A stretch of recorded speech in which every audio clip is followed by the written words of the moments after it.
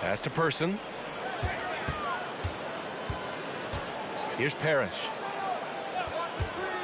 And Grant, players often looking to exaggerate contact. You like the new idea to call text for flopping? You know, B.A., it's even better than the fines they did in the past and posting it online. I mean, with the tech, now it's hurting you on the court. So if you ask me, it's long overdue. On defense, the Pacers. Here's Hawkins. Inside. Laid it in with a nice touch off the window. McHale's got his third bucket of the night. A great move. I mean, the defense has no response. Yeah, taking it right to the rim. One imagines that might be discussed at halftime. That's going to be on the film. And the Pacers looking at who they've got. And it's Schrempf in at the three. Small forward. He buries it from three.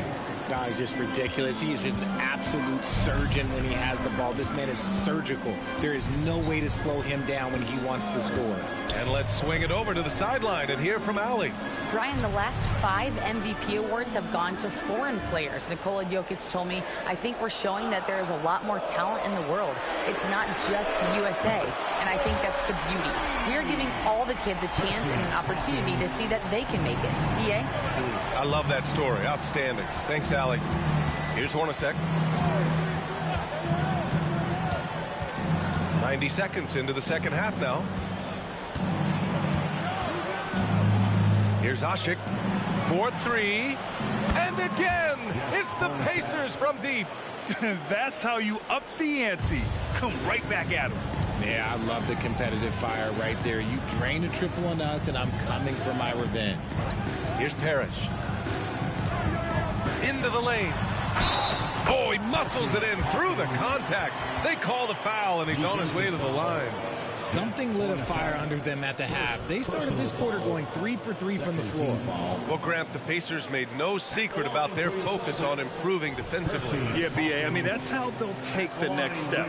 They rank near the bottom in a lot of defensive categories, and that has to change, and, of course, they know it.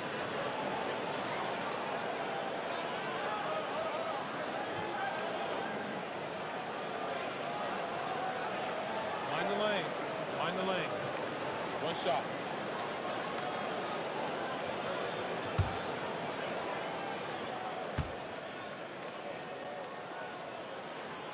And the free throw, no good.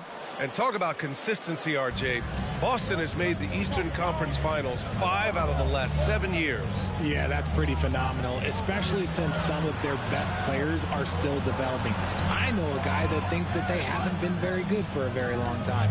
But I know what Celtics fans want. They want a ring, but they should still feel very proud of what this young team has accomplished. And for the Celtics, Grant, when it comes to something like rebounding, it's a total team effort. Well, it's part of their personnel strategy, B.A. Get wings and guards that have length and toughness, which allows them to control the glass and switch just about everything defensively.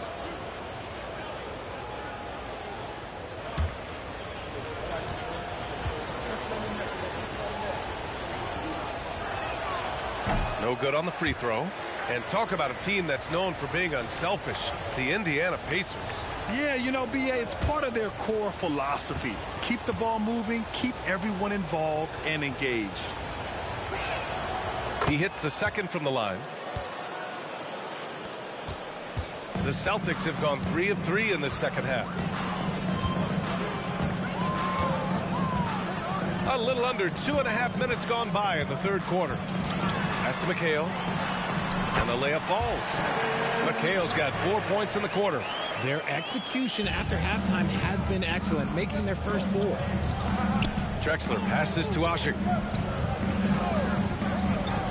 Here's Schrempf. They set a pick. Hey, in 6 attempts, he's made 5. Talk about efficiency. A nice start to the second half. They've made 3 out of their first 4 shots coming out of the break. Here's Person. No made baskets yet. Pass to Hawkins. Takes a three. And the Celtics another three. And right now, that's 5 buckets in a row. Looking like a well-oiled machine coming out of the break. Here's Drexler. And it's Indiana scoring again. On fire to start the second half. 4-5 from the field.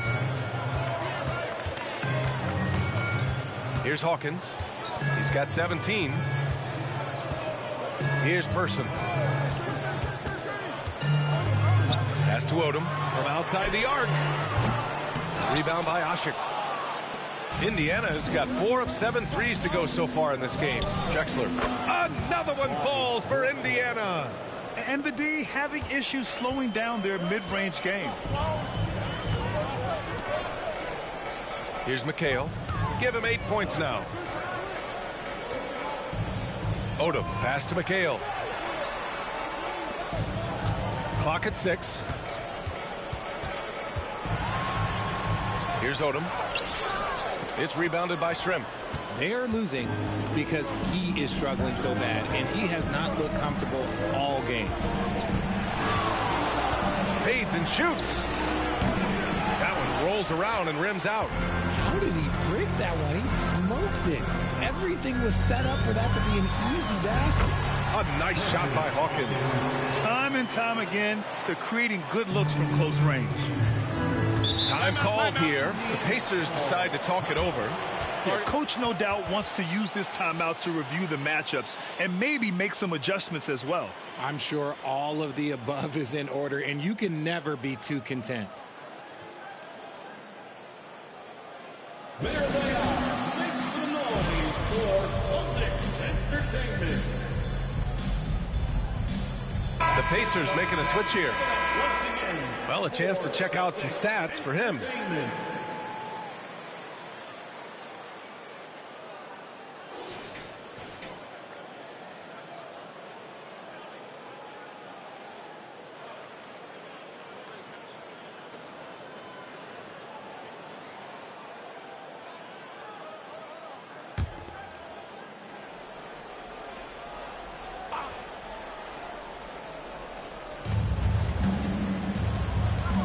Here's McDaniel. Hasn't gotten one to fall yet. And there's a pick. Here's Barros. Connects from downtown. And the Pacers lead by 7. He can really stroke it from deep. You have to keep better tabs on him. Brown scanning the floor. Oh, Williams with the block. Pass to Barros. Oh, plenty of contact on that shot. Officials call the foul, and he'll take 2 free throws now. Well, Boston's been a franchise that has sustained winning, Richard. Yeah, B.A., look, they've had down years like anyone, but they don't have down decades. And the Celtics, they replenish as fast as any team outside of maybe their rival Lakers.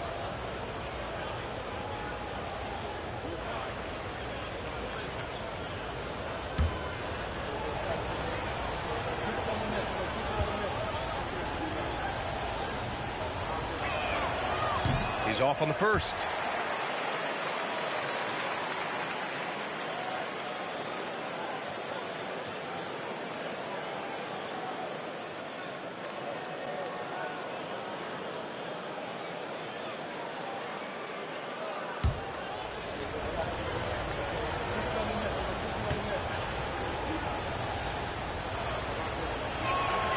And he sinks the second. We've got 1:48 left in the third quarter. Brown passes to McHale. Here's Person. Pass to McHale. The fadeaway. And he drains it. A solid 5 for 6 now. Why fade away there? Just making the shot more difficult, if you have to ask me. 1:21 left in the third. Here's Ashik. Williams on the wing. Pass to Hornacek. Shot clock at 5. The putback controls the rebound and the putback. And the Pacers lead by 8. Huge putback. This guy plays with so much energy. I don't know anybody that goes after the boards harder. Brown passes to Parrish. Here's Person. Still without a bucket. Pass to Parrish. And the ball out of play. The Pacers will have it. And we have to take another look at that block. What a play. I mean, that'll have the offense thinking twice about taking shots in his presence.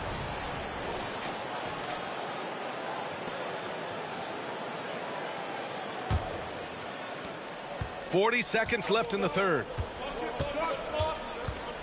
To the paint. Here's Hornacek. Off target. That would have pushed the lead to double digits. Here's Brown. Buries it down low. It's interesting. They definitely had more three-point attempts in the first half. Not sure why they went away from it. Here's Barros, defended by Brown. 1 second separating the shot clock and the game clock. Pass to Hornacek. Here's McDaniel, 5 to shoot. And he dunks it down. How about the bounce? We can call that bounce per ounce. Can't be denied. And so it's the Indiana Pacers up by a healthy 8 points at the end of the period. What has them in front right now, by and large, they're taking great shots. More 2K action in just a moment.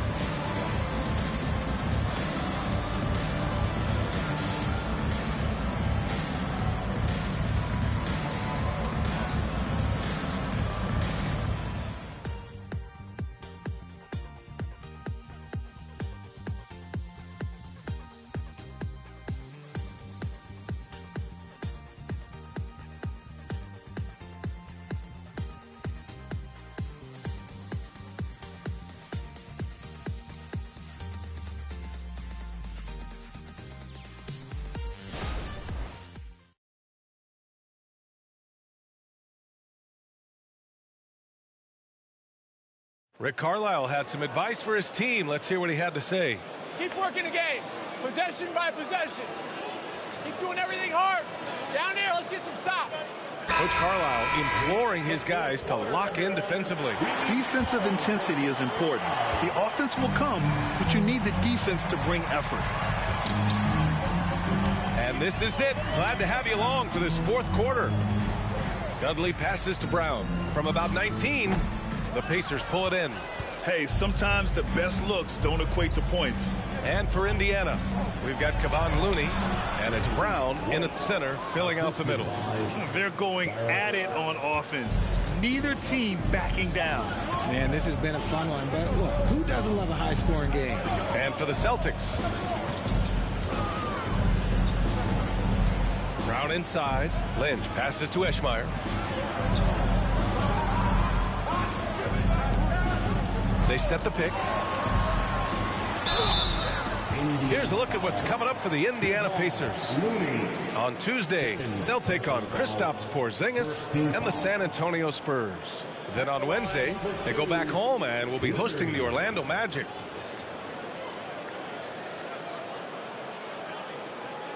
Shoot 2.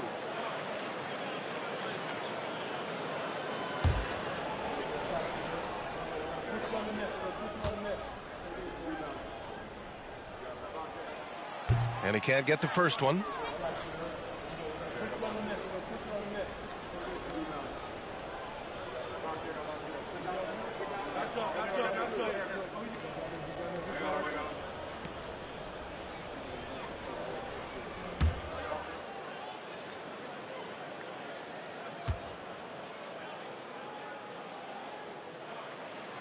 And the second free throw is good.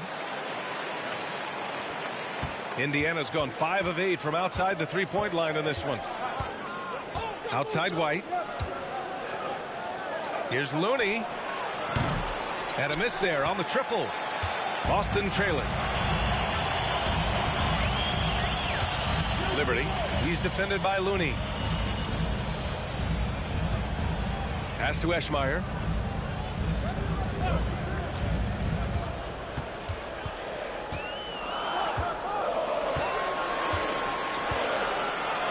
Jacks up a three. Hauled in by Brown. And for the Pacers, they're shooting really well in this matchup. 62% from the floor. And we've made our way through just over a minute and a half of this fourth quarter. Down low. Oh, he took the contact and tried to throw it down over the top. Instead, he'll shoot free throws. Yes, a strong move to the rack draws that foul. All right, guys, what do you think so far on the offensive approach for the Pacers? The name of the game in the modern NBA is making threes, spacing the court, and that's exactly what they are doing tonight. You know what? They impressed me from the mid-range. I mean, understanding that there's more places to shoot than beyond the arc. Free throw good. Brown. So both teams making some changes here.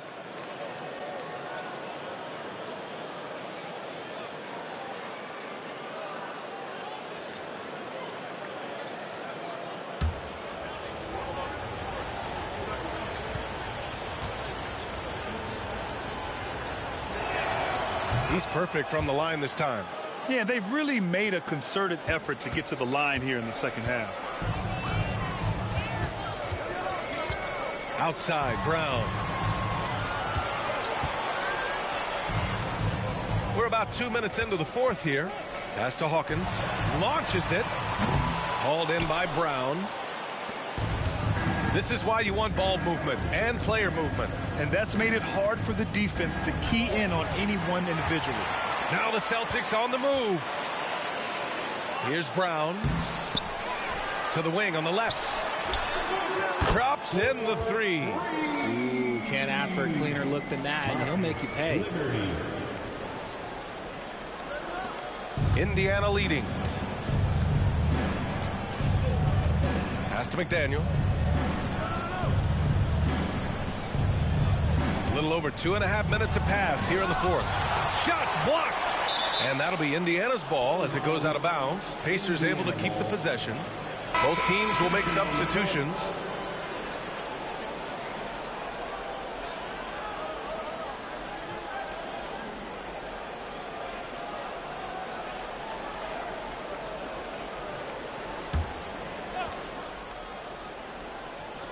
And the Pacers with possession here.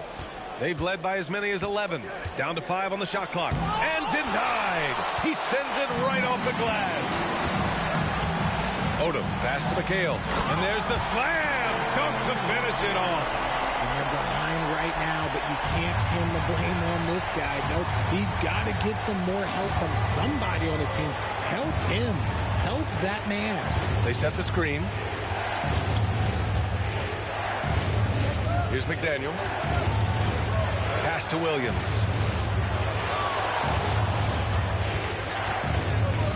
Tipped away. A look at the clock. A little under 3.5 minutes gone by in the fourth. Throws it up high. And out of bounds. The Pacers will take it. That pass wandered off target. Can't lose focus on the little bitty things. Both teams deciding to change it up.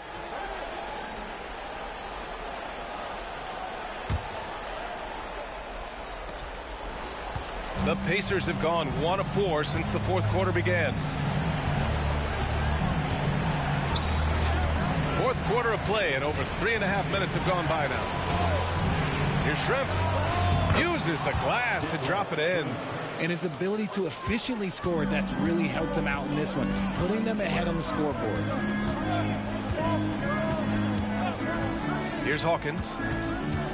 Pass to McHale. Here's Odom. And the rebound goes to the Pacers. Oshik's got 5 rebounds tonight. Here's Hornacek.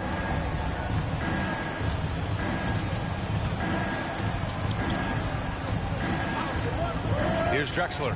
Shot clock at 6. No good on the 3. Here's Person. Pass to Hawkins. Pacers foul. Jeff Hornacek, second personal foul, second team foul. Here's Odom. Here's McHale. Williams defending. McHale no good. Grant, wouldn't be a bad idea here to slow it down. Yeah, coach is definitely... Nice finish. Man, big time right there. He's shaking the hoop. He's actually shaking the whole building. Oh, what a slam. Look here, the fans going crazy right now. Impressive looks on the AT&T 5G Slam Cam. And Boston calls time here.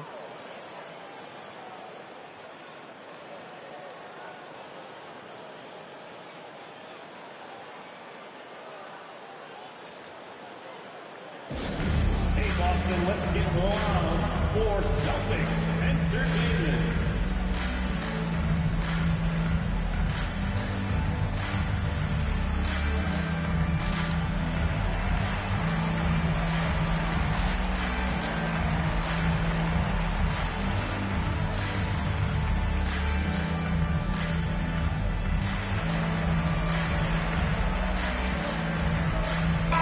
Let's check in with our reporter, Allie LaForce.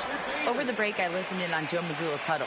Coach knows they're losing the 3 battle, and he told the team we need to limit their outside looks, force them to put it on the floor, and make them beat us off the dribble.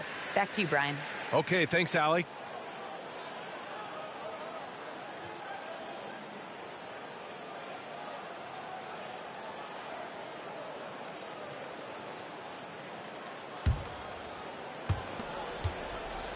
Boston's gone 1 for 3 in the fourth quarter from range.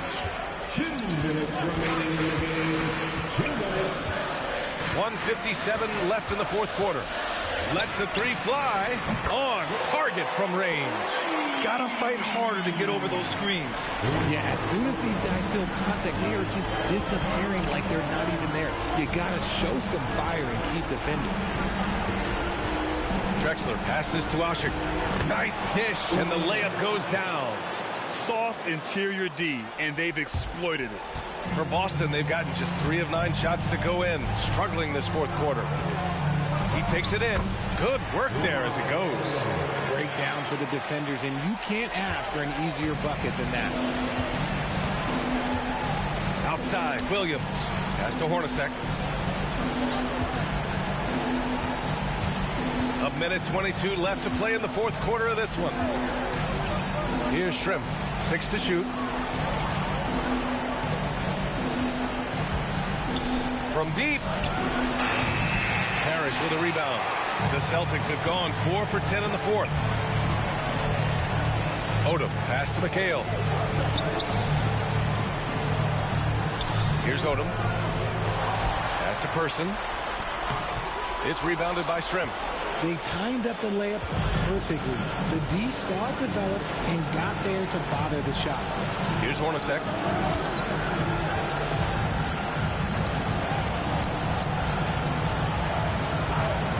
Oh, there's the alley. It's blocked. And just not enough time for them to get back in this game.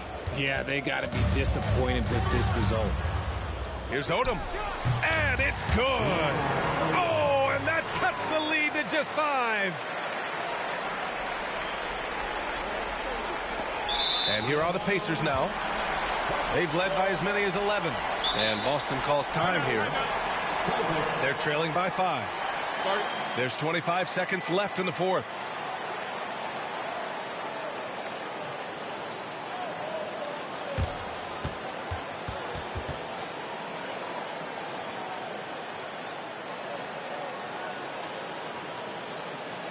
Headed to the floor right now is Celtics Entertainment.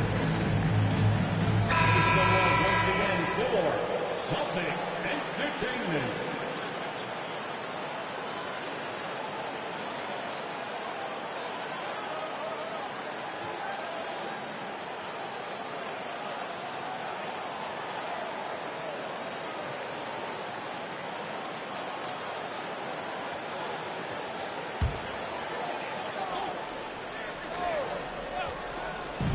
This is do or die time. They must play flawlessly.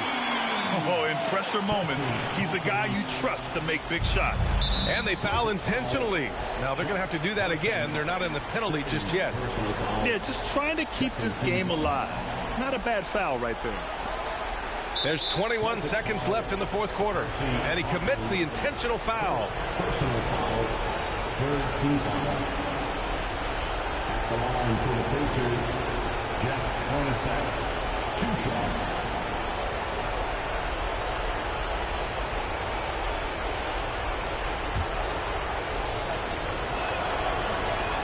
First free throw is good, and that makes it a 3-point lead. And he hits both free throws here, and it's a 4-point ball game. Well, they wanted every last one of those, and he delivered, making it a 2-possession game. And Boston calls time here. They trail by 4. 20 seconds left in the fourth quarter of this one. Guys, your thoughts? No doubt. They've got to get a quick bucket here. Yeah, it has to be fast. They got to take the first good look they get. Let them hear it.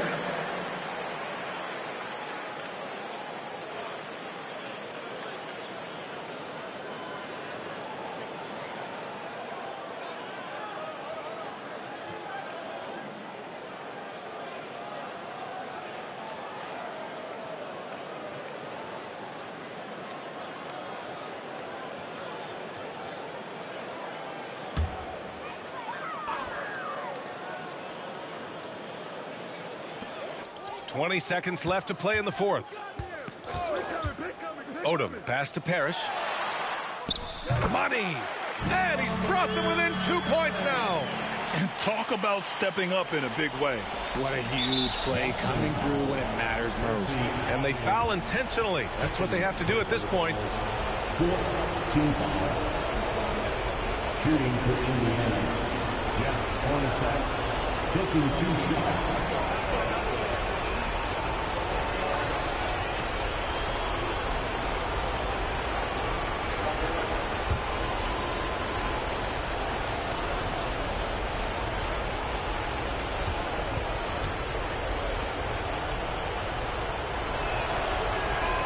He gets the first, and that makes it a 3-point lead.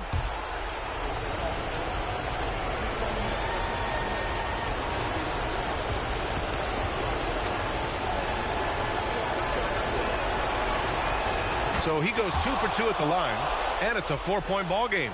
Cool, calm, and collected. Say that 3 times fast. He makes them all and puts this game away.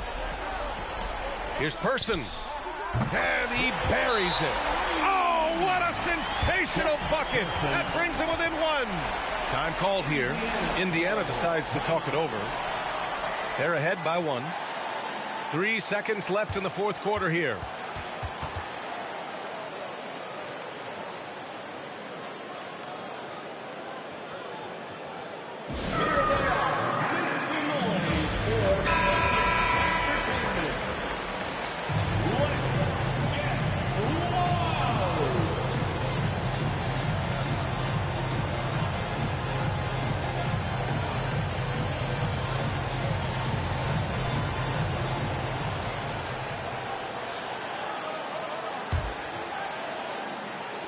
And they need to stop the clock, so there's the foul. Yeah, no choice but to foul in that situation. Although, that's not the guy you want to send to the free throw line.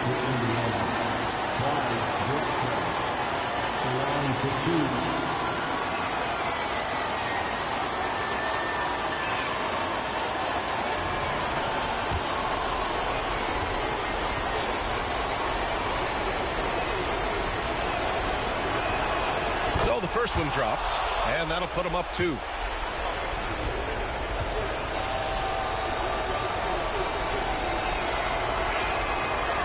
And he's unable to get the second one.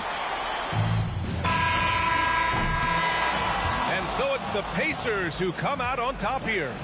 And this was an emotional win for them, no doubt about it.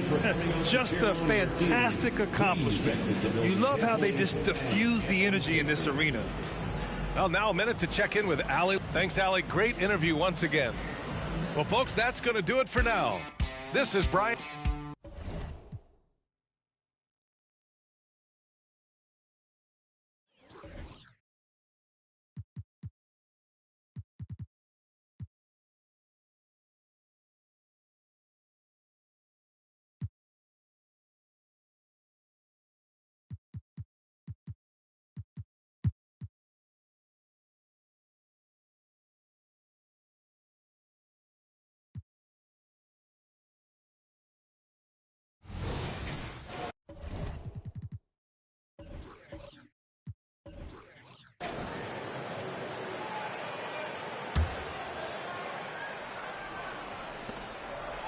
Malone finds Stoudemire. Not watching the line there. That'll be a backcourt violation. And often players want to discuss calls with the officials, but Greg, what was your approach with those conversations with referees?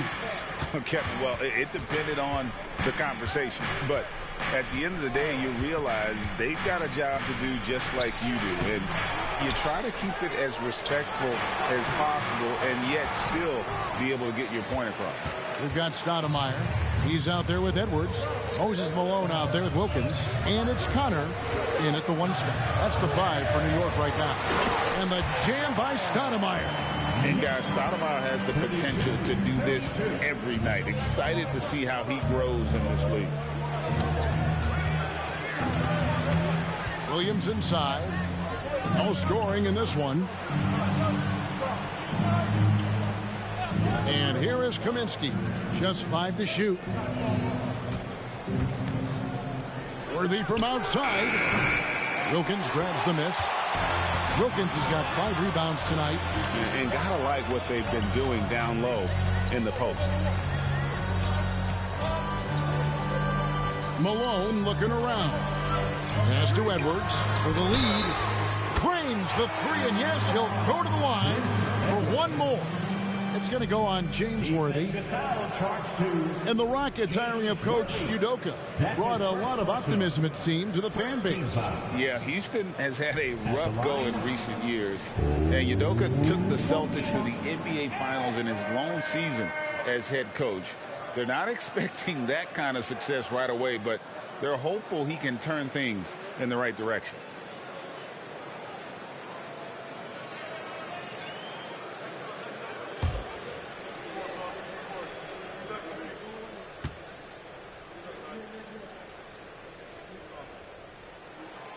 Hey, Doris, you grew up in New York. The pressure of playing in the big city, is that a real thing? Oh, absolutely, Kevin. If you're playing in the media capital of the world, everything is magnified.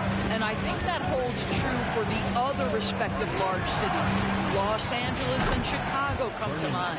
This guy, a tough cover for any defender. Creative and assertive scoring the ball. 2 minutes gone in this third quarter now. Here's Stoudemire. Rebounded by Kaminsky. Houston's gone 1 of 3 from downtown since halftime. Right now, let's send it over to the sidelines and get a report from David Aldridge. Thank you, Kevin. Lauri Markkanen has gone from a bit player to a starring role on offense. He says it's something that I have to get adjusted to, but going forward, I have the room and the mentality to be more aggressive. When I watch film, I always see things that can become so much better. I have a long way to go and a lot of room to improve. Kevin? All right, good stuff, D.A. Thanks. So it's the Knicks now, following the score by James Worthy. Worthy against Edwards. Here he goes. Plays it up and banks it in. Edwards got 6 here in this quarter. Well, they're winning largely because of this guy's play. He has been sensational. Ewing sets a screen for Williams. Pass to Kaminsky. Passes to Worthy. Here's Maxwell from the arc. Basket is good. The assist from Worthy. Worthy's got 3 assists now in this one. For New York, they've gone 3 of 4 so far in the third quarter from the field. Pretty good start to the half. The pass to Edwards.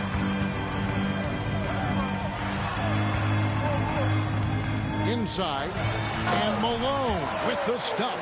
Well, he's such a good athlete for a center. It's how he's able to succeed despite being one of the smallest 5s in the NBA. Now a timeout called by Houston. It's been quite a game for Amari Stoudemire. And he's in a complete groove right now. I don't think they can stop him altogether, but they at least need to make him work a little harder than he has been. The Knicks making a switch here. Webb's checked in. West is checked in for Houston.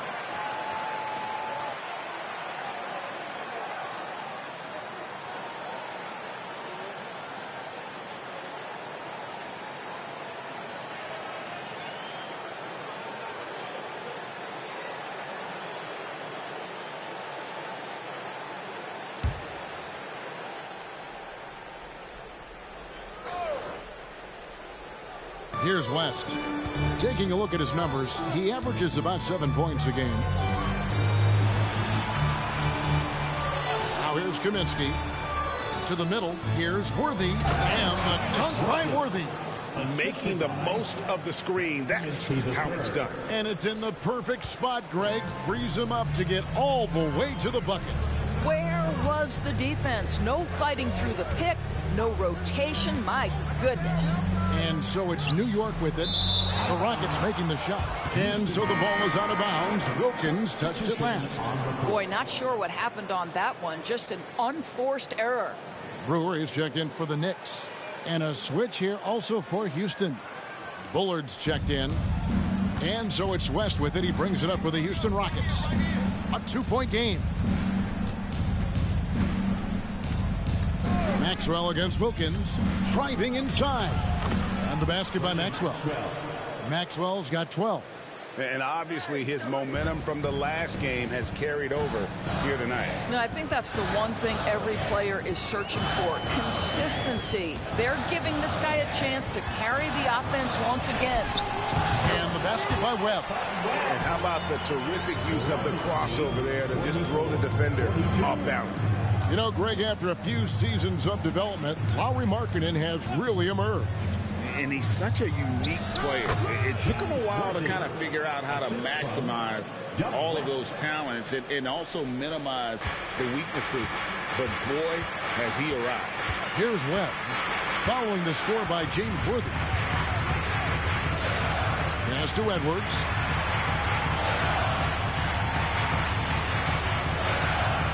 Pass to Wilkins. 5 to shoot. New York needs to get off a shot. Webb. The shot's good on the assist from Wilkins. Wilkins has got his 4th assist with that last one here tonight.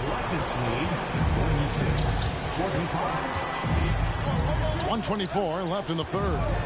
Here's Maxwell. He gets it in there. Maxwell's got 10 points here in the 2nd half. As hot as he's been this quarter, the game plan is simple, folks. Get him the ball and get out of the way. Here's Webb, and down it goes, jamming that one home. Just the kind of play they need in a game this close. You know, that's the kind of aggression they want from their floor leader. Boy, and not just the aggression, the ability to get to the rim, but how about the finish with intention? And that's 10 straight points in the paint. The defense, nowhere to be found. Here's Stoudemire driving in. Second shot opportunity. He takes it up and lays it in. Stoudemire's got 4 points in the quarter. And Stoudemire is a menace on the glass. He's someone you got to keep a body on. Webb against West. Worthy, a screen on Webb. Here's West. Brewer grabs the board. And this is exactly what you have to do to stop him. That was a tremendous contest, forcing the miss. Edwards dishes to Wilkins. Kicks it to Webb. And he dunks it down. Guys, close one here. No team getting a huge advantage. Yeah, tooth and nail fight so far, guys. These sides match up really well. Here's Worthy. The shot's good on the assist by West. Worthy's got 14 points. 3 quarters of play in a close game here. Rockets lead by 1. And when we return, we'll get the 4th quarter rolling right here on 2K Sports.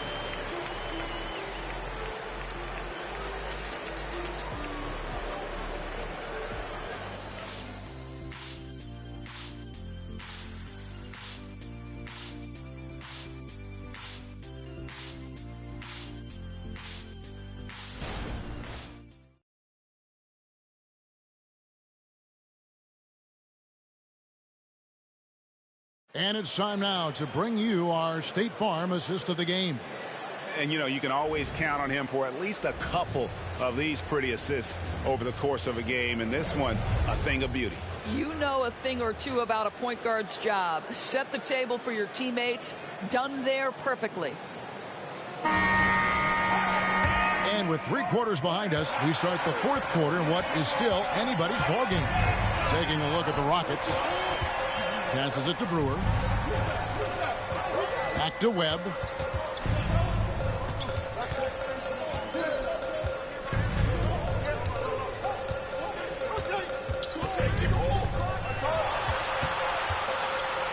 The three. The Rockets pull it in. West outside. Smith outside. Houston moving the ball around. And the pass to West. No good on the three. New York trailing. Here's Webb. Out to the wing. Outside Grant, and the shot goes down. Grant's got the first points up on the board here in the fourth for New York. Houston's gone 3 of 7 tonight from three-point territory.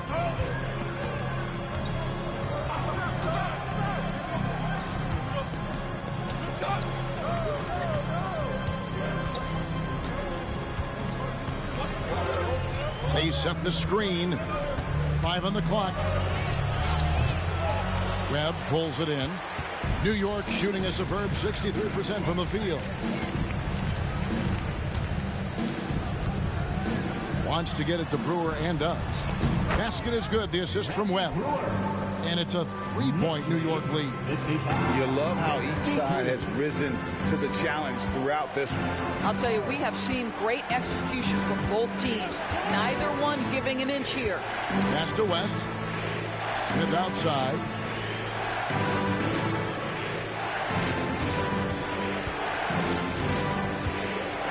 Fires from 14. The Rockets again can't hit.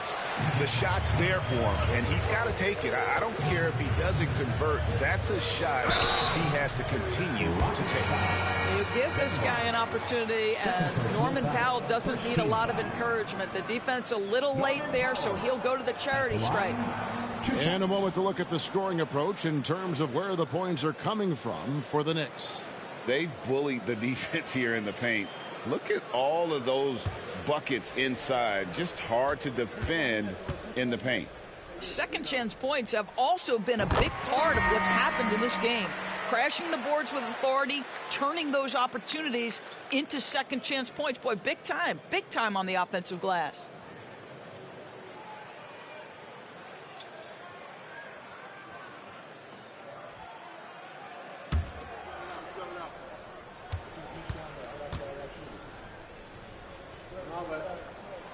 And so Powell nails both of them.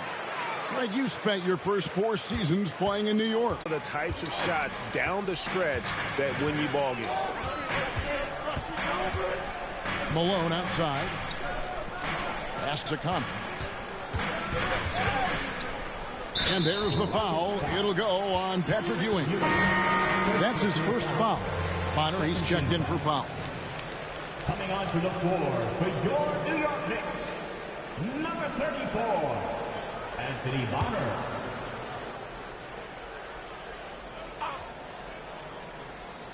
And here are the Knicks now. They played a great fourth quarter defensively, allowing only 3 points. Bonner, and a beautiful feed leads to a monster jam. And those plays can make a difference in a game like this. Well, you know it's going to fire up, Greg, everybody on that bench.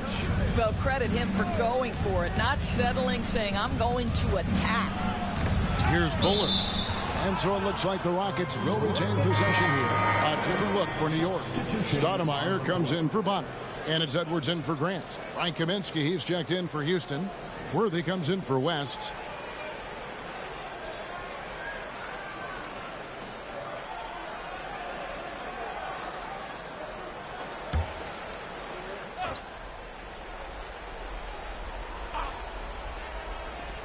Kaminsky, the pass to Maxwell. Worthy kicks to Kaminsky. Clock at 6. Houston needs to get a shot off.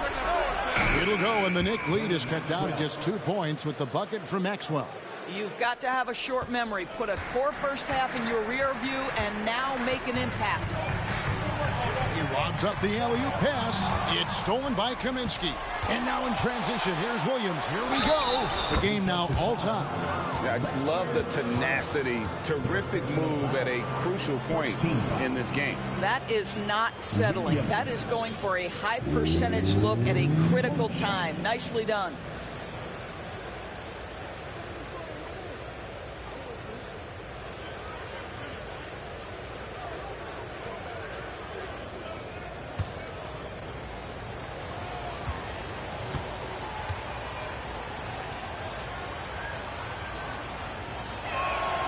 And that one falls, and that puts him up by 1 point.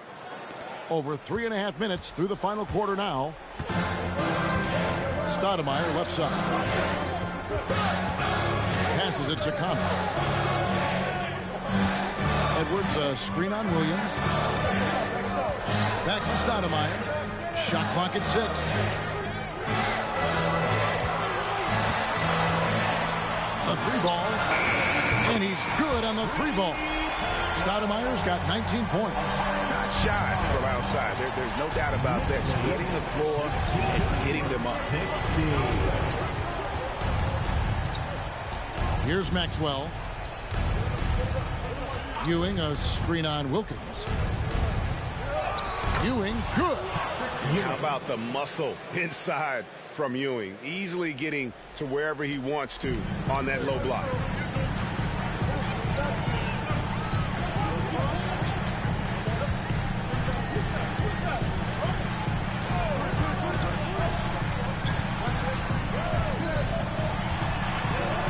He started by Williams. Here's Connor. The rebound by Ewing. And here's Williams now. He'll bring it up for Houston.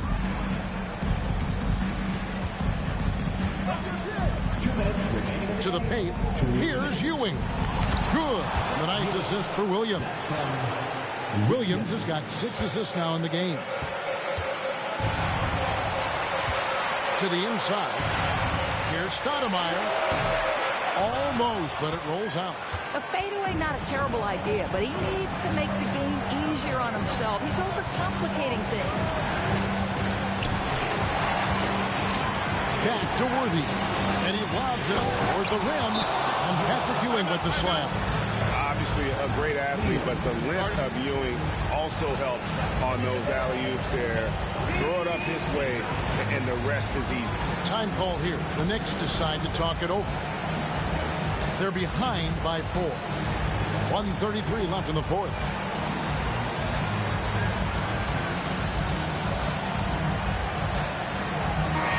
And while we've got a moment, let's send it over to our terrific reporter, David Aldridge. David?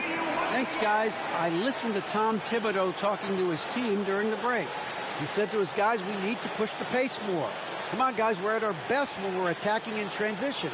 Energy up now. Back to you guys. Thank you, David.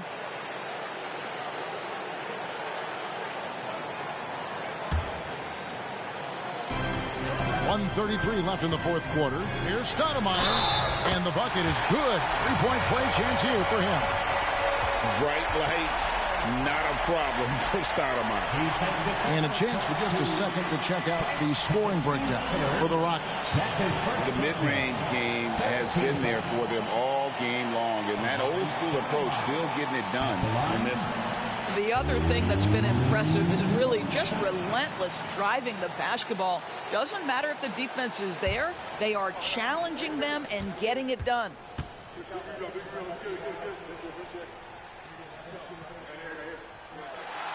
Free throw drops for Stoudemire.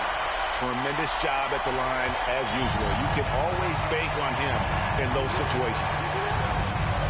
Worthy outside. 1:19 left in the fourth quarter. Back to Williams. Malone comes with the double team. Ewing the pass to Kaminsky. Houston moving it around. Shot clock at 2. They get it again. Ewing can't get it to go. Pressured that shot by getting a hand up just as good as a block. And he did it without fouling, and that's become an art, changing shots without making contact. So it's New York now. Patrick Ewing picking up that last basket. Here's Stoudemire. It drops. And that shot brings them to within just 1. So much riding on that shot. What a bucket. I'll tell you, that changes things, doesn't it? Good job, young fella. What a game. Now, here's Worthy. It's good. Well, that's a big basket here in a close game. Worthy, one of the quieter guys on the floor, but his game is live. Maxwell against Wilkins. Stoudemire. Money! Is there anything this rook can't do? Stoudemire with the biggest play of the night. This could be a turning point. Critical possession right here. And he commits the intentional foul. Fourth personal foul. Second team foul.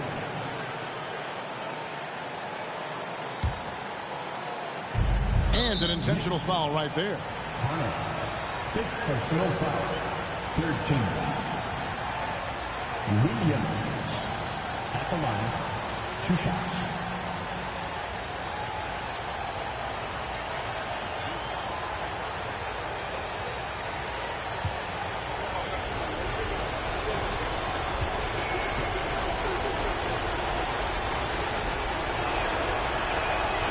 It's the first, and that will put them up by 2.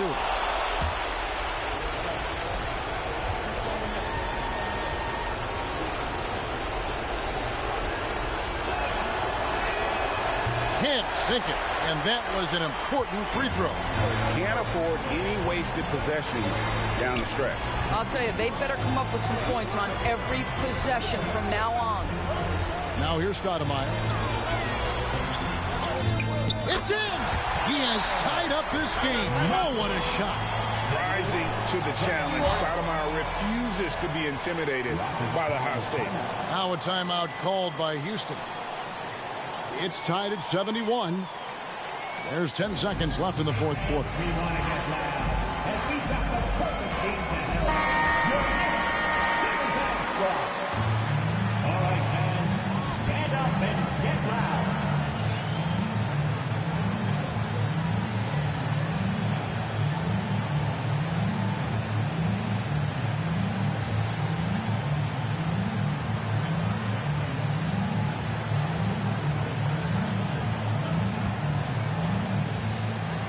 There's 10 seconds left here in the fourth quarter. Worthy outside for the win. And he hits the shot. But hang on, guys. Hold everything. The officials may review it here. Buzzer beater. Boy, this game hangs in the balance of the review now. And the NBA Replay Center in Secaucus is queuing it up. And even before we look at the replay, I'm pretty sure he got that off in time.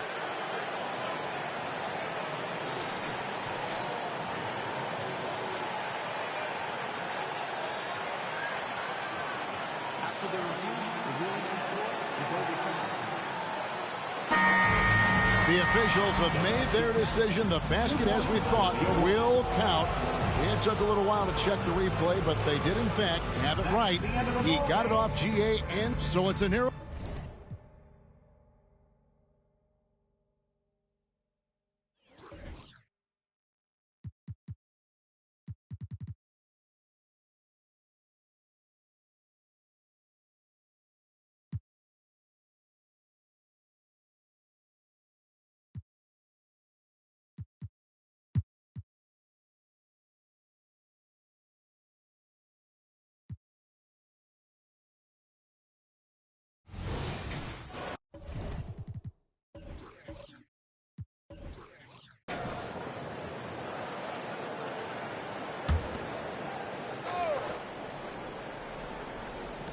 And Utah has possession.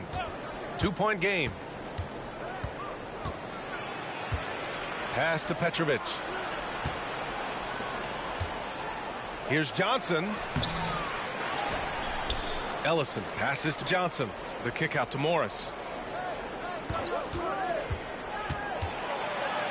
For the tie. And it goes as the official calls the foul. Count it, and he'll shoot one more at the line. Well, when Josh Hart gets going, his confidence skyrockets, Grant. That seems to be the key for him. Well, his floor game is special regardless. I mean, the rebounding and defense are his bread and butter, BA. And when he's hitting shots, he becomes the complete package on the wing.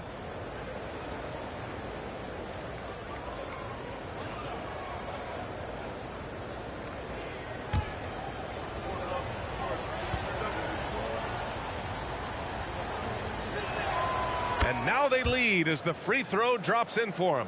And some analysts have lamented the quote-unquote protected guys. Every bump, they go to the free throw line. Does that bother you, Smitty? BA, it would have bothered me more if I had to guard them. The league has made it clear they want the rules evenly applied. Star treatment should not extend to the officiating. So the Utah 5 right now. And he was dominant in their last outing. And the same thing here tonight. He is in a terrific groove right now. Here's the thing. He's a guy who will go on hot streaks for you over a number of games. Now here's Morris. He's got 7. 5 on the clock. Johnson passes to Caldwell. Morris for 3. Dumars grabs the miss. 1 for 4 in the second half. Just trying to get into a rhythm. Pass to O'Neal. Here's Rice.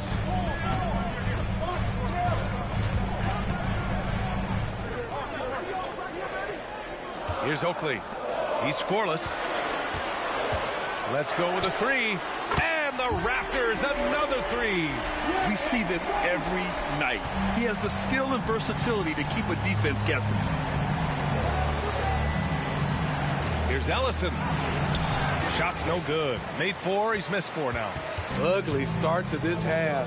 Hitting just 20% from the field. Gotta pick it up. O'Neal passes to Oakley.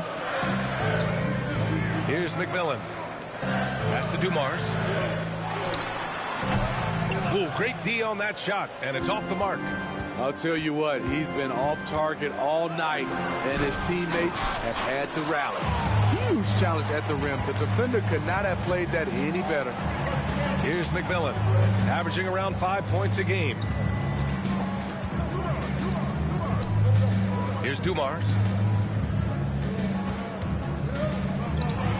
Blocked!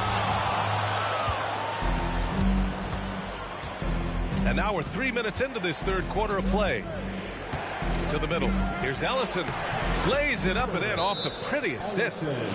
Ellison's got 11.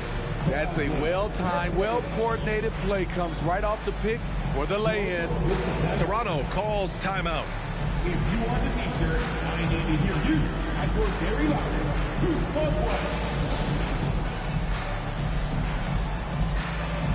King, he's checked in for Utah.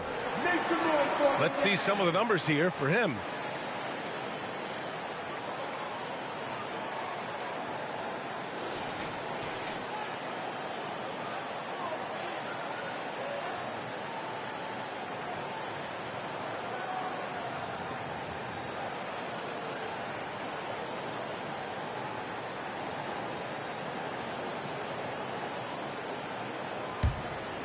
Here's Greer.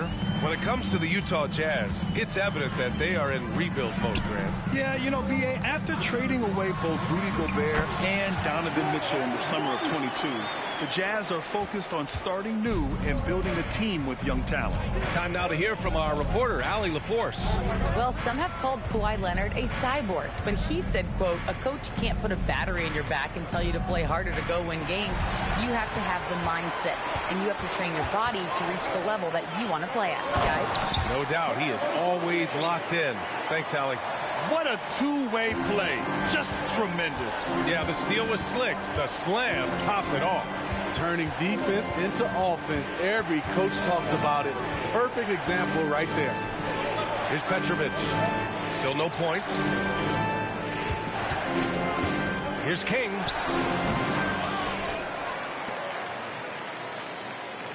There's a screen.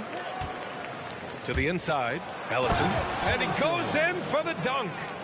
Just a big play at this juncture of the game. Second chance points could be the key for them. Impressive effort right there. That's what they need to mount a comeback.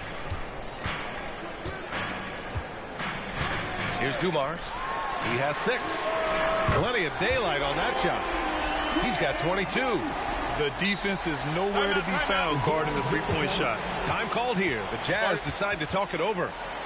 And now that they have some time to get a little bit of rest, it's time for these players to regroup while hydrating themselves with some Gatorade, looking to gain a boost of energy as they continue to play in this game. And staying hydrated is the only surefire way to do it. An athlete's body doesn't have the same power and stamina without proper hydration. These guys will be sure to use this timeout wisely. So it's both teams making substitutions here. And so it's Johnson with it. He brings it up for Utah. trailing by 8, and that game will mark the end of a 4-game trip. Pass to King. Down low. Here's Ellison, and he takes the feed in stride and slams it home. Strong finish to cut into that lead a little. Man, left no doubt with that one, Grant. Here's Greer, covered by Johnson. Greer passes to Dumars. And the Raptors getting another bucket right there. And since the halftime break, their offense has just been on another level. You know, the coach has had something to say about that. No question, they've settled in and executed brilliantly. Now here's Johnson. Give him 8. And it's Utah scoring again. Easy look from mid-range. He won't miss many of those. Lazy effort defensively. To the paint. Here's Dumars. Uses the glass to finish the layup. Dumars has got 10 points. Another shot right in the lane. That's been their MO this evening. Outside, Hill. And there's the drive. And the shot goes. Okay, George Hill. Elusive off the bounce. Makes it look so easy. Toronto's gotten all 3 from downtown so far in the second half. There's 57 seconds left to play in the third quarter here. Pass to Greer.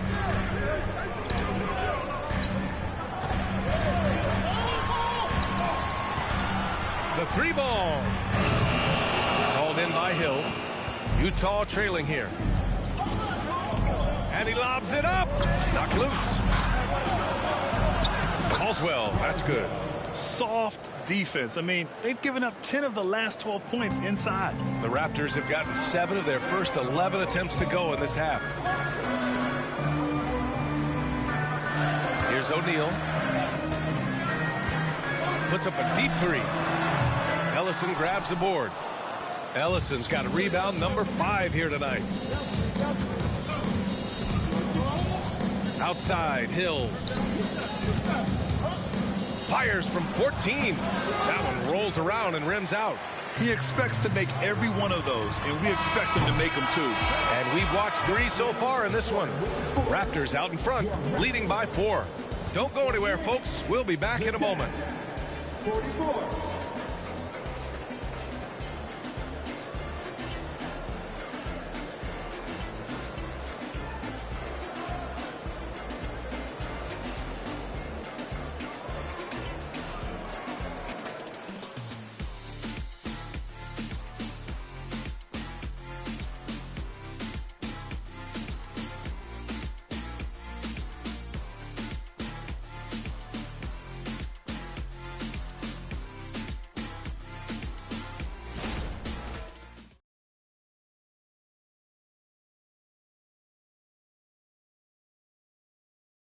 And a worthy candidate tonight as we take a look at our State Farm assist of the game. And I'll tell you what, this was a no-brainer tonight. Take a look at the precision on this feed. Couldn't place it any better. This is why you preach teamwork. Some of the most spectacular plays are the ones where guys are feeding off one another. And it's been a very competitive game so far as we get rolling here in quarter number 4. The Raptors with a lead. Pass to Wolf. Here's Rush. The ball's knocked loose. And for Utah, we've got George Hill, and it's Thompson in at the 4 slot. Hill against Johnson. Raptors foul. Stanley Johnson. That's his first personal foul. First team foul.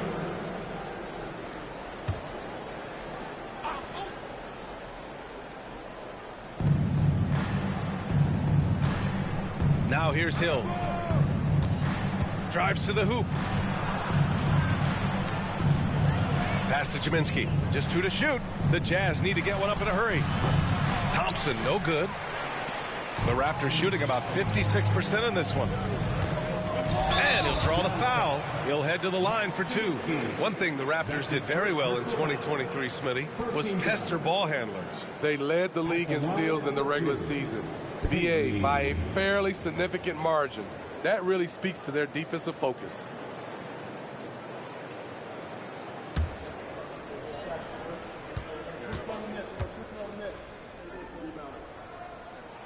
The first free throw is good.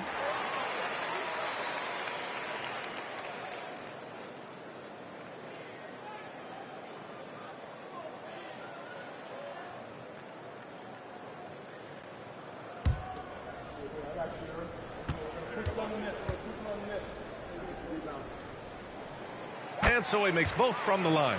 Because he knows he makes a living at the line, he invites contact and sometimes even initiates it.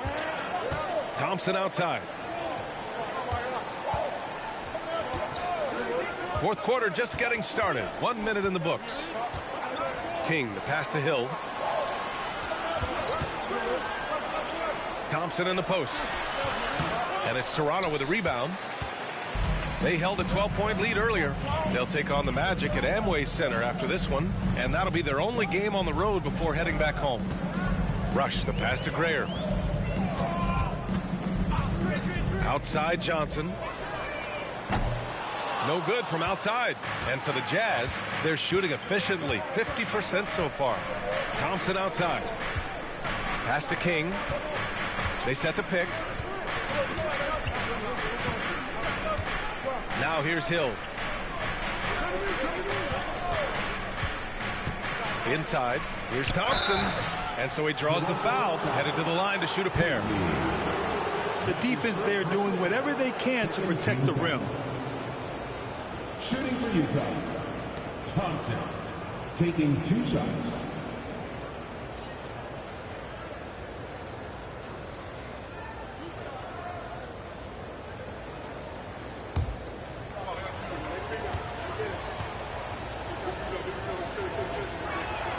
First one falls for him. Well, the Raptors have earned quite the reputation for their player development, Smitty. You're totally right, B.A. They don't need to pick in the lottery. They've gotten great value out of their draft picks, and a lot of those have become stars.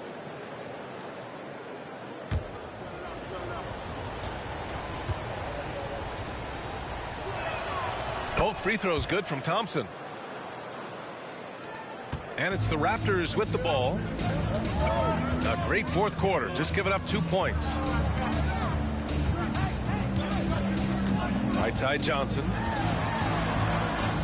The teardrop. That one's good for 2. Johnson's got his first bucket in this one.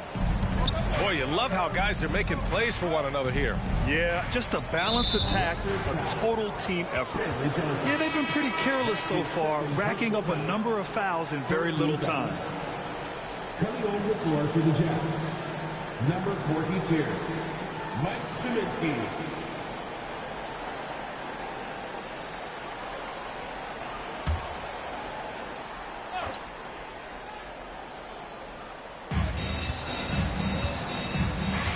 Here's Petrovic. Morris passes to Jaminski from the low block. That shot missing. And so it's Johnson with it. He brings it up for the Raptors. 6-point lead. Woo! Defensively, you can't afford to let him get to the rim that easily. Well, that might be why their deficit is what it is right now. It's a backbreaker for your defense, giving up easy buckets like that. Petrovic passes to King. That's his first personal foul. 14 foul.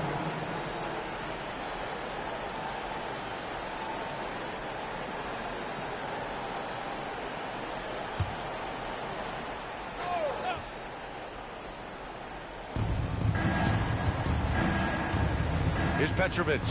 Pass to Morris. And the 10-footer finds the target. Rock solid screen right there. The defender got completely lost. Hey, if you're not going to fight over, you're essentially giving the shooter the look he wants. Here's McMillan. And it's Jaminski with a rebound. That was excellent contest, preventing him from making something that's usually automatic. A bit under 3.5 minutes have passed here in the fourth. Here's King, 6 on the shot clock. Toronto grabs the miss. They held a 12-point lead earlier. Here's McMillan. The floater. Johnson for 3. Pure from 3-point range. Johnson's got 5 points now this quarter. And looking to shoot as many threes as possible. This kind of confidence, impressive to see. Utah calls timeout.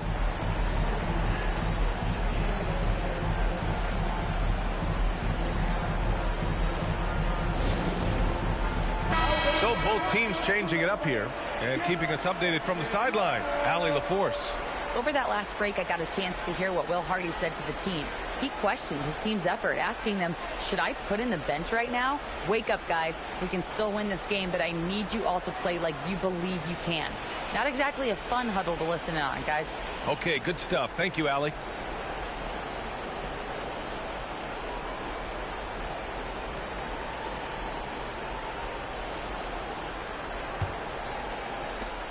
The Jazz have gotten only 1 of 5 to fall here in the fourth. Out to the right wing. There's the screen by Johnson. Puts up a 3. Rice grabs the miss. For Toronto, they've gone 3 of 5 since this fourth quarter started. Dumars passes to McMillan.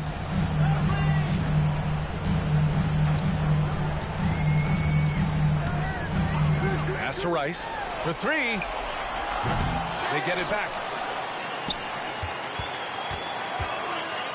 To the middle. Here's Oakley. And he slams it in one-handed. And that's why you don't give up on the glass.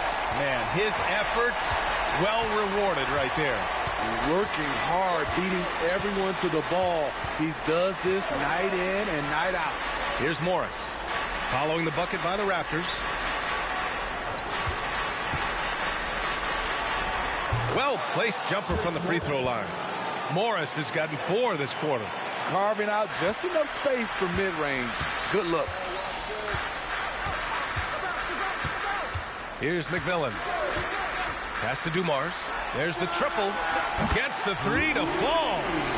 And the Raptors lead by 12. Here in the second half, they're really focused on stretching the floor. This was obviously a focal point coming out of the break.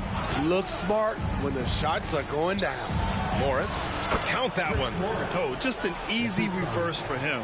He has nice feel and touch around the bucket. Toronto's gone 2 of 4 from the perimeter here in the fourth quarter.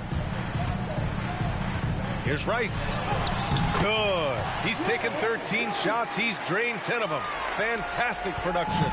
And just executing at a high level. I mean, taking what the defense allows and putting in the work. The reason why they stayed aggressive, and they have not let up this entire night. And at this point, I wouldn't expect them to. Here's Ellison. And the dunk to finish it off. A beauty. This is who you want leading that play. A sure passer with great awareness. O'Neal passes to Dumars. 1:10 left in the final quarter. Back to O'Neal. Pass to Rice. Out to the right wing. And there's the screen. Here's Dumars. Gets an open look and hits it. Well, with a comeback out of range, we can put a bow on this one. Good performance for the Raptors. And they were on fire tonight. Fantastic offensive performance, Grant. Yeah, B.A., they really shot the ball well. I mean, their coach has to be beyond thrilled with how well they played. And with this performance, they'll have claimed their 8th win of the year. Poor defense there. That's his bread and butter. You have to crowd him out on the perimeter. Pass to McMillan. Here's Dumars. Here's Rice. Guarded by Morris. Here's Dumars. Here's McMillan. Johnson with the defensive effort. And short of a miracle, they're walking out of here with a tough loss. They fought all night. A terrific effort. But they just couldn't make enough big plays. Here's Petrovic. And the 3 off target. So the Raptors winning A competitive game. You have to feel like this crowd gave him a little extra edge. Yeah, they really fed off the energy. You saw their activity level go up. Just a tremendous performance. Well, now we have some time to check in with Allie LaForce. Allie. Thank you. Wow, you guys really turned it on down the stretch. What was the... All right, Allie, thank you. And that's going to do it tonight, folks, for our broadcast. So for Grant Hill, Allie LaForce, and Steve Smith, I'm Brian Anderson. Thank you.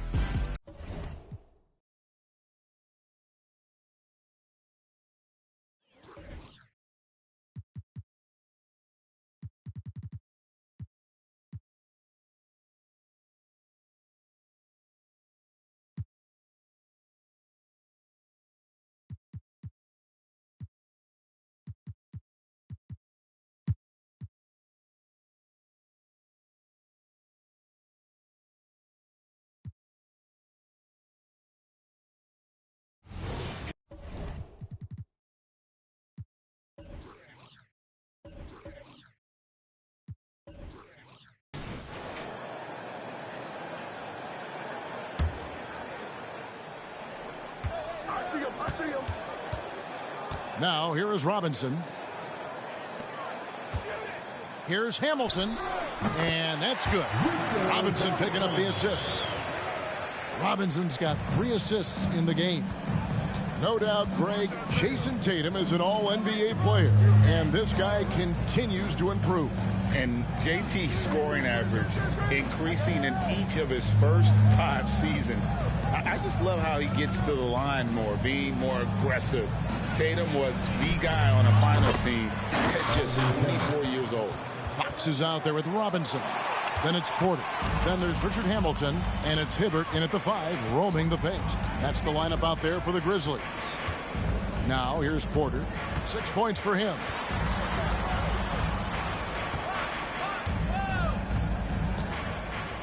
Robinson a screen on Thomas. 3 on the clock. Porter. The Hornets pull it in. And they've got a big lead, not just on the scoreboard, but really in the rebounding numbers as well. And what I like about it, it's been a physical brand of basketball. It's had a little sandpaper element to it. Gritty and rough, but that's how you win games. And let's head over to the sideline and catch up with David Aldridge. Thank you very much. The Hornets want to play with tempo. Coach Steve Clifford said offense starts with playing through the strengths of your best players. LaMelo Ball is a great talent with a passion for the game and a flair for playing in the open court. We want to take advantage of that. Kevin? Yeah, makes sense. David, thanks. Here's Robinson. Isaiah Thomas picking up that last basket over Kemp. Kemp with the rebound. And not allowing the shooter even an inch of breathing room on that one.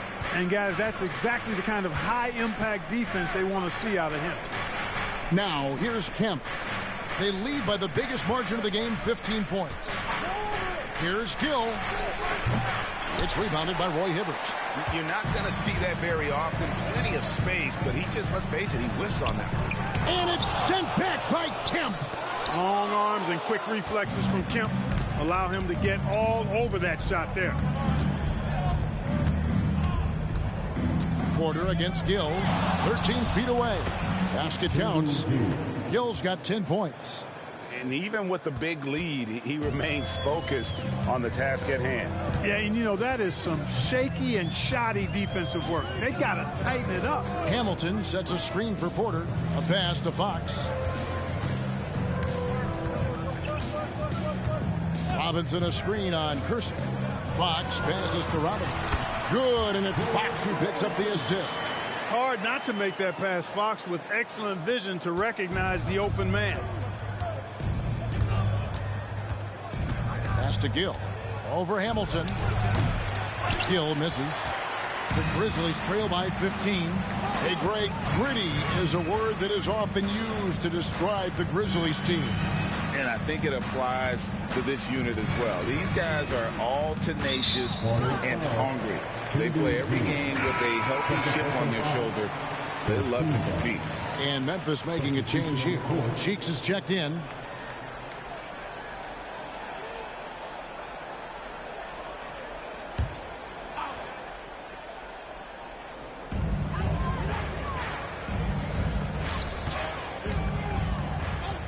There's a screen by Robinson.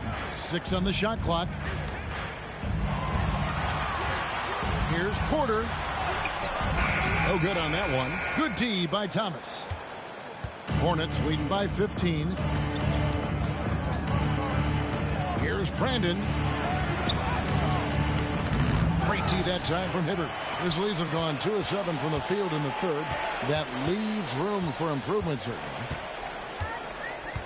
Robinson sets a screen for Fox. Robinson against Kemp. The kick out to Fox. Now the pass to Hibbert. Memphis moving that ball around. Cheeks with it.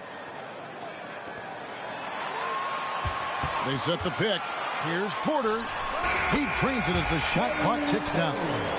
Porter's got his 3rd basket of the night right there. And here's Thomas, who brings it up for Charlotte. Their defense has only allowed 6 points in the second half. Porter with a block, and he recovers it. Thomas, good. You know, Thomas plays much bigger than his listed 6'1" height. He's got really good strength and deceptive athleticism. And here's Porter. 8 points for him. And he gets the whistle. 2 free throws coming up. The 2023 season, Clark, certainly wasn't all Charlotte had hoped for coming into that year. Exactly, Kevin. I mean, injury struggles and a number of other factors just kind of accumulated. You know, they did keep fighting pretty much until the end, and they deserve a lot of credit for that, even though they knew they'd missed the postseason.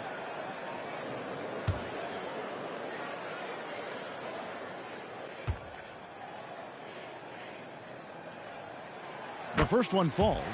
Well, LeBron, Curry, and KD, Kevin Durant, are still great players. We know that, Clark. But as they age, who do you think is now the face of the NBA? Well, it's hard not to talk about Giannis in that regard. I mean, his overall game is spectacular. His personality is terrific. Jokic is in the category, but I would think it would be Giannis. I mean, if you made me pick one guy as the face of the league in totality, performance on the court, MVP level player, personality, disposition, all of the ingredients, I'm going Giannis. Here's Kemp. Passes it to Brandon. Over Porter, and Hibbert with the block. Trying to attack Roy Hibbert land. His timing impeccable. And there's the whistle on the shot. Took the foul, shot misses. He'll be shooting 2. Great for a franchise like Memphis. Is there a specific way they have to build? Through the draft. I mean, they aren't going to get the huge A-list free agents, so you have to hit on your picks. You also have to keep your guys happy. Sign them to smart extensions. And the Grizzlies call their first time out of the game.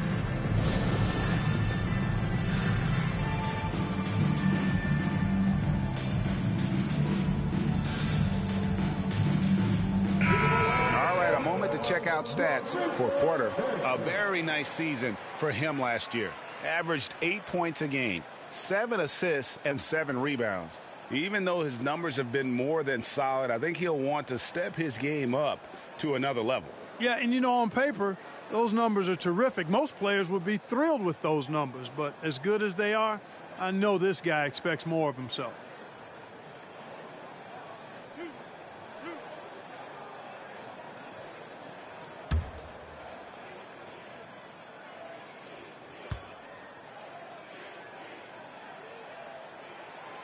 Free throw good. Porter. Since returning to Charlotte in 2004, Clark, wins have been hard to come by for the Hornets. Yeah, they haven't been able to make it out of the first round, but things finally seem to be trending up. They've got a lot of young talent on their roster, and if that talent grows, better days are ahead. And Porter drops them both. He's as solid as it gets from the line. I mean, give him the opportunity. He's cashing in on those. Pass to Campbell. Kemp deciding where to go with it.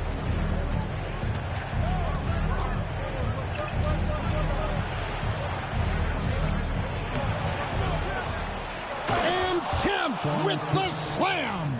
A vicious dunker. Kemp is truly awesome whenever he takes flight. Special to see him do his thing in the air. Awesome rewind courtesy of the AT&T 5G Slam Cam.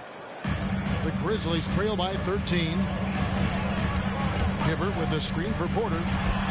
And some very quick points for him on that possession. Porter's got 8 points in the quarter. And they've worked the ball around so well tonight for those quality looks from mid-range. Well, it's interesting. The defense continues to back off, expecting them to attack the rack, but they just continue to pull up and knock down those mid-range jumpers. Here's Campbell. Kersey kicks to Kemp. Here's Brandon. Shoots over Cheeks. And that one's good. Brandon. There's 21 seconds left in the third. Kersey against Porter. And Fox has it in the corner. Back to Porter. Pass to Hibbert. Good, and a nice assist from Porter. Hibbert's got his first points of the game. Yeah, that was a really good look there. Porter's court vision. Got it, a cold-blooded buzzer beater. Clutch, much in the clutch. Woo-hoo. How about that? Woo. Yeah. Wow, what a way to finish up the quarter. That's an impossible shot, man, even when you don't have the clock to worry about. And as we end the third quarter, a double-digit deficit will make it tough to come back. Hornets on top. They lead by 14. Live from the FedEx Forum, you're watching 2K Sports.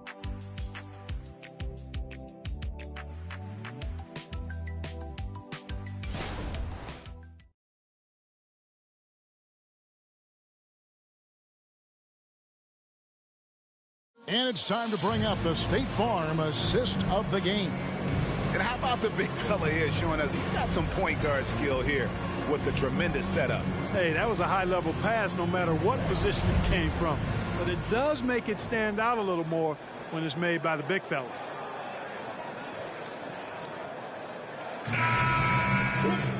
And as we head into the fourth, we'll see if there's a comeback in the works or if it's more of the same from the first three quarters.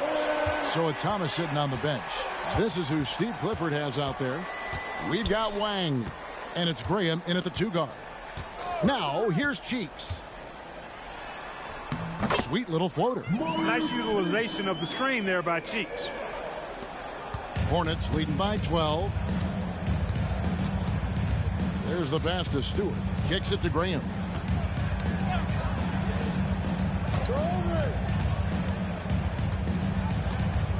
Pass to Burton. Down low. Stolen by Mitchell. Stops. Pops. And then Mitchell with the dunk. And that's a huge play. I mean, they need more like it because second chance points are going to be key in this game. Probably so. That's usually a crucial element to any comeback. Yeah, and if you look at it, had they been converting those second chances all along instead of waiting until now, who knows? And he can do a lot more damage to the rim than that when he wants to. Oh, you're right. And with the lead they're enjoying, I'm surprised he didn't put a little something extra on that one. Well, I think he did plenty of damage nonetheless. I mean, it was only with one hand, but he still threw that down pretty hard. And a fast break now for the Hornets. Here's Wang, up and in on the layup. And the Hornets lead by 14. Pretty devastating, actually, to turn the ball over like that and surrender 2 more points. Pass to Mills. Here's McLeod. Shot from the top of the key, and he knocks down the jumper. We're about 2 minutes into the fourth quarter in this one. Pass to Burton.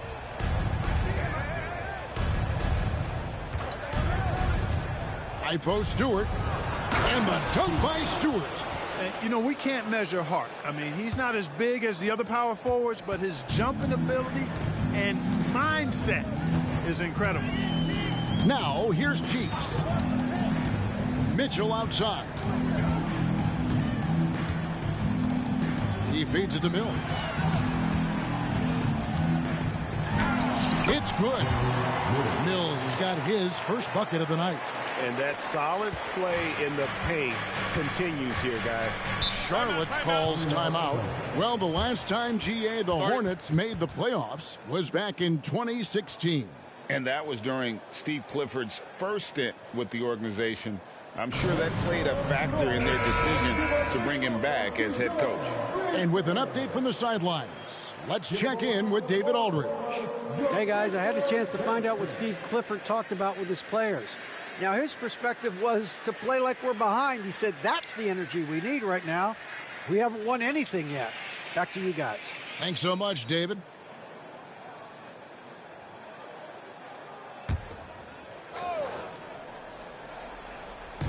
And over 2.5 minutes in the books here in the fourth. Back to Stewart. Here's Gill. Offline with his three. And they've got time, Greg, to chip away at this lead. Yeah, still lots of time, but they have to play smart if they want to erase this deficit. For Charlotte, they've gone 3 of 4 on field goal attempts since getting things started here in the fourth. And Thomas, here we go. The pass to Stewart. Some nice pass in here by Charlotte. Just 5 on the clock.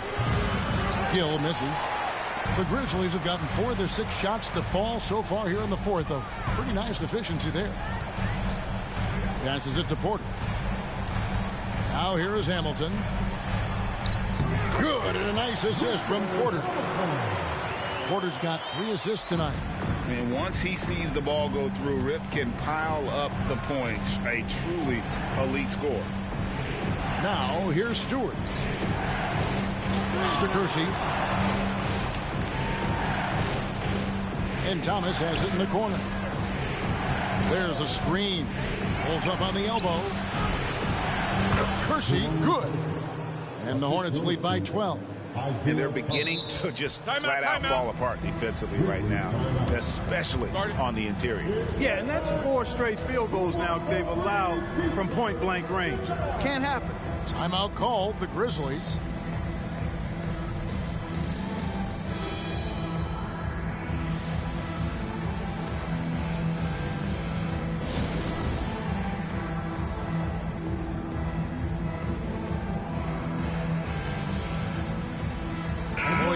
Checked in for the Grizzlies.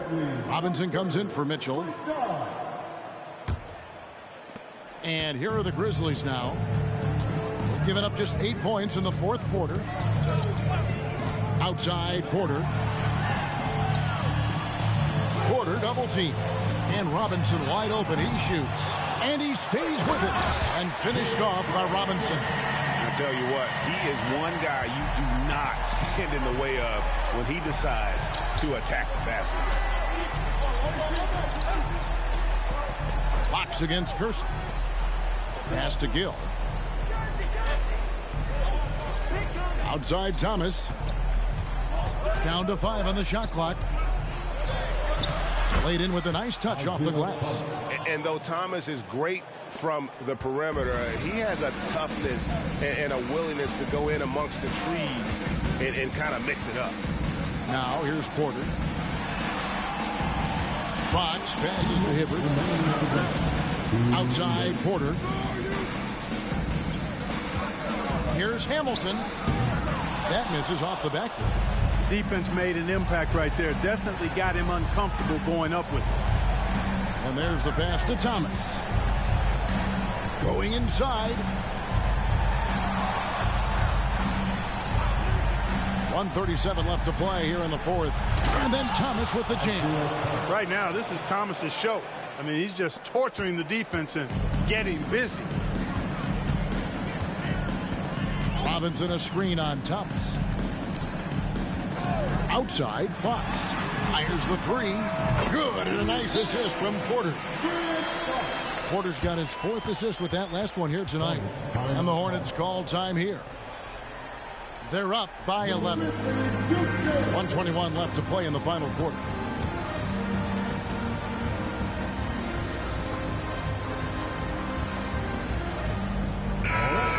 One more time for the Grizzlies, defense team.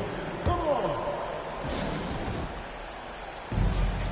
1:21 left in the game. Here's Gill. Kersey with the screen on Hamilton. Here's Gill. And Hibbert with the block.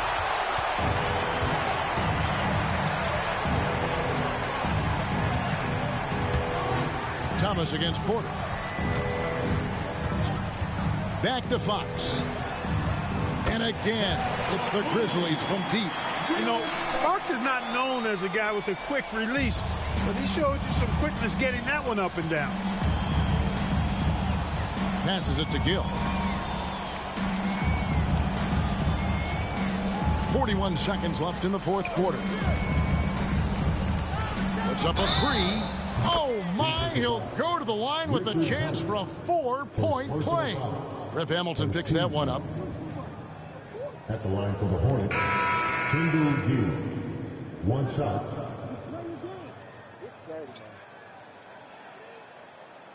No, give me that ball.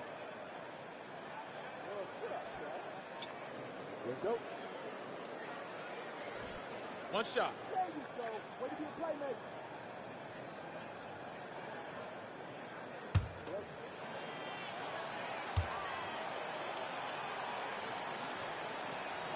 That ought to do it. I think any chance for a miracle comeback just went out the window with those freebies. Porter against Gill. Here's McLeod. And again, it's the Grizzlies from deep. That's a textbook example of how to move the ball. Boy, you got to love that action. 3-second difference between shot clock and game clock. Here's Brandon.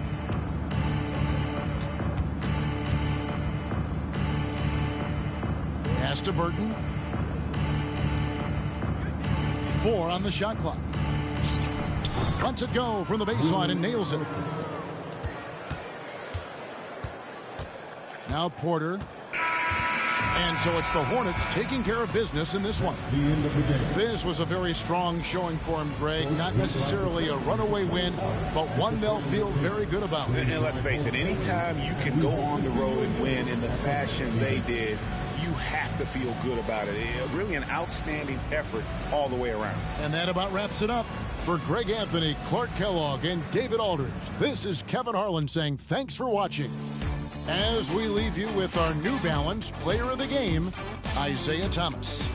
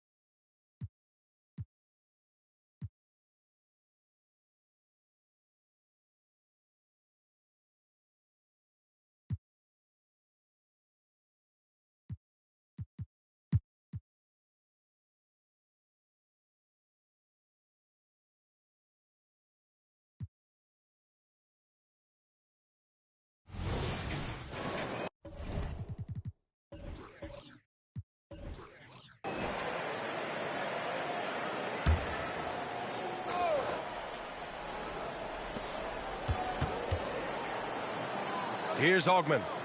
Pass to Posey. Here's Chalmers. And here's Batum. So, Grant, if you were a GM and you could choose one young player to build around, who would it be? Wow, that's a great question. I mean, PA, I think you have to go with Victor Wembanyama. I know he's a young fella. He just got drafted. But the upside is so huge for this young man. His talent, his skill, his size. He is the next iteration of Kevin Durant, in my opinion. And I would go with him. He's got a lot of runway in front of him. A lot of years to get better, get stronger, and to win championships. On the court for the Timberwolves, we've got Danilo Gallinari. And it's Duckworth in at the 5, down low. Just 5 on the clock. Pass to Chalmers. Here's Batum. Three-pointer, no good. Not been an easy start. 3 straight misses here on these possessions. Third quarter of basketball. We're about a minute and a half in. Here's Coleman. Here's Terry. 5 points in the game. Gallinari's shot is off. Here's Chalmers. To the left side wing. With the fadeaway. Ogman can't get it to go. Might be time for the coaching staff to bust out a play for him to get going. 0 for 4 to start the half. Pass to Coleman. Now here's Gallinari. Here's Duckworth. Here's Coleman. And the layup is good off the glass. And it's a 9-point Timberwolves lead. Such a critical part of how their offense is going to flow. Things are only working when he seems to be on the floor. Here's Ogman. And he can't stop the drought. Another miss. Scoreless in their first 5 attempts since halftime. It's getting ugly. All right, let's check in with Allie LaForce. Well, Brian, in his 10th season in the league, Mason Plumlee started shooting left-handed. He said, quote, "It felt good changing, and the more I practice, it just shored up my decision. It's about the result, and I'm happy I made the change. I don't even question it, and that's where I like to be." Brian? Well, it's working for him, whatever he's doing. Allie, good stuff there. Thank you. Here's Ogman. Drills the baseline jumper. Ogman's got 8. The defense certainly wasn't bad, but they've got to be a little bit quicker on contesting the shot. Brent, you just never know what you're going to see from Zion when he's on the floor. Well, it's been so great. I mean, exhilarating when he's healthy. Just wish that would be something we'd see more and more often. Easily one of the most dominant forces in the NBA.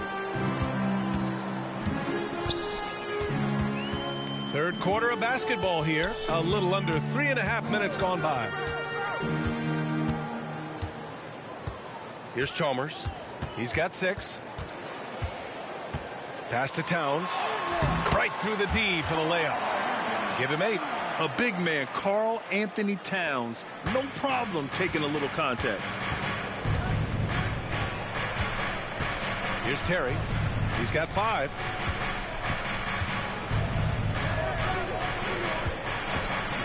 Here's Coleman. Takes one from 10 feet. Again, the Timberwolves score. I just love the ball movement. So it's the Thunder now.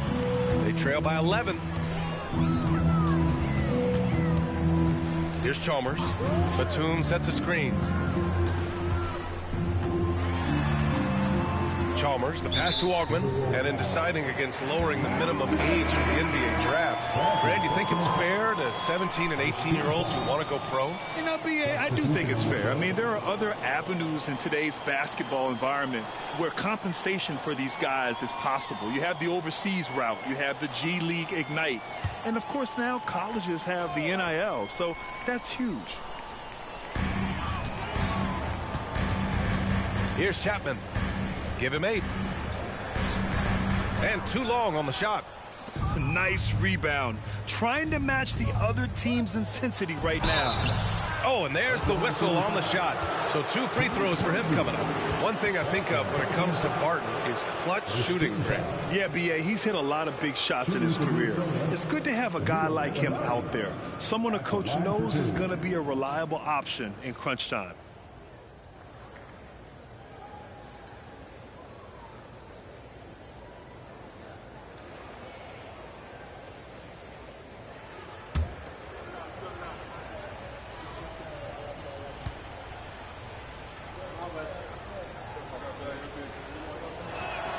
That's good from Gallinari. When you discuss the Minnesota Timberwolves, what would you say about their front office, Grant? Well, BA, they want to be as competitive as possible. Whether it's who they are drafting, trading for, or signing in free agency, this team's goal is to be taken seriously out west. And the Timberwolves making a change here. Perry's checked in.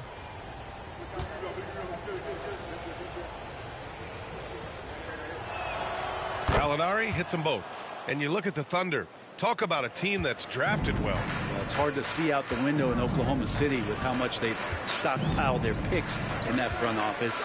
It's about making good use of them, BA. When are they going to plant a flag in the ground that these are our guys moving forward. They have some young studs. I'm curious about when that time is.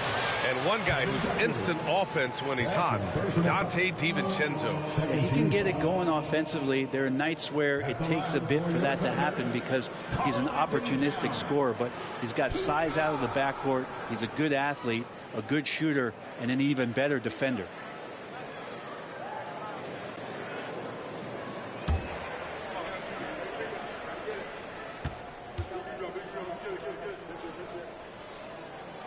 And that one falls for Towns. And Grant, when you scan the OKC roster, you see length at every position. Yeah, it's definitely their philosophy, BA. We're seeing a number of franchises going that route. What I would say about the Thunder, though, many of their guys still have some strength to add. And so Towns nails them both. And no matter what the chatter is out there, all Big Cat does is produce on a nightly basis. Pass to Duckworth.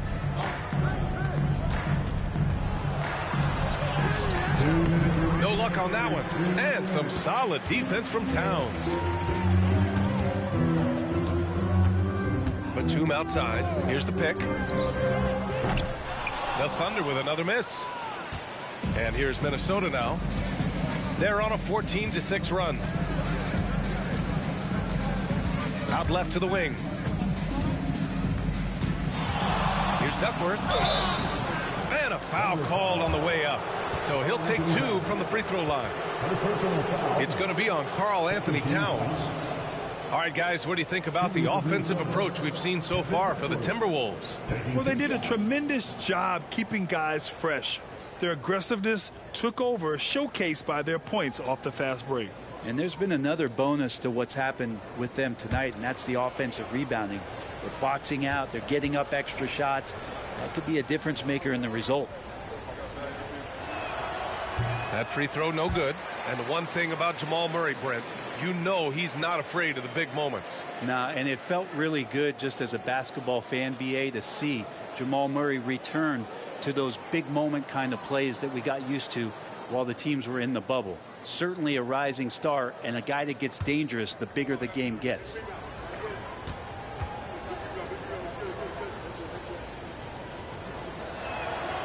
No good on the second free throw. Oklahoma City has got nothing to fall from outside in this third quarter. Batum outside. Pass to Foster.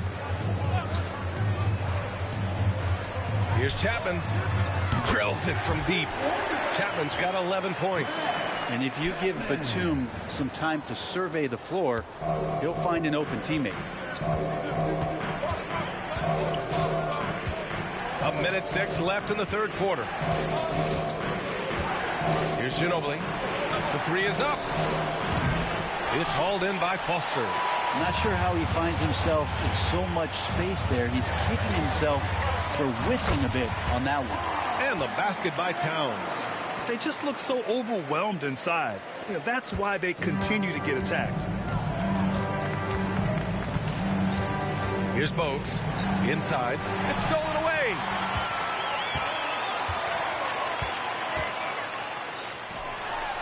And a nice finish on the layup. And now it's just a 4-point Minnesota lead. Their spacing isn't quite as good as it was in the first half. They may need to hit more threes to stretch that defense.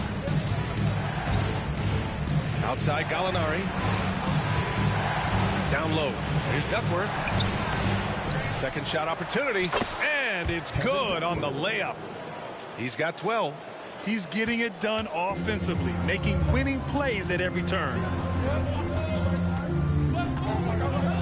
Here's Chapman. 11 points in the game.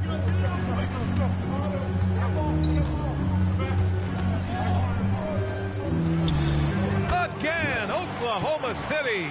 They're making smart adjustments, setting guys up for success. The possession's just way more efficient, I think, here tonight. Taking smarter, better shots, moving the ball around. That's helped them get back in the ballgame. And that's it for the third quarter. Both teams scoring well as we head to the fourth. Timberwolves ahead, up by 4. And we're coming right back after this break to get the fourth quarter started.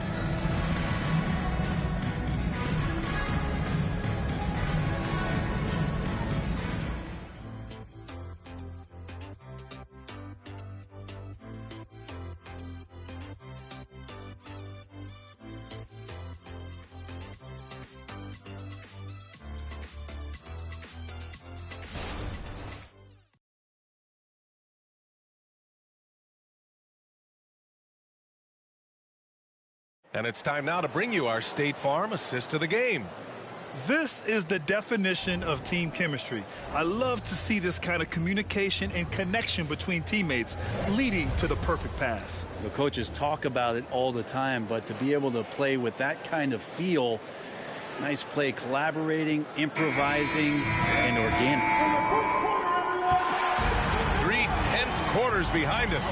One more to go. Thanks for being with us as we get ready for the fourth. Brown passes to Chapman. Here's Boozer. Williams defending.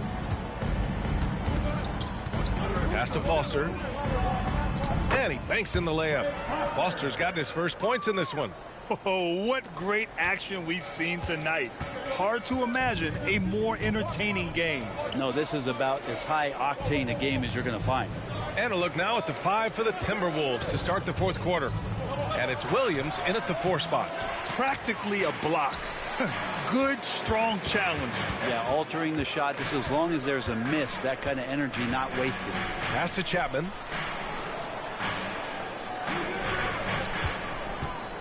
To tie it up. Here's Foster. And he hits it to tie the game. Setting each other up beautifully. I love it. 8 of their last 10 points coming off assists. Well, the Timberwolves shooting 52% from the floor so far. Just over a minute played here in the fourth. Here's Bogues. Perry, good. And the Timberwolves lead by 2.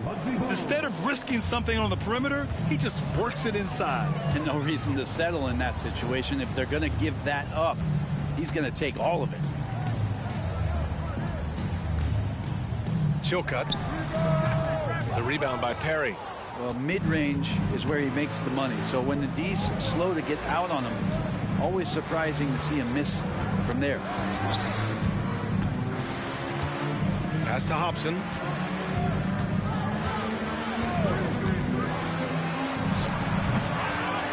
The kick out to Williams. Here's Bogues. 6 to shoot.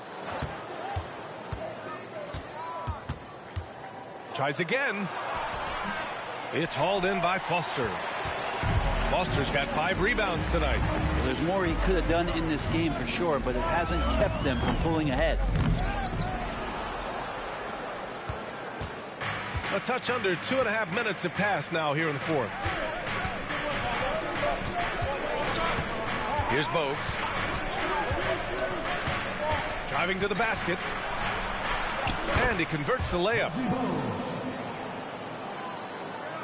And the Thunder in possession here. They'll be hosting Miami for their next game. It's game 3 of a trifecta at home. Now a timeout called by Oklahoma City.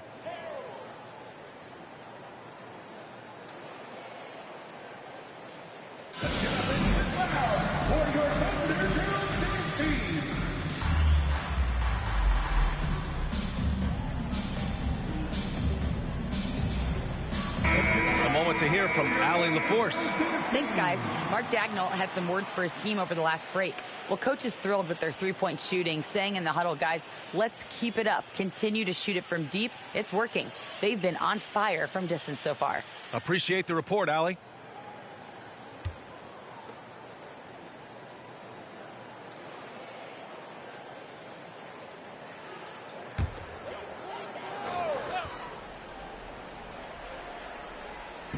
And so it's Oklahoma City with it. 4-point game. Chalmers, the pass to Batum.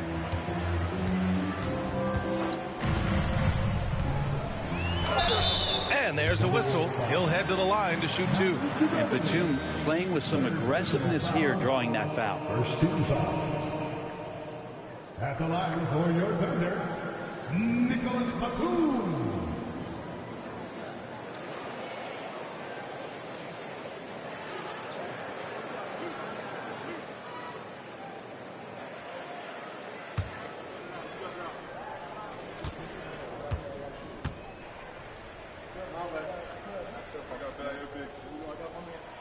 And he makes the first.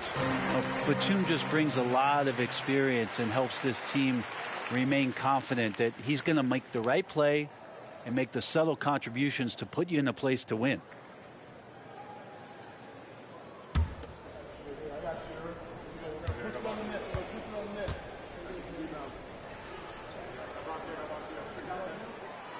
That misses, so he splits the free throws. You gotta love how they've been crashing the boards, fighting hard for every miss.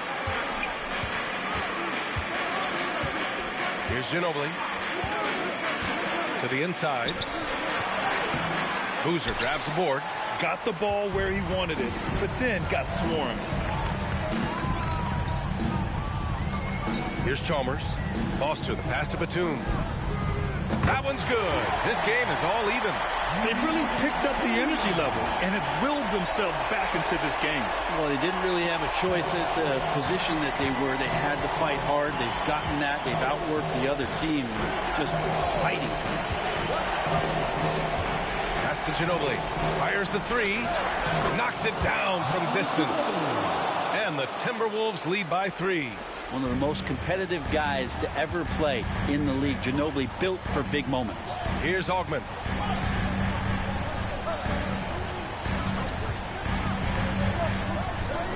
Batum outside. Clock at 6. Fires the three. And it's Chalmers missing. The Timberwolves have gotten 3 of 7 attempts in this fourth quarter to fall. Ginobili, pass to Bogues. Here's Ginobili, guarded by Batum. Here's Ginobili. Here's Coleman. Gets to the rim for 2 with the D all over him. And now a 5-point Minnesota lead. Oklahoma City has gone 1 of 2 from deep in this quarter. And the Thunder call time here. Oklahoma City.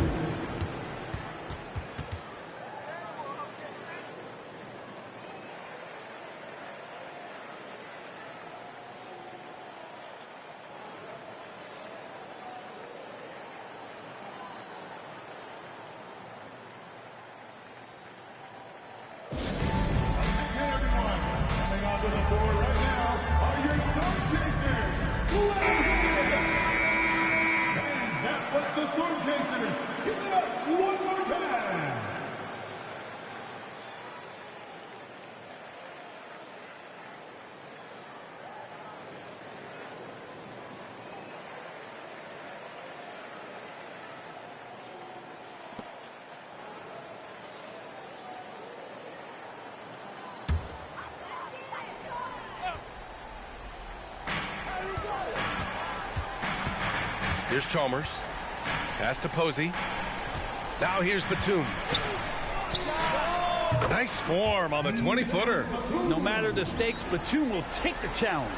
The Timberwolves have got 4 of 8 shots to drop here in this final quarter. Here's Terry. And the bucket counts. And he is on his way to the line. He'll try to make it a 3-point play.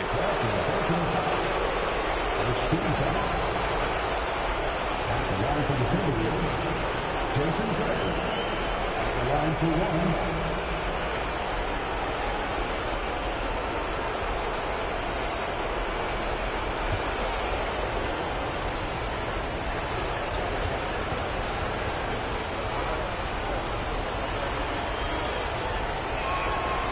The and one puts a little extra insurance on their lead. What a play. Oklahoma City trailing. To the paint. Here's Towns. And he makes it on the layup. Towns has got 10 points here in the second half. And in the big moments, Towns ups the ante, which allows him to knock down the important shots. There's a screen. Here's Ginobili. And the Timberwolves hit again from deep. He's going to punish you if you leave him open. He's more than willing to take the open three when he's got it. Here's Chalmers. Pass to Posey.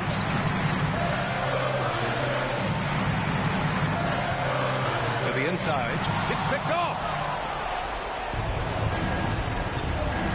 Here's Terry.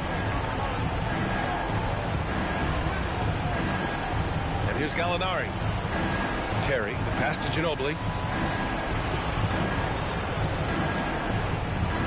Just 5 to shoot. Here's Terry. Again, the Timberwolves score. showing us that killer instinct right now. No letting the foot off the gas for them. Yeah, up until that point, a competitive game, but once they broke through that barrier, it was all them. Complete control. Pass to Posey. Here's Augment. From 13. Rebounded by Duckworth. Well, if you believe in the numbers, that mid-range shot is not a high-value shot, even with little or no defense on you. And not much left to play for at this point. Hey, you give it your all and let the chips fall where they may. Just wasn't their night. Here's Chalmers. Offensive rebound. There's a 4-second difference from the shot clock and the game clock. As a big, once you get position inside, it allows you to fight and come away with a lot of tough boards. Here's Terry. So we see the Timberwolves get the win here. Boy, a nice win on the road. By the time this one was winding down, this building was stone cold silent. And that's exactly what you got to do. You have to try to take the crowd out of it. And that'll do it, folks. So alongside Grant Hill, Allie LaForce, Brent Barry, and our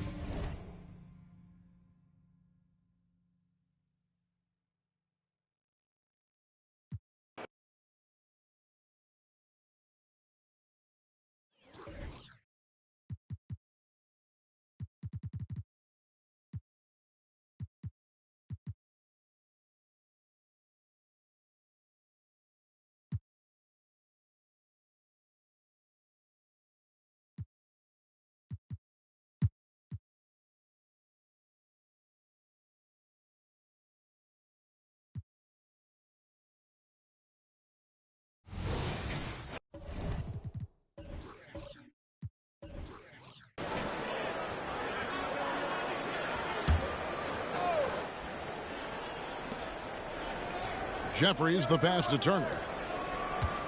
Grant dishes to Doherty. Some nice ball movement here by the Heat. Here's Jeffries. Off target there. That would have pushed the lead to double digits. Greg, what a remarkable run from the Dallas Mavericks in that 2010-11 NBA season. And some say it's the toughest title any team has ever won. When you consider the juggernauts they took out, including the big three of the Miami Heat in the NBA Finals. Here's who Eric Spoelstra is starting the second half with. They've got Grant. Doherty is out there with Turner. Then it's Owens. And it's Jeffries in at the small forward. With a short break in the action gives us a chance now to send it over to David Aldridge. Thank you, Kevin. You know, Jalen Brunson, for the NBA at least, is small in stature, but his tremendous footwork enables him to operate inside and out. He says, I've tried to make my game for what I had as versatile as possible. I've got to be crafty. I'm not jumping out of the gym. I'm not racing down the floor in 2 seconds, but I'm going to keep you off balance. Kevin? Oh, I love his game. David, I know you do as well. Hey, thank you. One shot.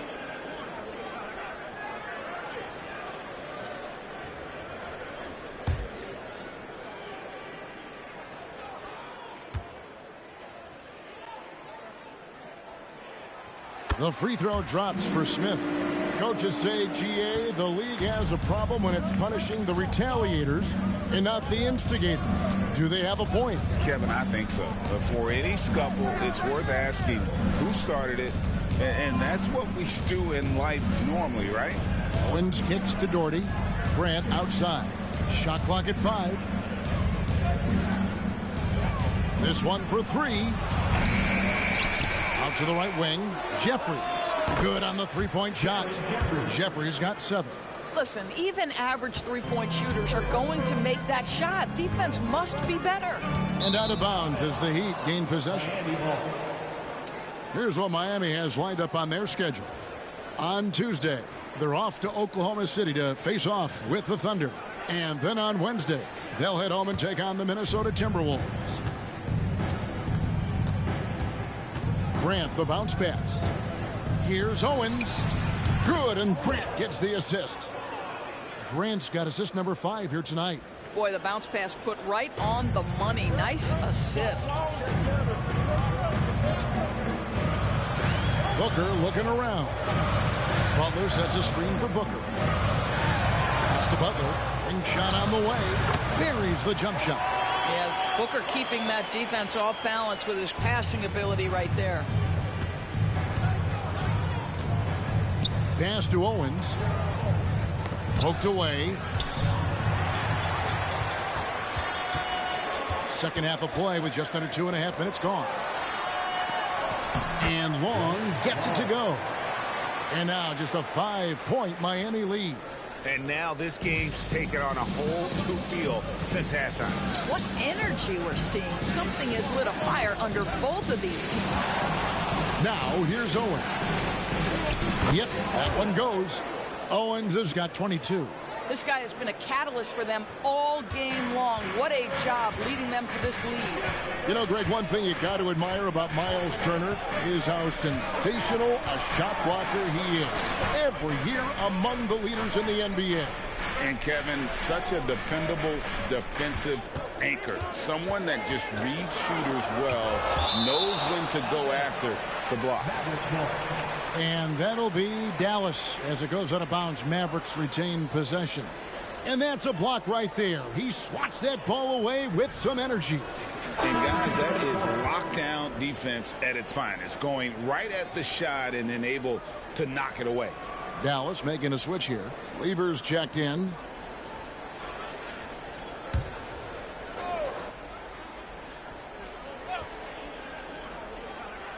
Clock at 4. Miami grabs the miss. Owens has got his 4th rebound with that last one here tonight. Jeffries kicks to Doherty. Now here's Owens. He's covered by Lever. Back to Doherty.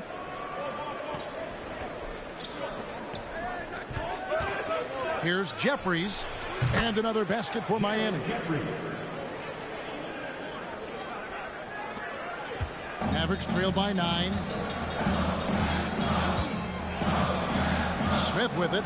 12 points for him. There's a good screen. The 19-foot shot. Jeffries with the rebound. No doubt it's been a bit of a struggle for him here in this quarter in terms of scoring. Here's Cole. Still without a basket. Outside Turner. Releases. It's rebounded by Dallas. Long pass to Butler. Here's Long. Back to Smith. Owens with the rebound. Owens has got his 5th rebound in this one. And the stroke definitely lacking confidence this quarter. Nothing on target. And there's the foul. It goes on Serge Ibaka. And that'll be his 3rd foul so far. Now a timeout called by Miami. Timeout called for the Heat.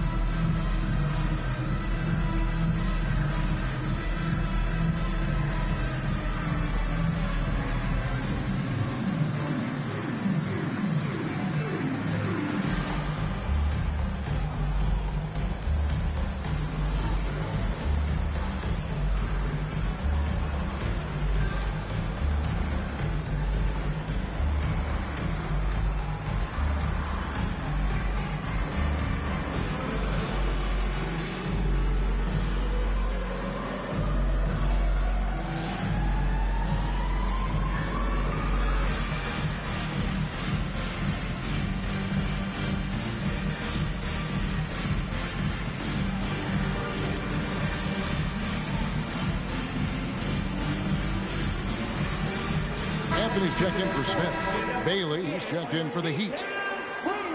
Well, a chance to check out some stats for him.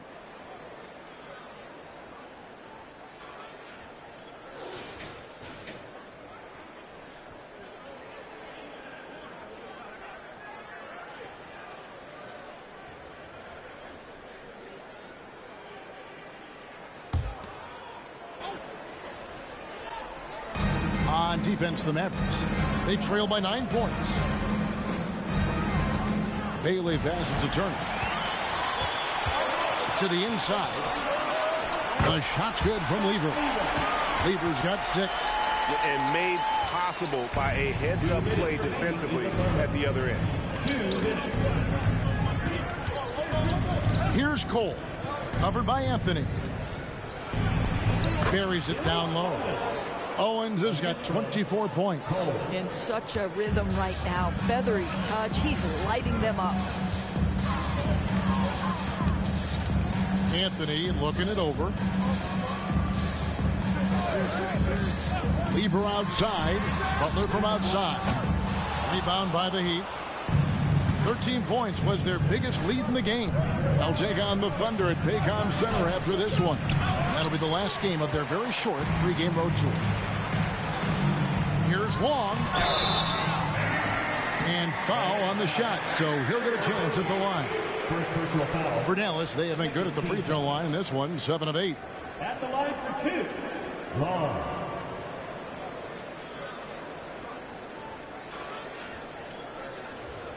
Take a break. Take a break. 2 shots.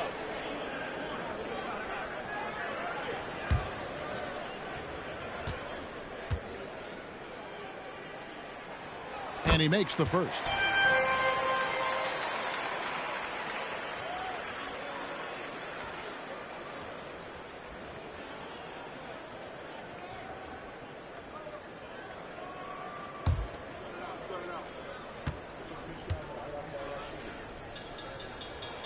He's perfect from the line this time.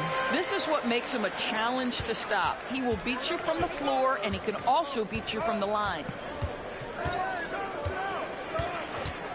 Here's Cole, covered by Anthony.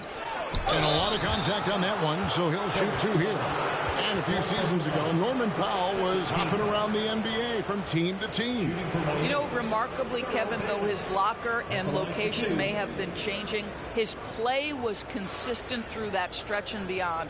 Here's a player who you know his game, and he can deliver scoring punch wherever he is.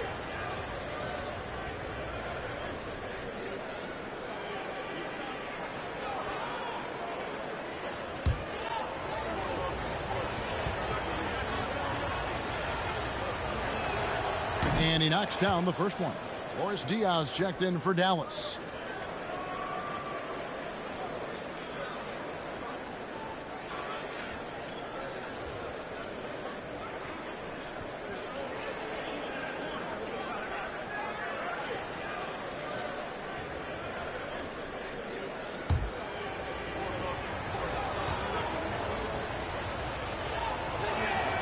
And so he makes both from the line.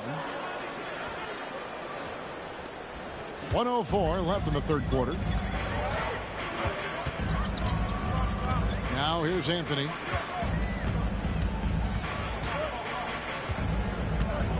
They set the pick to the middle. Here's Long, and it's sent back by Turner.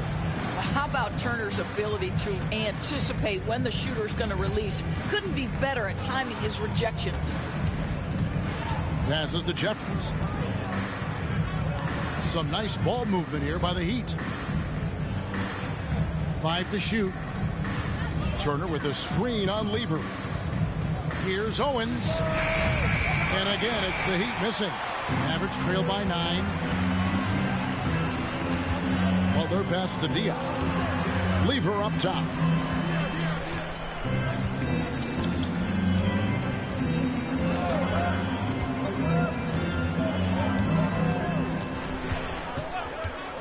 Takes a 3.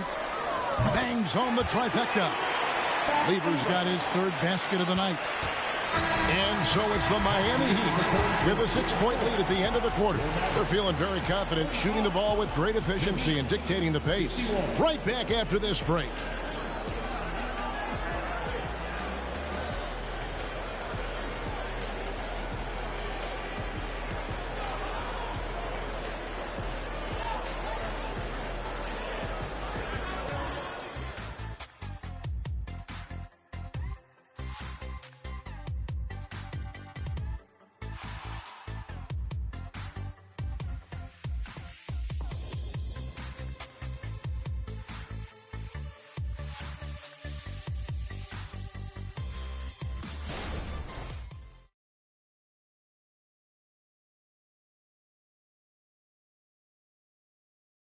How about a look at today's State Farm assist of the game?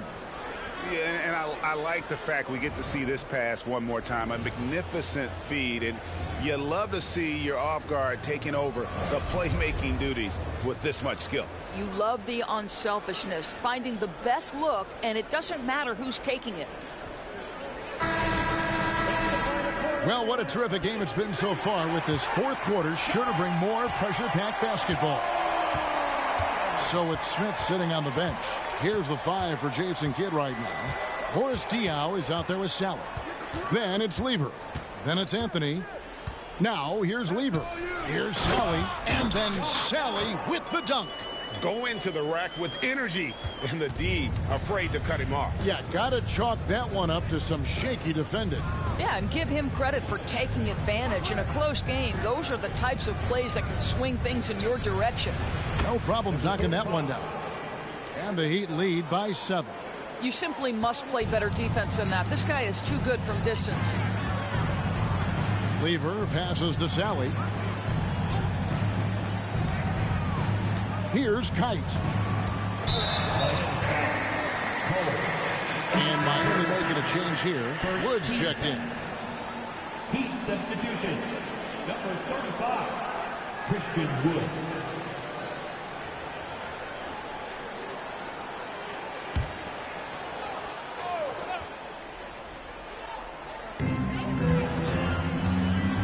There's the pick. Anthony drives in. Rebound by the Heat. 13 points was their biggest lead in the game. Just over a minute played here in the fourth. The pass to Bailey. Over Anthony. Good on the 7-footer. And now it's a 9-point Heat lead. The Mavericks shooting pretty well at 46% from the floor. Anthony right side. Sally. That's in there. Anthony with the assist. Sally's got 4 points in the quarter. Yeah, the D has not been able to keep the ball out of the paint at that end of the floor. Wood a screen on Anthony.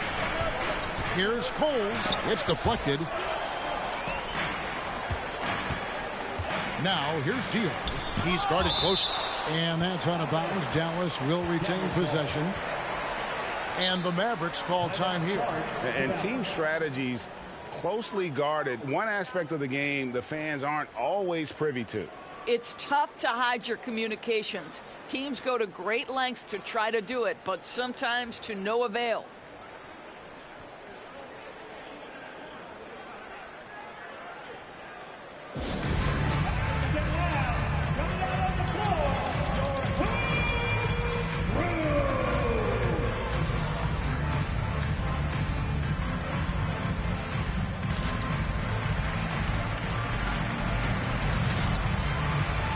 And the Mavericks with some changes.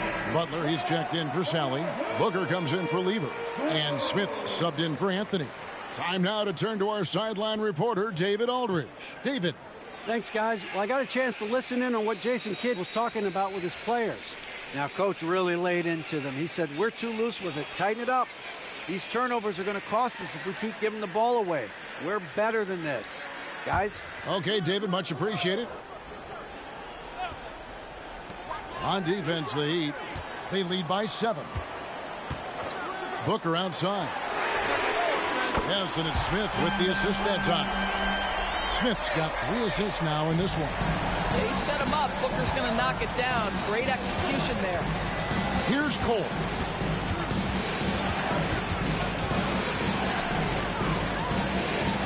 The feed to Grant. He dishes it to Jeffries. Just 5 on the clock. Here's Doherty. It's rebounded by Dallas. Never easy to stop this guy at the rim, but that is a beautiful contest right there. Here's Booker.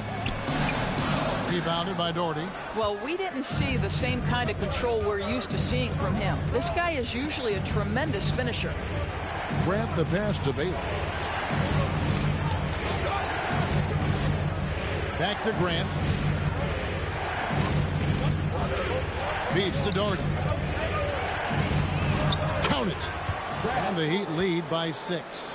really nice move there. Doherty has such a polished skill set. Makes it an easy conversion for him in the painted area. Now here is Smith. The dish now to Diao. Pass to Booker. Jacks up a three. Another three for Dallas. The defenders need to recognize the importance of staying on him as we get into crunch time. And the Heat call time here.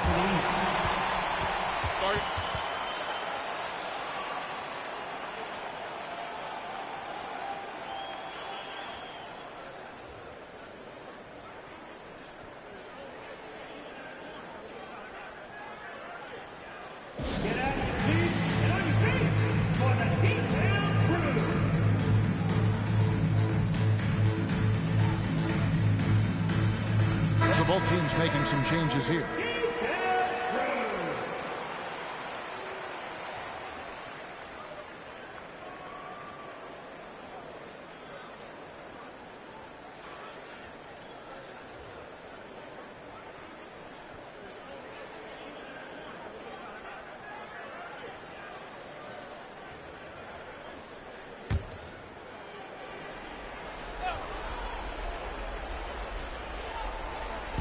A bit under 3.5 minutes have passed here in the fourth. Chalk up two there. Owens has got 10 points in just the second half. Yeah, that's the third bucket in a row from the paint. This defense needs to clog those lanes in the middle. Three-pointer, Butler, another three for Dallas. The defense a step slow, and you can see the results. And so Grant will bring it up for Miami. 13 points was their biggest lead in the game. Jordy with the screen on Smith. Grant the pass to Jeffries. Ball's knocked loose. Butler with the steal. Ibaka outside. Top of the key, Booker. Dallas moving the ball around. Smith kicks to Long. 6 to shoot. To take the lead. Oh, and he almost had a 4-point play right there. He'll go to the line with a chance for three. Second team foul. Yeah, you hate to give up a foul on a three-point attempt. Kenny Smith. 3 shots. 3 shots.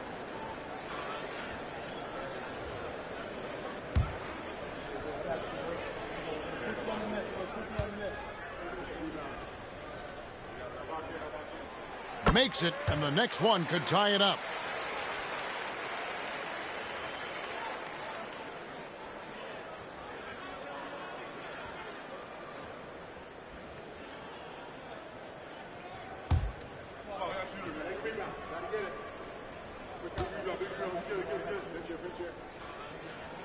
That one drops. He ties it up.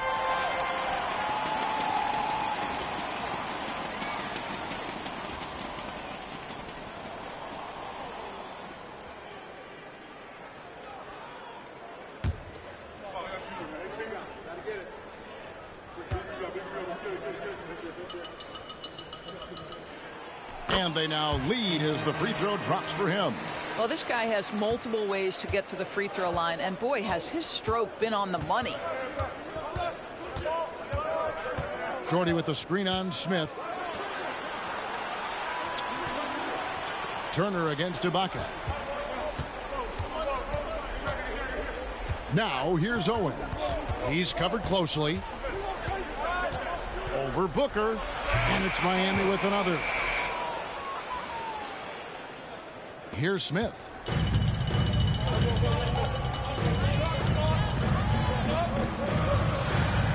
Inside, here's Long. Yes, and it's Smith with the assist that time. Smith's got 4 assists in the game. That's the idea. You work the ball into that area. It's a sweet spot. Smith against Grant. Pass to Jordan. Back to Grant. Jordy with the screen on Smith. Shot clock at 6. Grant kicks to Jeffries.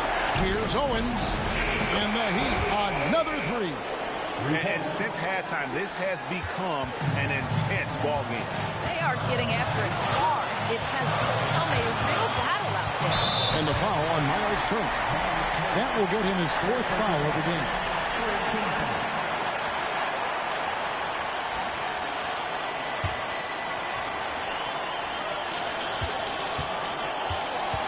Smith against Grant. Smith right side. The rebound by Turner. Turner's got 5 rebounds tonight. Grant surveying the D. To the paint. Looks for Doherty and gets it to him. Over Wong. Doherty, no luck. The Mavericks trailing. Long passes to Smith. Lobs it up for Ibaka. Money!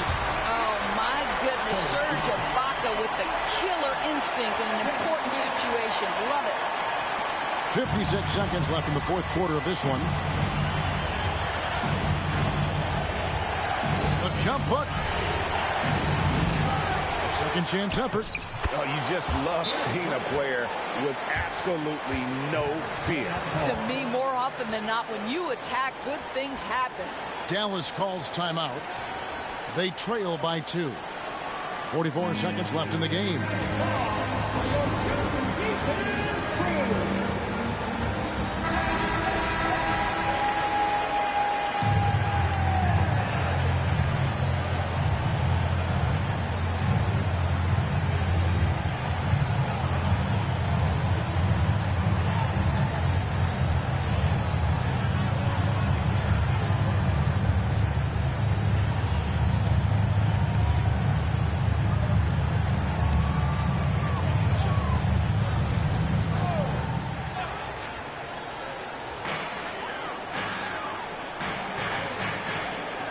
Seconds left in the 4th quarter. Smith kicks to Booker. Stripped it away. In the corner, it's Owen. And so they foul intentionally. First personal foul. First team foul.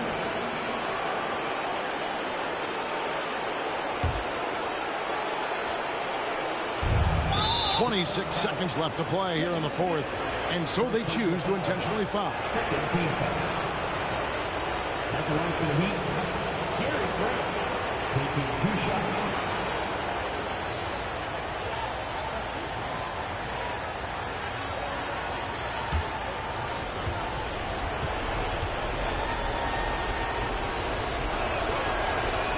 And he misses the first one. Boy, he wanted that one to fall.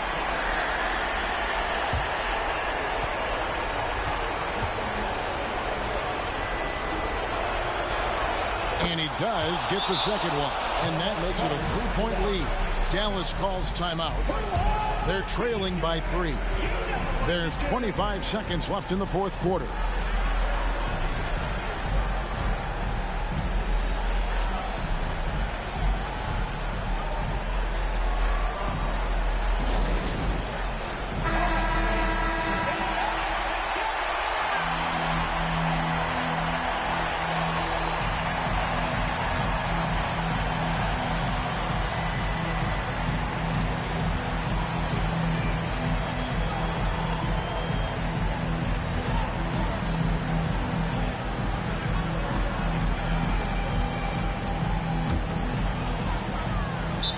There's 25 seconds left here in the 4th quarter.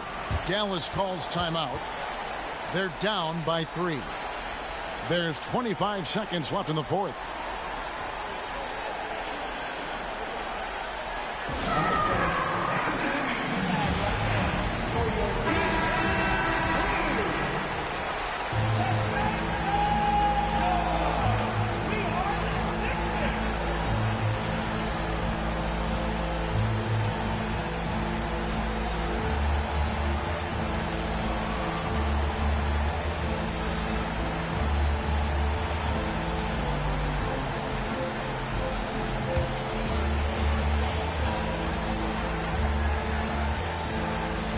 Here's Booker. Smith outside. From the high post. Count it! And what a sensational bucket to bring them within 1.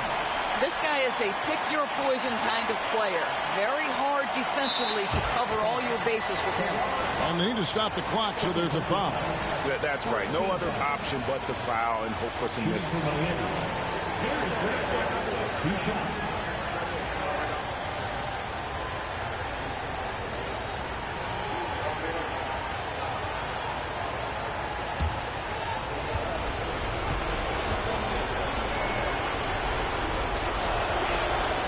So the first one drops, and that will put them up by 2.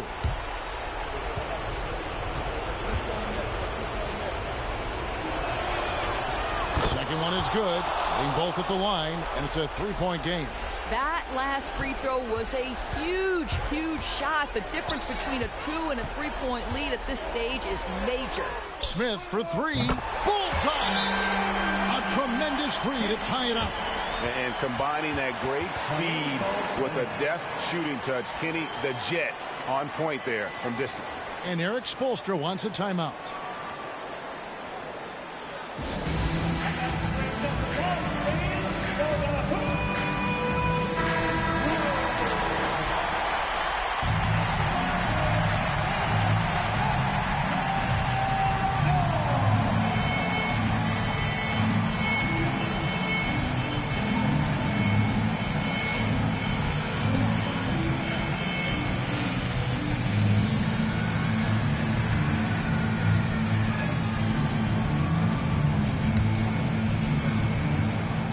Six seconds left in the fourth quarter.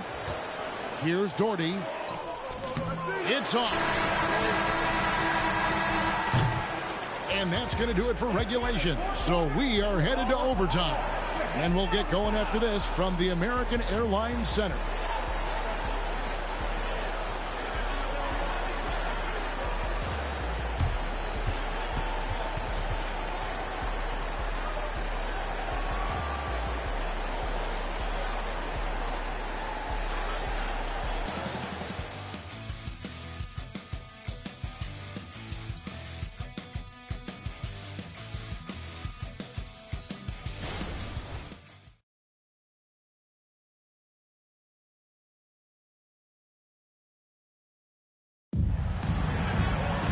These teams have battled tooth and nail for 4 quarters, and now we head to overtime. Should be a blast.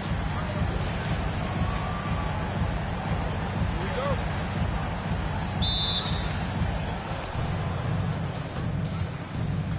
Devin Booker out there with Smith. Then it's Caron Butler.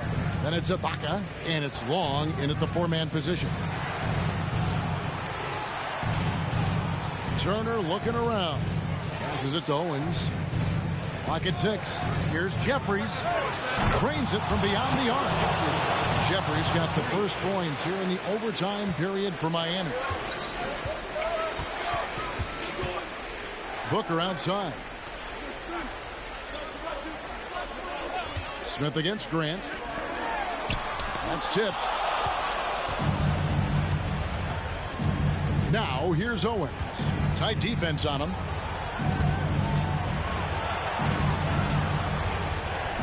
Out to Turner. Doherty outside.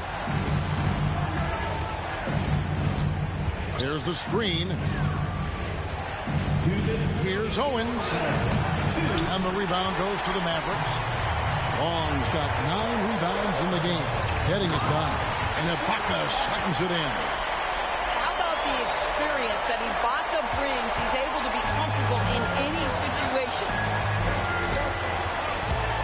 Here's the lob to the hoop. And Grant Doherty with the slam. And you can see him give a little nod and then just burst to the rim for the alley-oop slam. A pair of teammates, Greg, with a terrific feel for each other. Now, here is Smith. The quick look, no good that time. And being that close to the hoop, I thought he had enough room to finish that one. To the inside. That's good. He's 5 for 9. In overtime here, a minute and a half off the clock. Grant against Smith.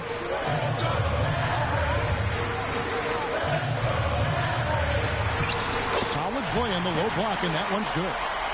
Smith's got 22. I mean, if the defender is going to play off like that, you know what's going to happen. There are going to be points put on the board.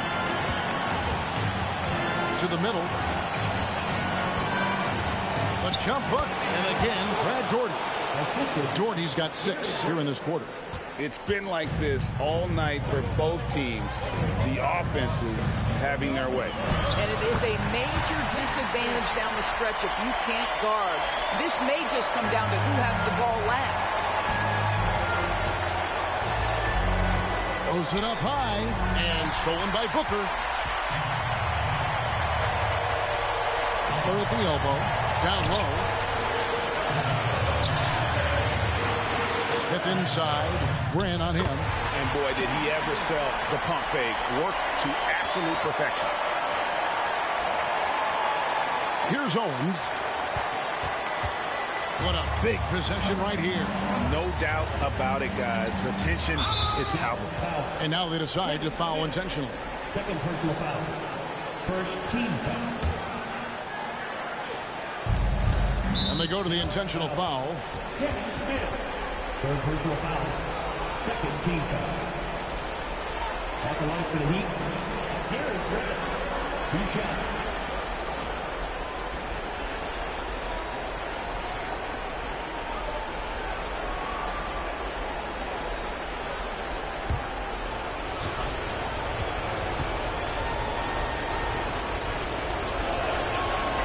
First free throw is good, and that will put them up by 2.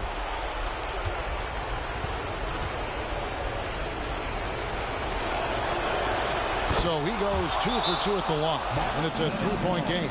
Dallas calls timeout. They're trailing by 3. 26 seconds left to play in the first overtime.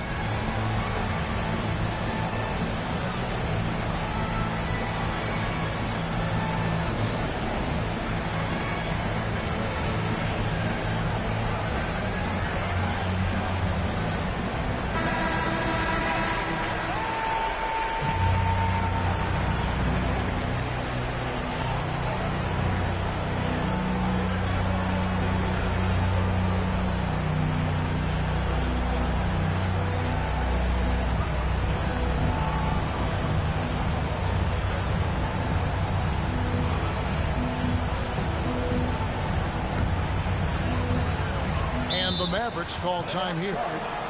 They're behind by 3. 26 seconds left in the first overtime. Action has been terrific.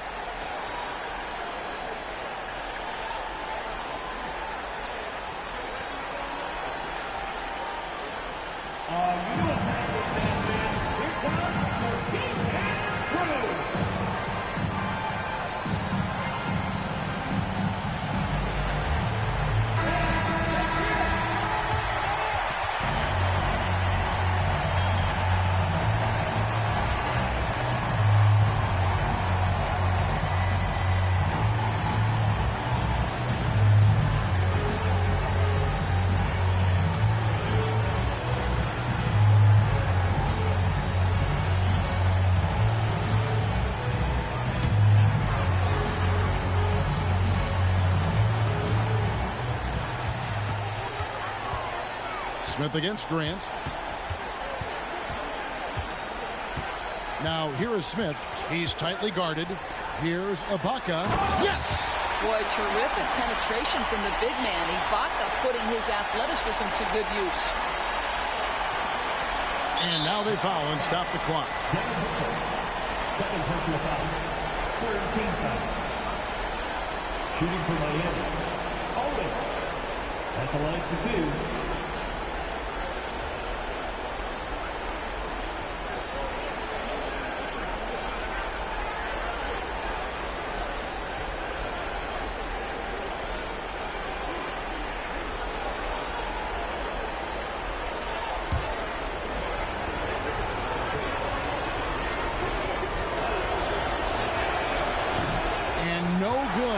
First free throw missing for him. We'll see if he can nail the second.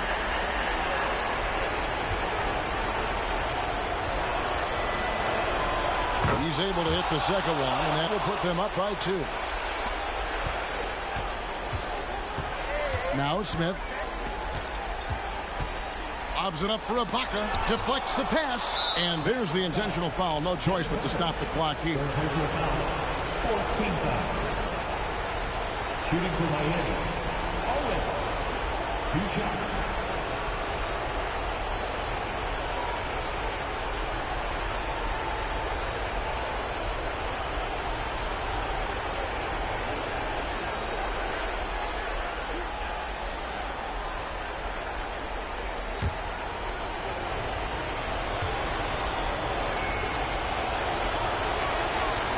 And the first of two, no good. Heartbreaker.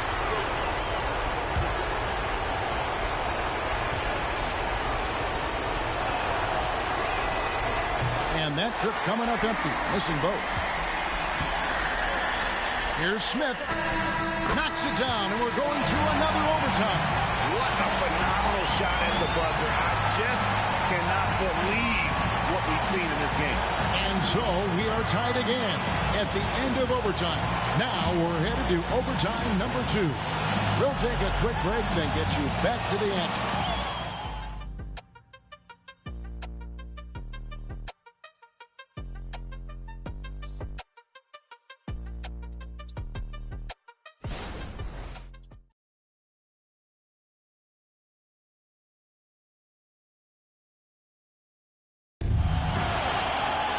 And with another overtime in front of us, the question is, who will blink first? Nobody wants to give in. A lot of pride now on the line.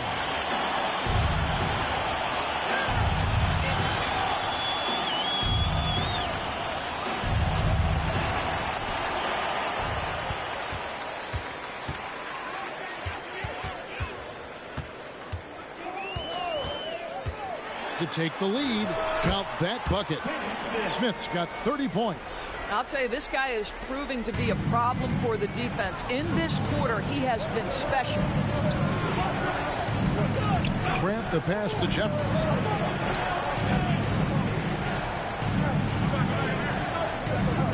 Now the pass to Dorton. He kicks to Jeffries. 5 on the clock. Another shot. The rebound by Long. The Mavericks leading. Butler with the ball. Now defended by Grant. Butler, no good. Miami's gotten a lot of looks from outside tonight. 5 of 12.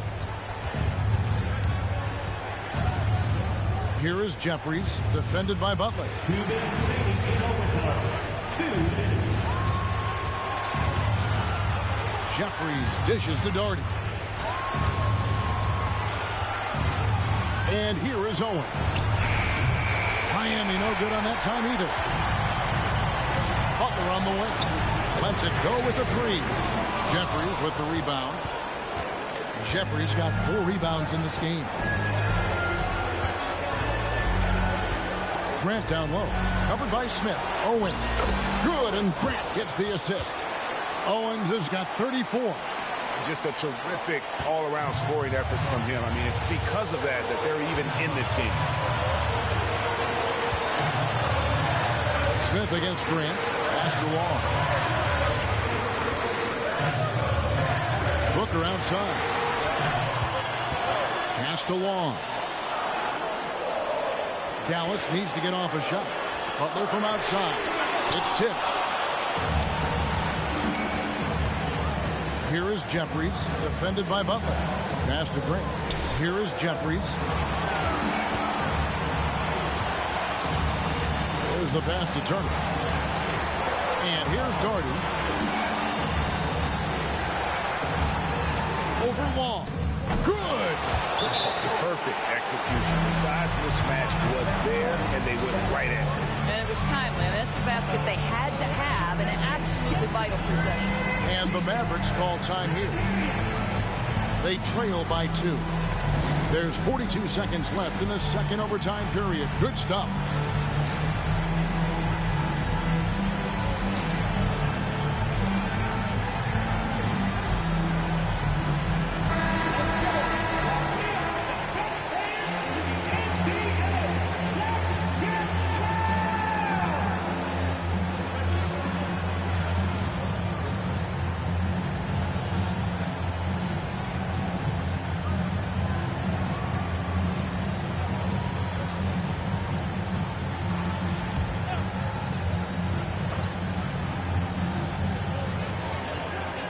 Booker the pass to Ibaka. Ibaka sets the pick for Smith. Ibaka in the post. Jeffries there. 3-pointer. Butler. They grab their own miss.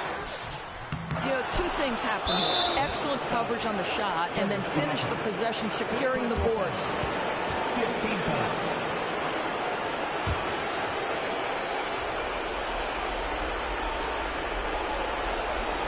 Just a tiny lead for him. And a chance to make it a little bigger right here. Team is in the game.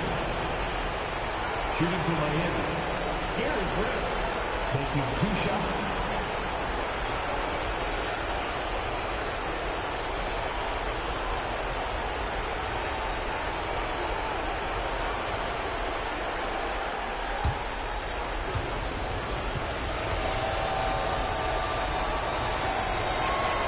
He hits the first one, and that makes it a 3-point lead.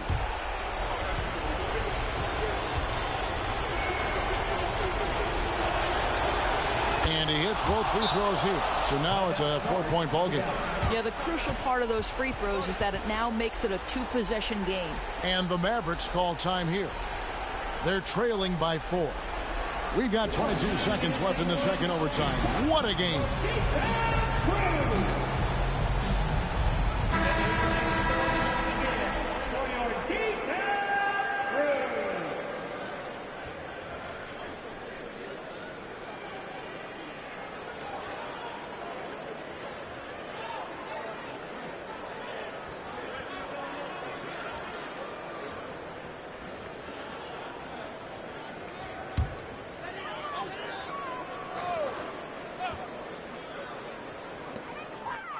Booker the pass to Ibaka.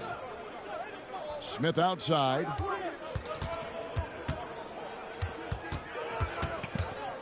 Back to Booker from outside the arc. Good! And that shot brings them to within just 1. Oh, my goodness. Booker's confidence is off the charts. He's money in the bank. They're going to prolong the game here with an intentional foul. No choice but to foul there, but he's probably the last guy you want to see on the line. 2 shots.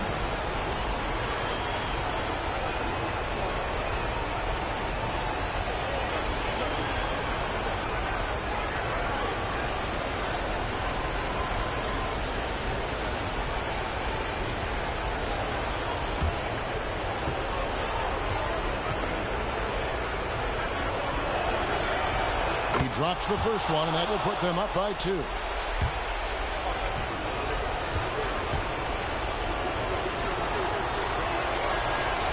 And the second free throw, no good. A tough break there. Pass to Smith. Here's Ibaka. Got it! A huge shot to tie it up. And that's a good shot for him. He can shoot it over almost anyone. You want that mid-range game in your arsenal. You can't just be about threes and dunks. Sometimes this is a key shot. Now a timeout called by Miami.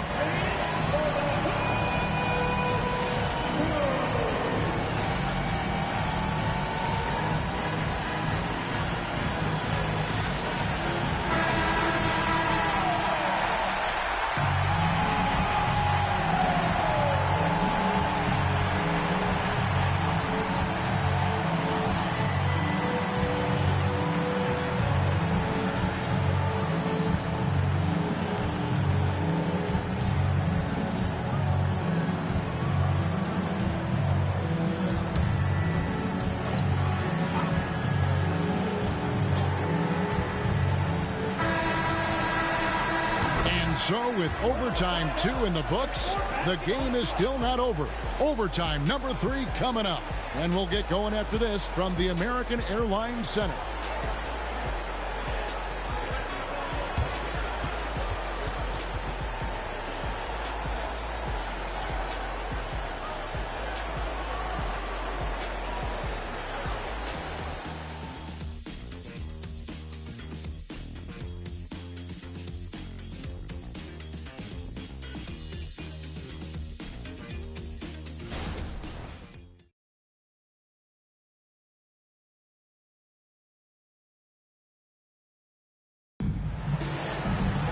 And as we play into another overtime, the tension continues to build.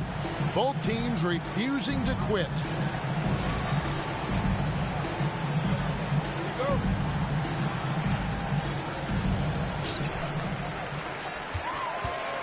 Smith with it. Dishes it to Booker. Yes, and it's Smith with the assist that time. Booker's got 19 points. Devin Booker with the big shot. He may be young, but he's got big-time game. Grant outside. Pass to Owens. Here's Doherty. The teardrop falls in. Doherty's got it all tied up now for the Heat. And so Booker will bring it up for the Dallas Mavericks. Kicks to Smith. Screen by Ibaka. Smith finds Ibaka. Well, you love how Ibaka gets a little nasty down on the block. Excellent at putting the defense in a tough spot. At the line for Dallas, Serge Ibaka.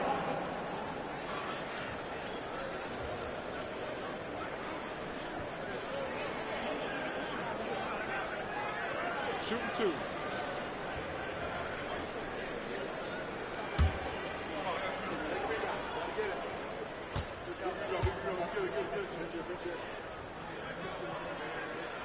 That one is off.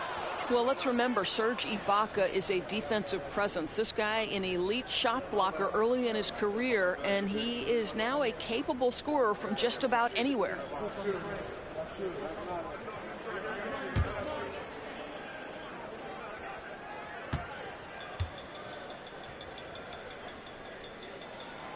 And he's good on the second. You know, he couldn't make all of them, and they'll have to settle for just a 1-point lead. Now, here's Grant. Inside. Passes it to Owens. Here's Grant, covered by Smith. Grant the pass to Turner. He kicks it to Owens. Just 3 to shoot. Over Booker. Owens, no good. The Mavericks leading. There's the dish to Smith.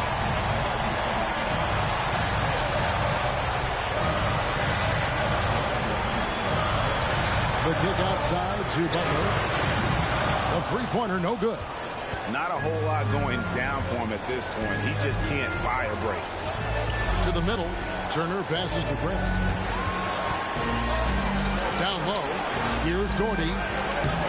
Tried to bank it in, but he misses. What a masterful job on the defensive end. Did everything possible to alter that shot. To the inside. Here's Ibaka. It's good. The assist that time from Smith. Ibaka's got the lead up to 3 now for the Mavs. Well, Serge Ibaka has really worked on his frame since he entered the NBA. He is someone who can power his way through contact. Oh, going high to throw that one down. Sky high. Fantastic one-hand jam. Mavericks shooting it up around 51%. They're getting good looks. Smith inside. He's covered by Grant. Long kicks to Booker. Some nice passing here by Dallas. Here's Smith. Miami grabs the miss. What is on the line here? Crowd is so focused. Jeffries dishes to Doherty. No luck that time in the shot that would have put them on top. And that's an intentional foul. Second team foul.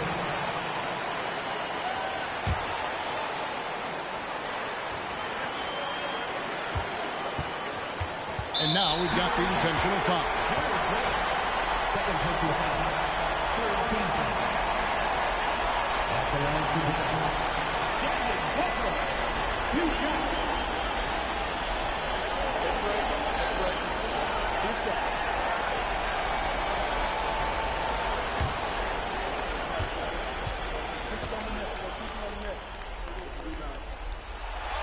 Good on the first, and that will put them up by 2. The pressure is on, but Booker can handle it. He just has to trust himself. Second free throw, no good that time. He really wanted that one. And Eric Spoelstra wants a timeout. What's your take, guys? And they've got plenty of time to get a basket. Well, they've got to be aggressive, guys, because the defense doesn't want to foul here.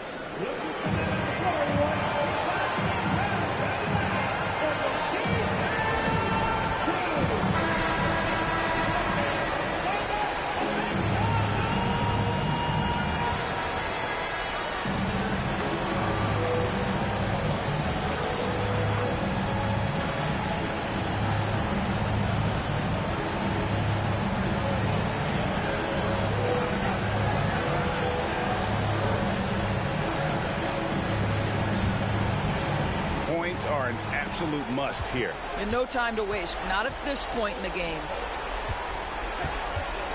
Here's Doherty, and they call the foul, so a chance at the line for one more coming up. What a play there. The hoop plus the harm.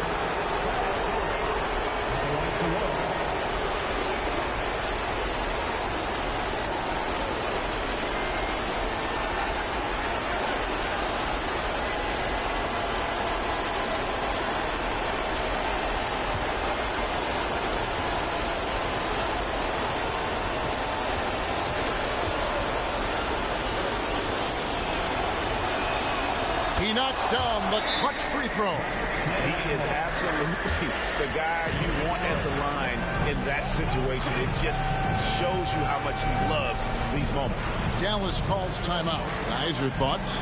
This is where great coaching can pay dividends. Well, this is a chance to take the lead, so you've got to draw up a play to make it happen.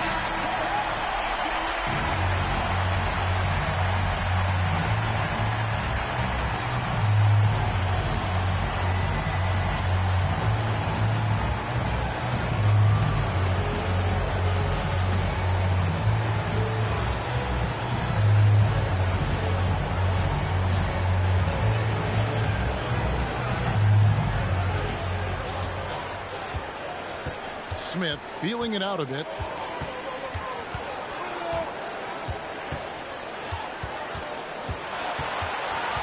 Tries it from the top of the key. And so the big win by Miami in a tight game.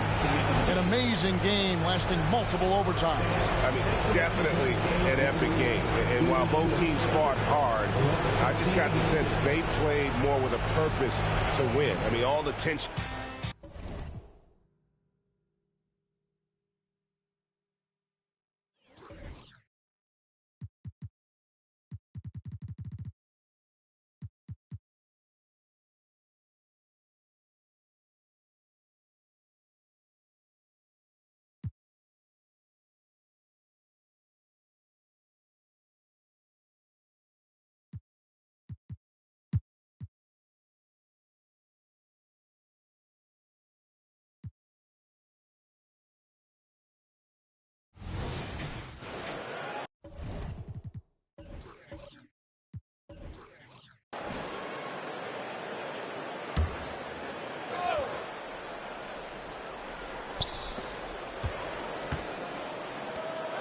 And here in the second half of play, we're just over a minute in.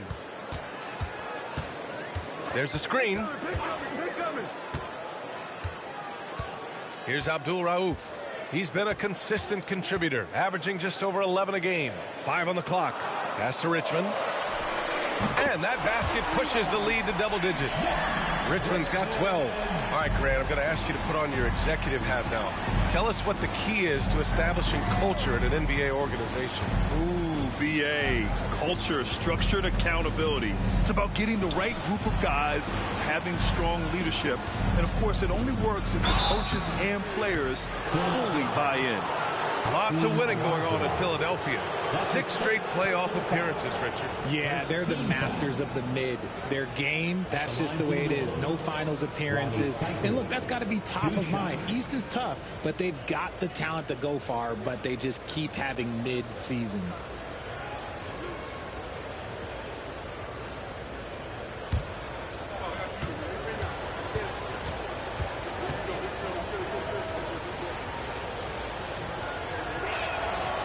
That free throw, no good. Well, Richard, the Bulls made a valiant effort to reach the postseason in 2023. Yeah, they stayed alive in the play-in, managing to win their first game, but they fell in game 2 and were unable to break into the playoffs. And he's good on the second. The Sixers leading. On the court for Chicago. And it's Pippen in at the 3 spot. Here's Abdul Rauf. Rebounded by Pippen. You got to move past that one. I mean, they'd want him to take that again. Yeah, it's a great look for him. One they'll try and manufacture again. Those are the shots you want him to take. Now here's Hill. No points yet. Here's Starks. Oh, drains the 19-footer. Sometimes it's simple. Put the ball in the hands of your scorers and let them do what they do best. And from the sideline, let's catch up with Allie. Klay Thompson is able to go on scoring stretches like few players in NBA history. He said, quote, once you see it go straight through the net, that's when you're in the zone.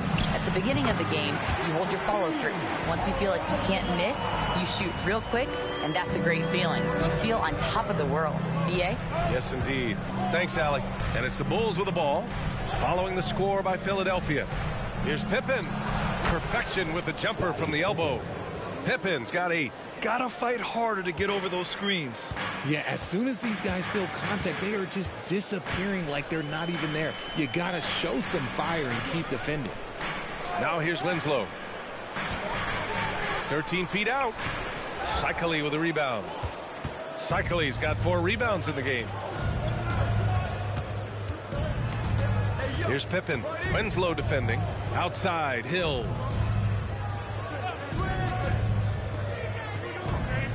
Pippen, pass to Armstrong.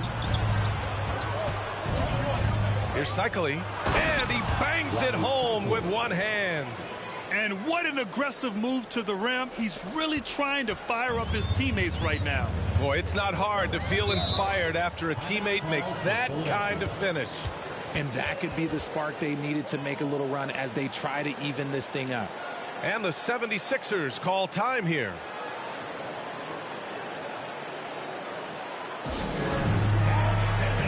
And the 76ers making a change here. Scott's checked in.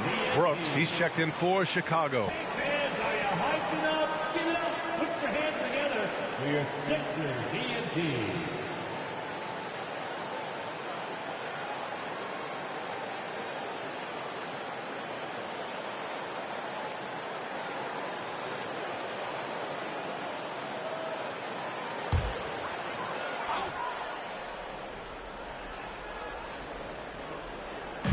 Second half here, and we're just over 3.5 minutes into it.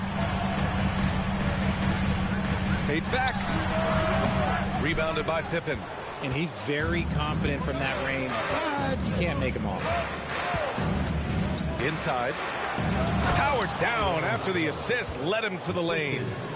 And plays like that one can make the difference in a close game. And it definitely got the bench on their feet, too. And you can feel the jolt of energy that he sent through his team. That is a huge boost in a tight game like this. Good offense beats good defense? Not always. Chicago trailing here. Well, with Jayshawn Tate, he's got the skills, but still some room to improve, RJ. Can play both forward positions. Tate really shows glimpses of being able to shoot and play inside. It'll be exciting to see what this kid can do. Pass to Cycli. There's a screen. Outside, Hill. 3 on the clock. Here's Starks. Oh, drains the 19-footer. Starks has got 8. This is anyone's game now, and they have the momentum. Things are firing on all cylinders for them right now. We'll see if they can keep it going. Here's Roberts. No points so far. Outside Winslow. Pass to Scott.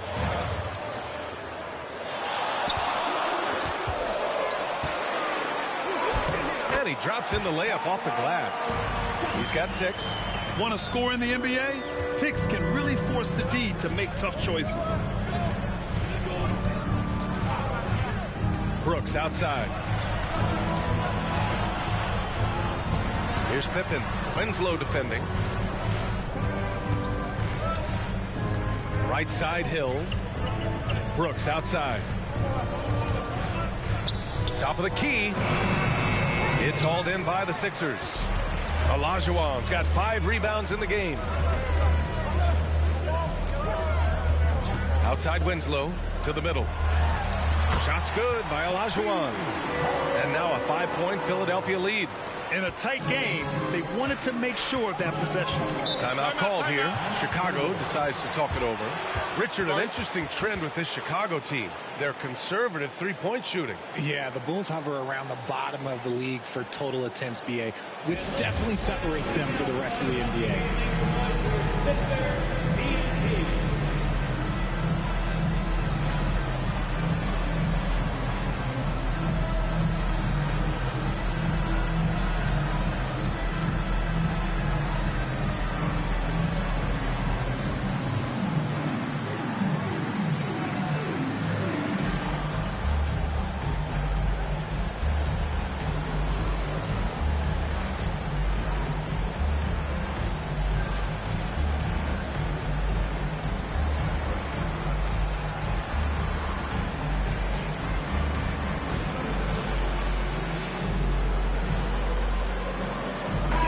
He's checked in for Philadelphia. And checking the 2K leaderboard. These teams led the league in three-point percentage last year. The 76ers, #1. And looking at last season, the thing that jumps out at you is their three-point percentage. Best in the league in that category, which is great to see considering how valued the three ball is nowadays in our game.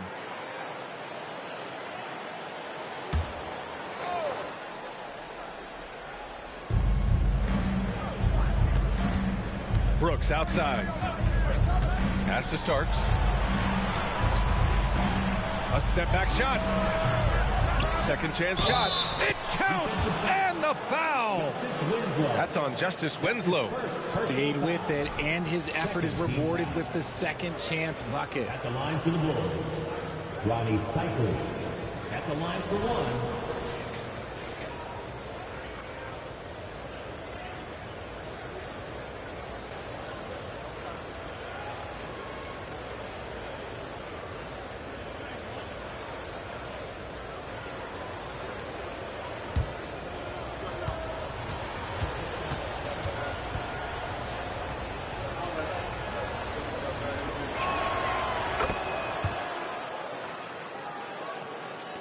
And here are the Sixers now.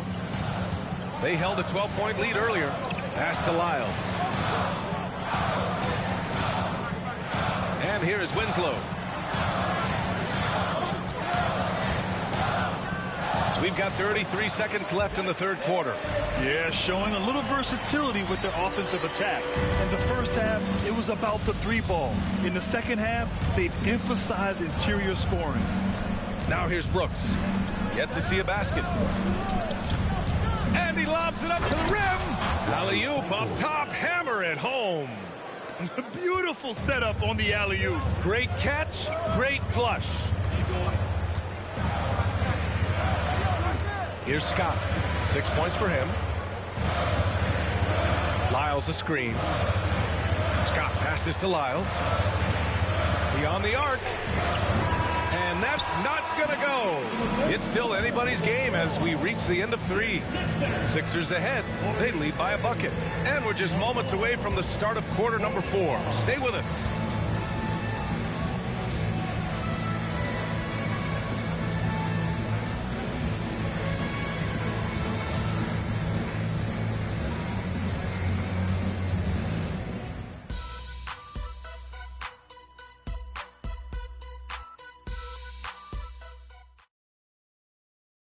A moment now as we take a look at our State Farm assist of the game.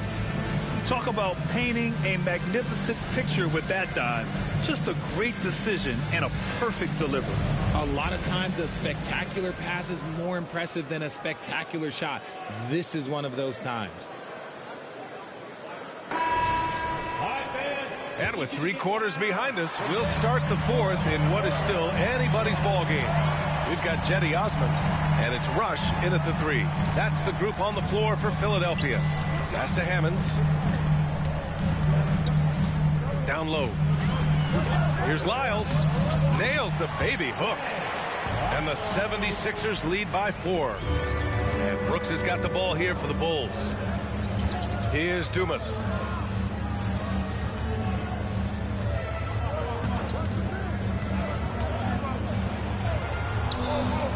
Purdue passes to Dumas. And the Bulls tack on 2 more. Willing passers, unselfish play. You have to appreciate this kind of offense. Pass to Lyles. Here's Rush. Here's Scott. Shot clock at 6. Fires from the wing. And it's Chicago with a board. Here's Corbin. Pass to Brooks. They set the pick. Here's Bushler. To tie it up. And that's 2 points on the layup. It's a tie ball game. And you want him taking good shots at this point in the game. And that one was easy. Yeah, it's clear why they go to him in these moments. They know he's going to deliver for it.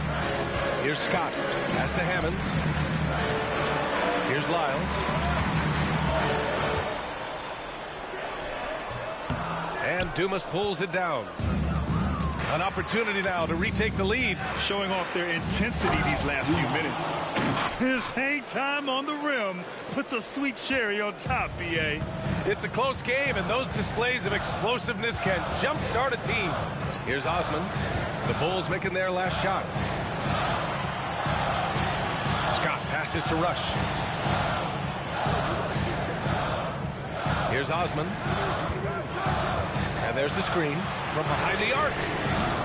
The shot won't fall. The Bulls have gone a perfect 3 for 3 here in the fourth. Boom! He jams it straight down. And once he gets to the rim, it's fairly automatic. Nothing fancy right there. Just takes his 2 points, moves on. Time called here. The 76ers decide to talk it over. Protecting the rim has to be their top objective right now. I'm sure coach is going to give them an earful about that. He can't be happy with that soft interior D.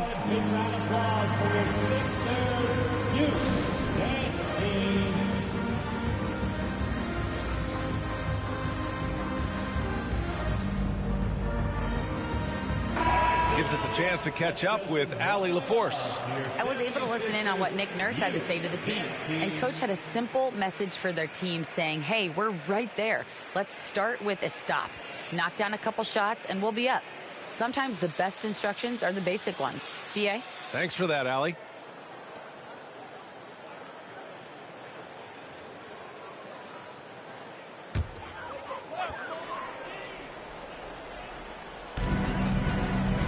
Olajuwon passes to Winslow.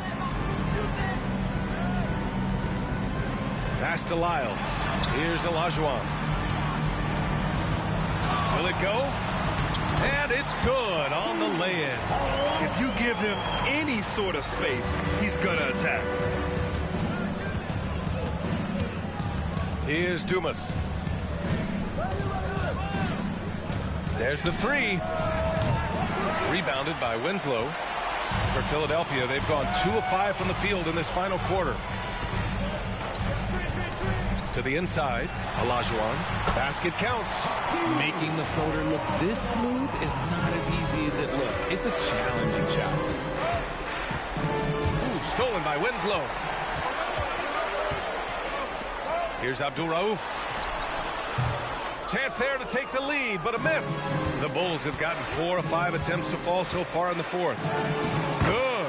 And their offense has been much tighter since halftime. The guys are starting to work together, moving the ball around, getting good shots. Pass to Lyles. Now Winslow.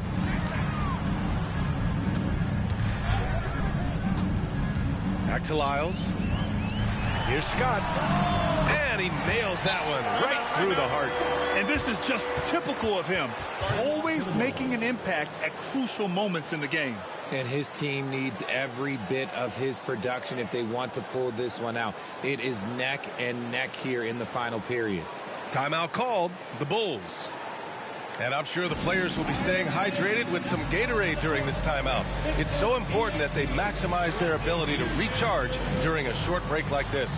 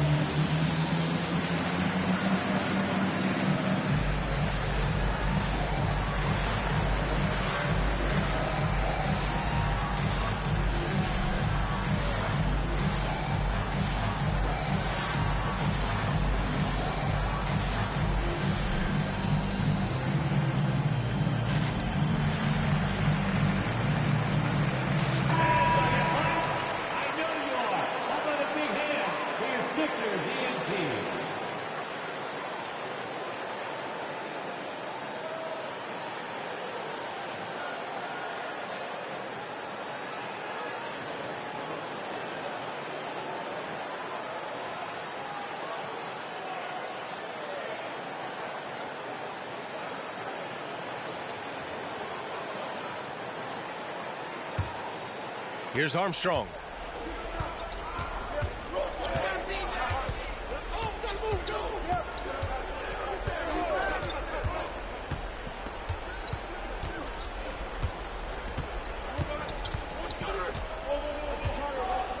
Six on the shot clock. To the middle. Oh, a clear foul there on the missed shot. So he'll get a pair at the line. That's his second personal foul. First team foul. Shooting for Chicago, Ronnie Cycli. At the line for two.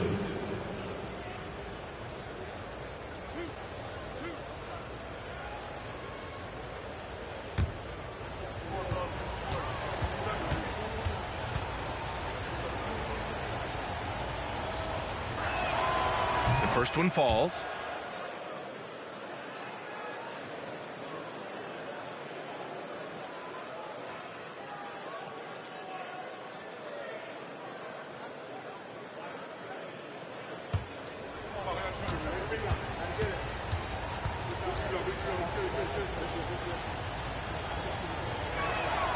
Good on both.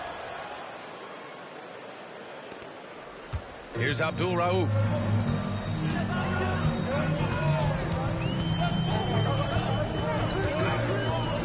To Roberts.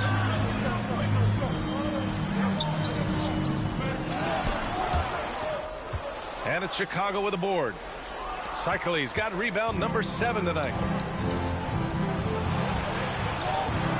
Here's Armstrong.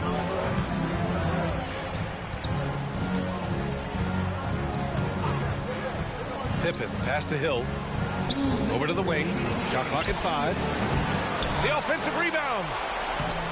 Cycli gets the bucket. Cycli's got 12 points in just the second half. Making the most of that possession. Unwilling to give up on the play. Pass to Olajuwon. An easy 2 on the layup. It's nice to see they're not settling for three-pointers. These guys are putting in the work inside. 1:35 left in the final quarter. Counted from distance. Starks has got 5 points in the quarter. Gotta fight harder to get over those screens. Yeah, as soon as these guys build contact, they are just disappearing like they're not even there. You gotta show some fire and keep defending. Here's Olajuwon. Scottie Pippen. That's his first personal foul. First team foul.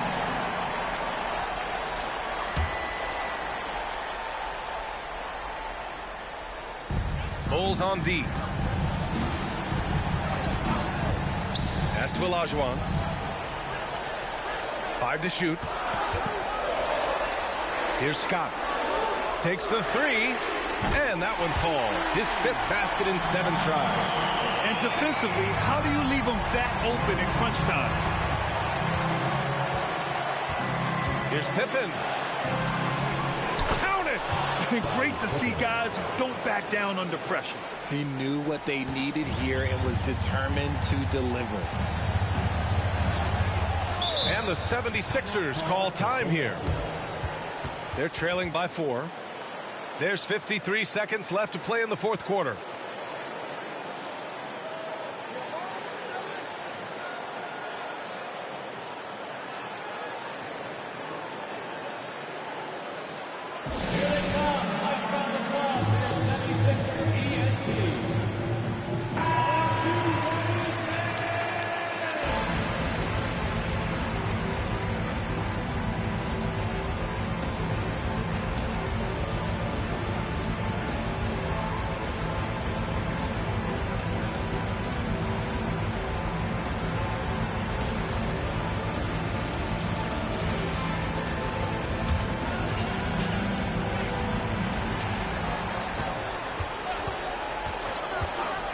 Seconds left in the fourth. Launches a 3. Cycli with a rebound. And so they foul intentionally. That's his 3rd personal foul. 2nd team foul.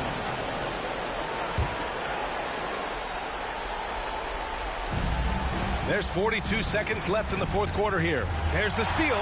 Excellent defensive instincts leading to the quick reaction. Here's Scott.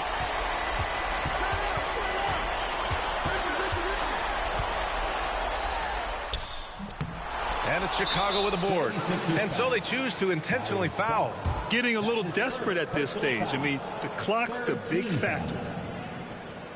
Shooting for Chicago, B.J. Armstrong, taking 2 shots.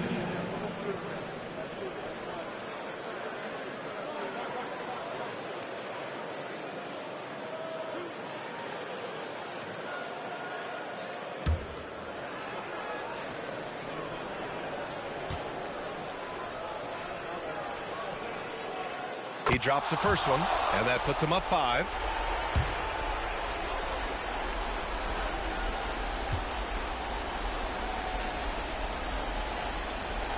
And so he drops them both, and it's a 6-point ball game. I'm not going to lie, that's big, making all of those, giving them a little bit more breathing room. And the 76ers call time here.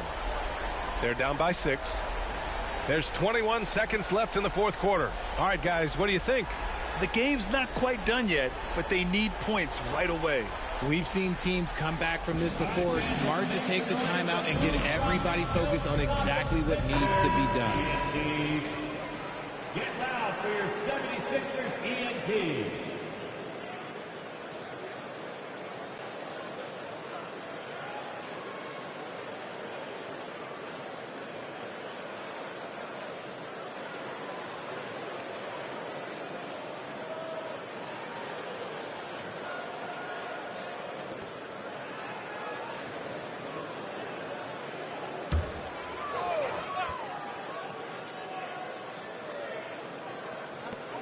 There's 21 seconds left in the game. Pass to Olajuwon. Here's Richmond. 3-pointer. Cycli with a rebound. And they go to the intentional foul. Olajuwon. That's his 4th personal foul.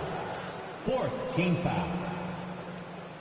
Shooting for Chicago, Ronnie Cycli. 2 shots.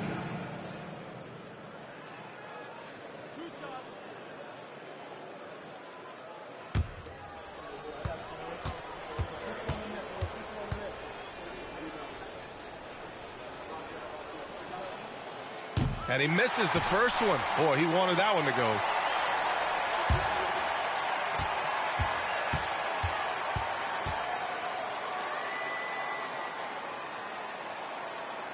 And he ends up making the second. And that makes it a 7-point lead. Abdul Rauf, the pass to Scott. Here's Roberts. Olajuwon. Oh, he nails it! He really gets in perfect position for the follow. Just a terrific read. So the Bulls win it. And they barely squeezed out the win here on the road. And B.A., the visiting team is always under some added pressure, but they made it work and got the win, whatever the margin may have been. Thank you for joining us. That'll do it for now. This is Brian Anderson thanking you for watching. We'll see.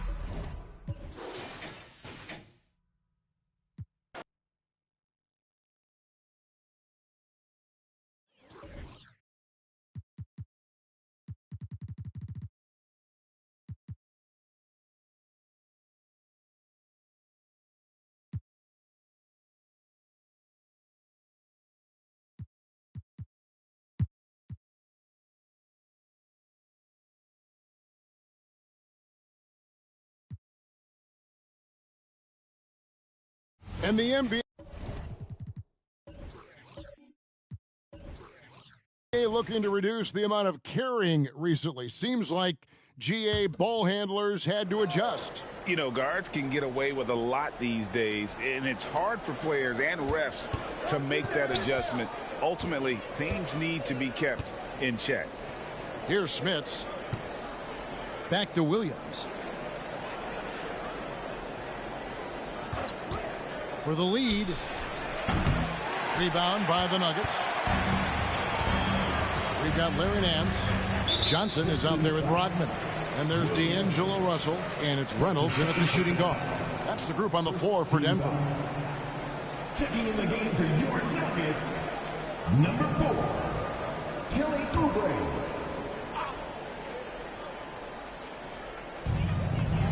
Rodman finds Russell.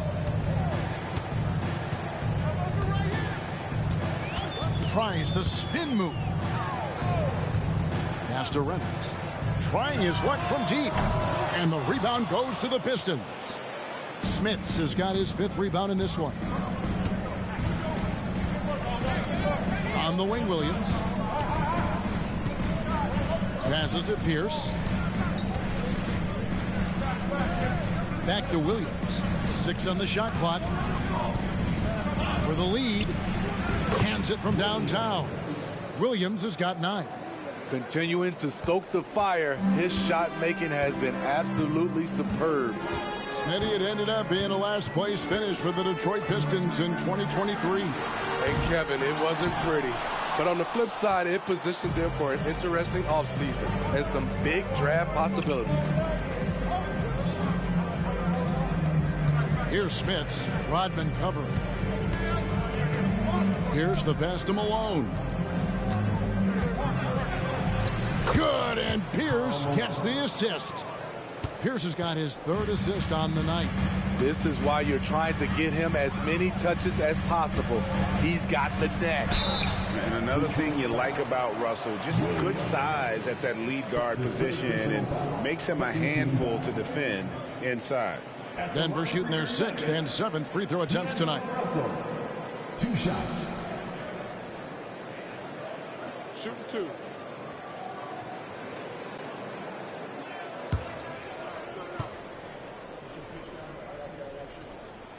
Free throw good, Russell.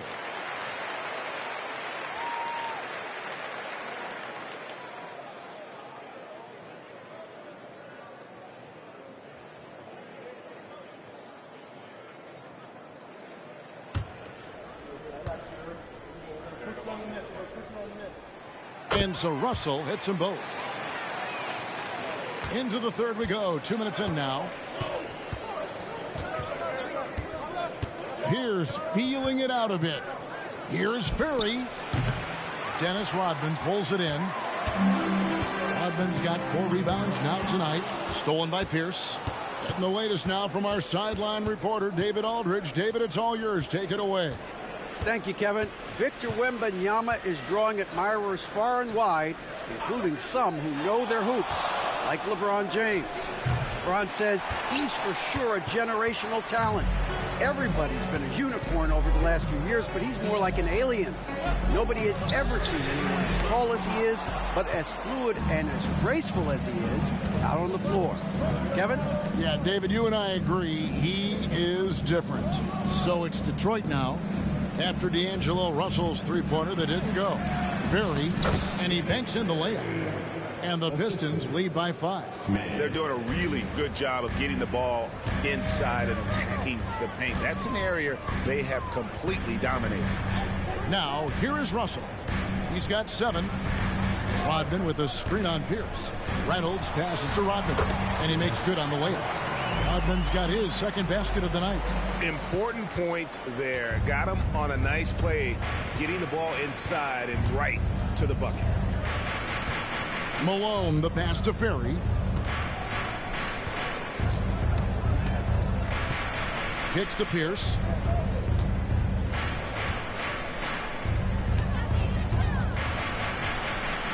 Fires for 3.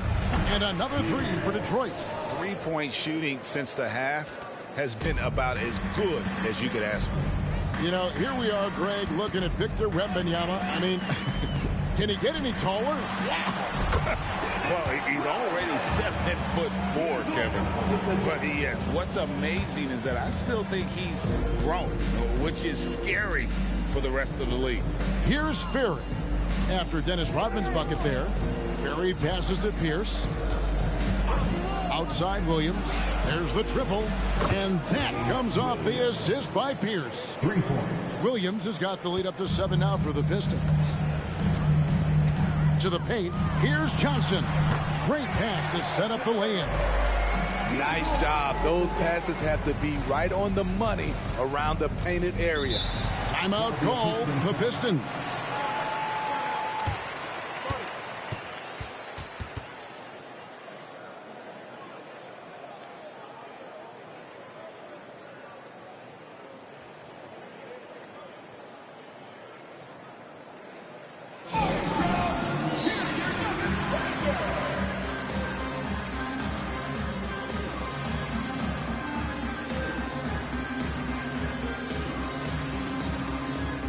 Nance is checked in for Denver. Rozier comes in for D'Angelo Russell. And the Pistons making a change here.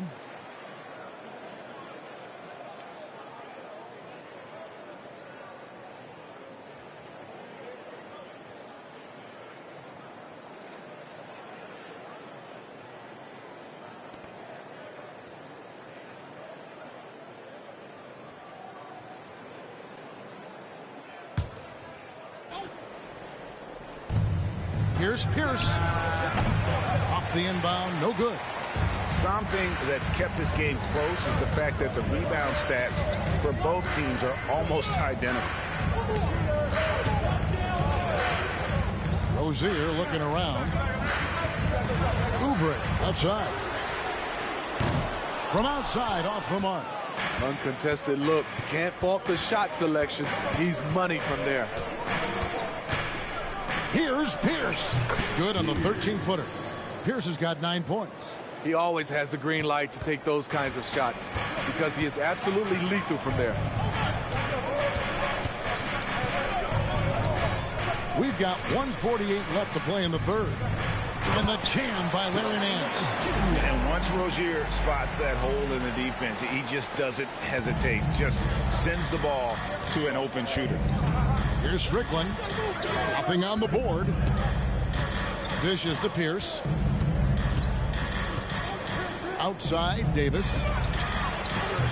Offensive rebound. Here's Smits. The shot is good off the backboard. The tenacity on the interior, just battling, bringing that effort and will for second chance points. Reynolds passes to Rodman. Rozier with the ball. Denver passing it around. Here's Reynolds, defended by Pierce. The shot's good from Nance. And what I like about Nance Jr. is how he positions himself, knows his strengths on offense, and plays to them. Pass to Ferry from past the arc. Ferry's the long-range jumper. Ferry's got 5 points in the quarter. Not shy from outside. There's no doubt about that. Spreading the floor and hitting them up. Now, here's Rozier. Guarded close. The pass to Reynolds. There's the pick. Oubre, no one around him. Gets the three-pointer to fall. Oubre's got himself on the board with 3 there. And as they're trailing in this game, they're trying to stay in it with the triple. They're shooting a lot more of them than they did in the first half. Here's Strickland. 6 seconds separating the shot and game clocks. Down low, Smits uses the glass to finish the layup. Smits has got 8 points. I love it. Beautiful job getting to the rim, making a play. Pass to Rozier. The tray. And that shot was up in time, but doesn't go in. And so it's the Detroit Pistons heading to the bench with a 7-point lead as we wrap up the quarter. And they've done a phenomenal job down low. So many of their points coming right at the rim. We'll get right back to the action when we return.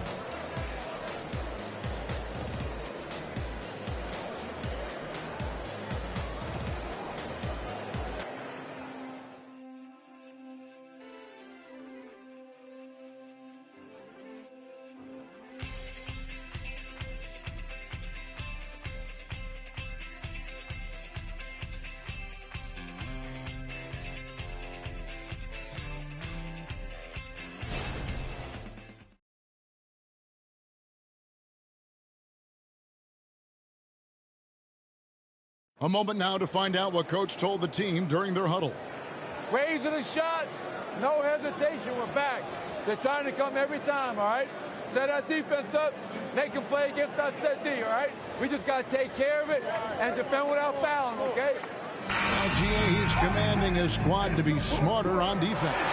Got to find a way to just stop the momentum, and I think it's going to start with strong defense. And this is it. Glad to have you along for this 4th and final quarter. So with Malone on the bench, here's the group that Monty Williams has on the floor. Thompson is out there with Austin.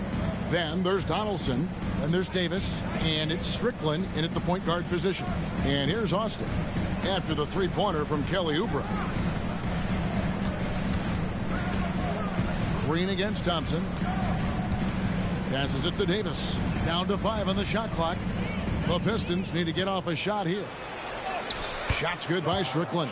And they're scoring much more efficiently here in the second half, and they've gotten that field goal percentage above 50. Here's the screen. Launches it.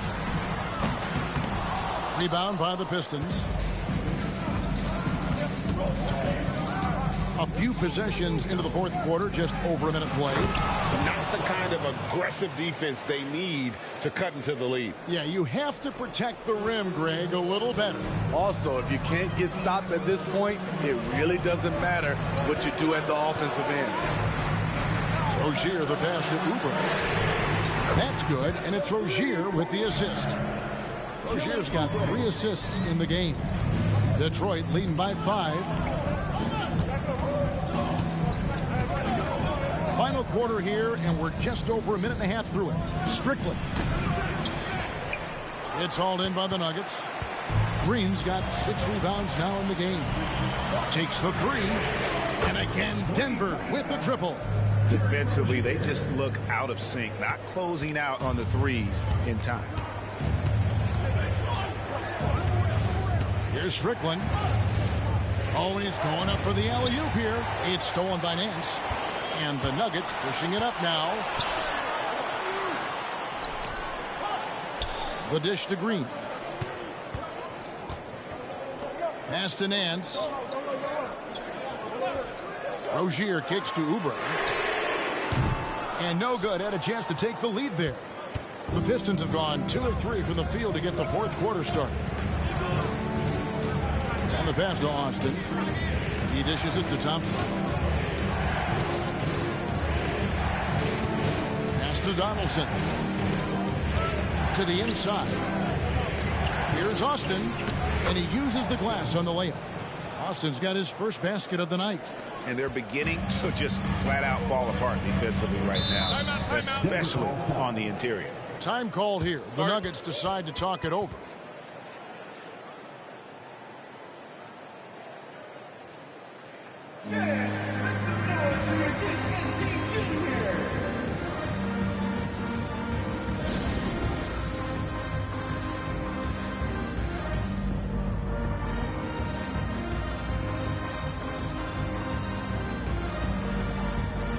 Both teams deciding to change it up. It's time now to hear from our Hall of Fame reporter, David Aldridge. What's the latest, David? Thanks, guys. Well, I got a chance to hear what the Nuggets head coach was saying to his team. They were asking the team to play faster, push the ball. Coach told their players, hey, look, in this league, fast break points are the easiest. We need more of them. Can't argue with that. Kevin? Thank you, David.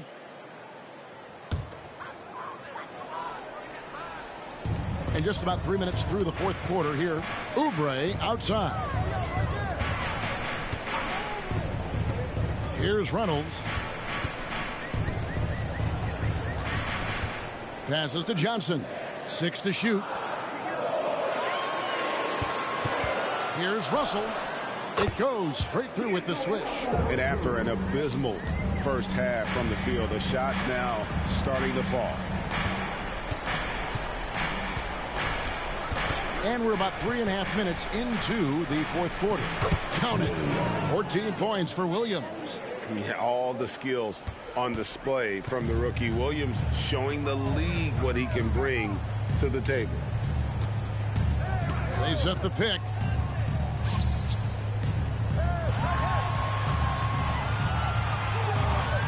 Oubre kicks to Russell. For the 3. It's hauled in by Ferry. Ferry's got 4 rebounds now tonight. What I like, he hasn't stopped competing despite the off night. Williams up on top. Count that as his 7th field goal, 9 tries. He's shooting 78%. The defense not putting up any fight on the inside. They've allowed 10 straight points in the paint. Denver calls timeout.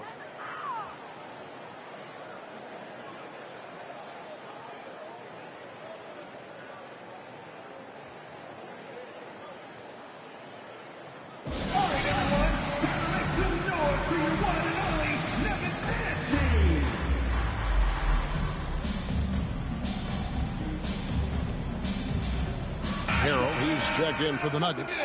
Rodman comes in for Kelly Oubre.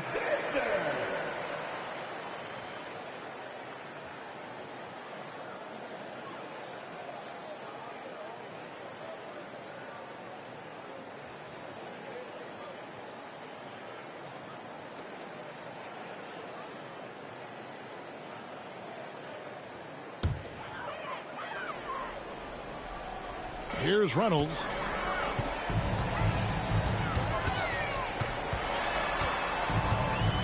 Outside, Rodman.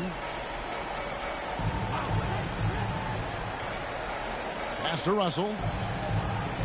4 on the clock. Fires the three. Drains the three-pointer. Russell's got 5 points now in the quarter.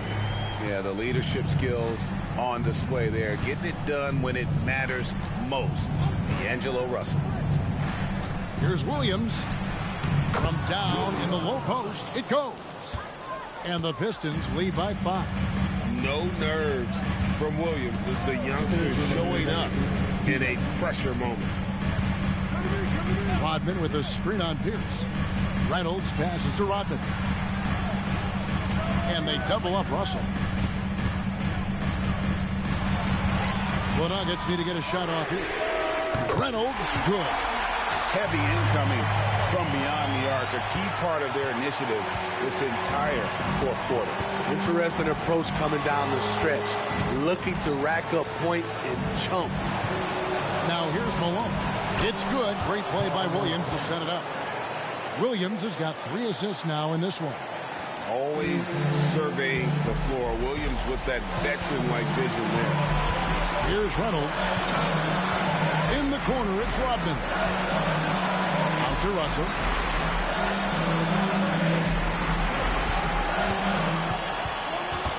Back to Rodman. Here's Reynolds. Defended by Pierce. It's good, and the Pistons lead is cut down now to just 2 on the basket from Reynolds. Williams against Russell. The pass to Malone. Whistle blows. Basket is good. So a chance here for a 3-point play. Big-time basket at a big-time moment. This is why we all watch. The NBA is about these moments.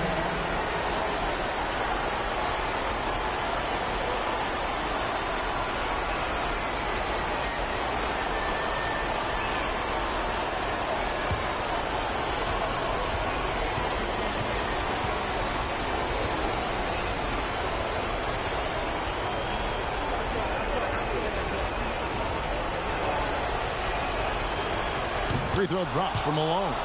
And that tacks another big point onto the lead. Great and-one play showing us now a little bit of that killer instinct. Time called here. The Nuggets decide to talk it over. They're down by 5. 51 seconds left to play in the final quarter.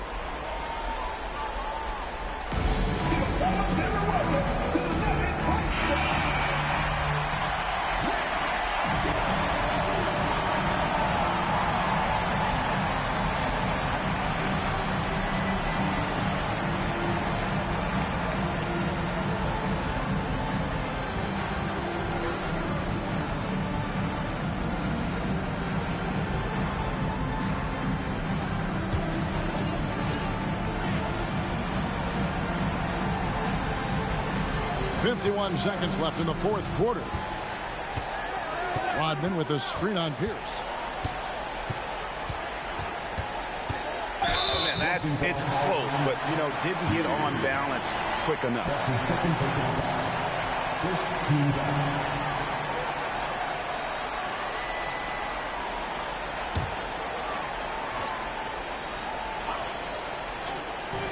41 seconds left in the fourth quarter. It falls! And he has brought them to within 2 points. No, he didn't. Russell with the savage move there. Game on the line. Pass to Malone. Malone is doubled. Just 5 to shoot. Williams passes to Malone. No good with the wing jumper. Denver calls timeout. They're behind by 2. 15 seconds left in the fourth quarter. What do you think, guys? And they've got plenty of time to get a basket. But I'm curious to see, will they go for a 2 to tie or a 3 to win it all?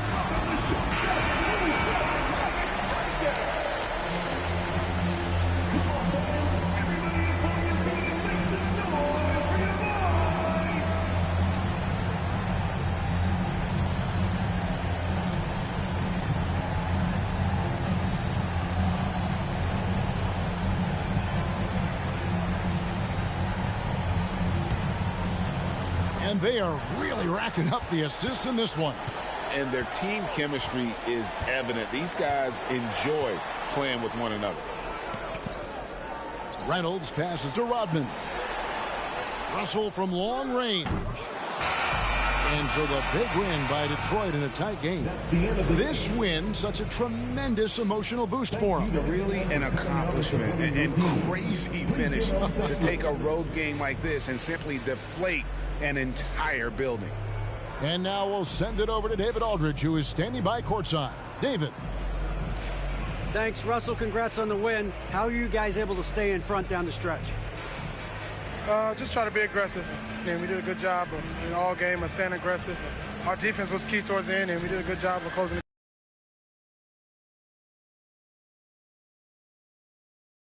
All right, DA, thanks again. And that'll do it, folks. For Greg Anthony, Steve Smith, and David Aldridge, this is Kevin Harlan saying thanks for watching as we leave you with the New Balance Player of the Game.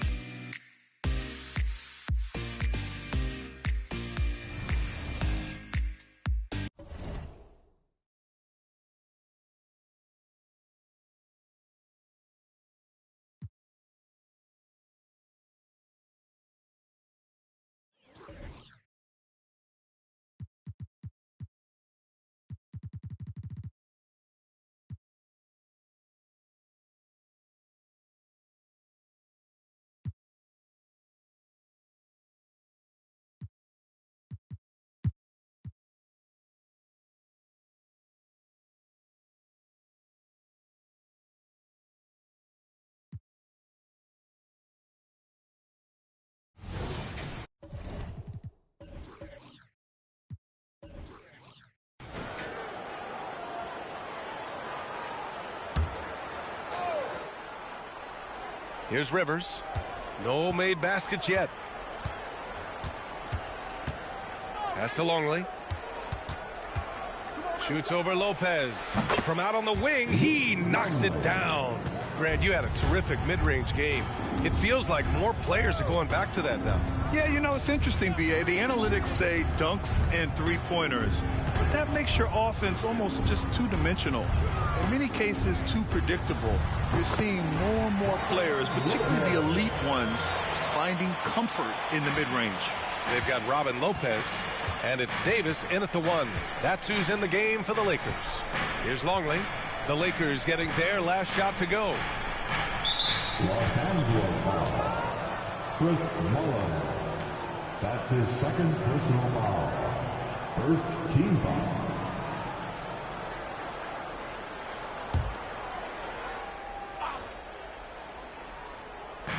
Second half of basketball, just over a minute played so far. Here's our test. Out to Portis. Pass to Kirilenko. Here's the pick. Just 5 on the clock. Here's Rivers. Lays it up and banks it in. Doing damage inside. Rivers absolutely fearless. Loves to take it up in there. Outside Curry. Davis with it. Here's Mullen. Oh, and makes it with the kiss. You know, this is Mullen's role. He's out there to score, which includes capitalizing from inside, too. You know, since the Lakers moved to L.A. in 1960, they've had the most sustained success in the NBA. Well, think about this, B.A. From West to Magic to Kobe to LeBron, they always have a superstar. And NBA players love living in L.A., and the city loves basketball. A chance here to catch up with Allie from the sideline. Joel Embiid talked about setting the tone. He said it's not easy being a leader. I'm not an off-the-court guy. I'm more reserved. But on the court, I show up. That's the way I like to lead, dominating on the court. Offensively, defensively, and try to bring everybody along with me. Brian? He does it well, for sure. Allie, thanks for that. Here's Rivers. Pass to Portis. Here's our test. To the paint. Here's Longley. Parked it down low that time. Got hit with the 3-second call. Lakers ball.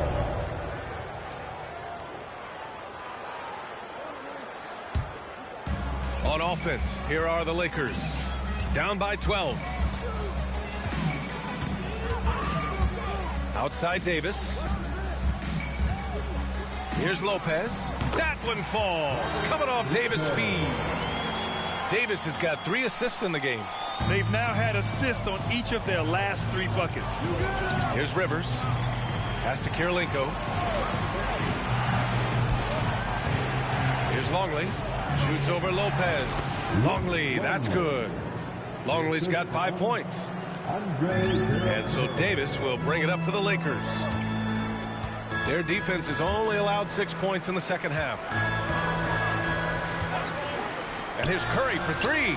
Buries it from 3. He's got 9. And Dale Curry is a sniper of snipers. Lethal, fearless, shooting from the perimeter. Got to get out on it.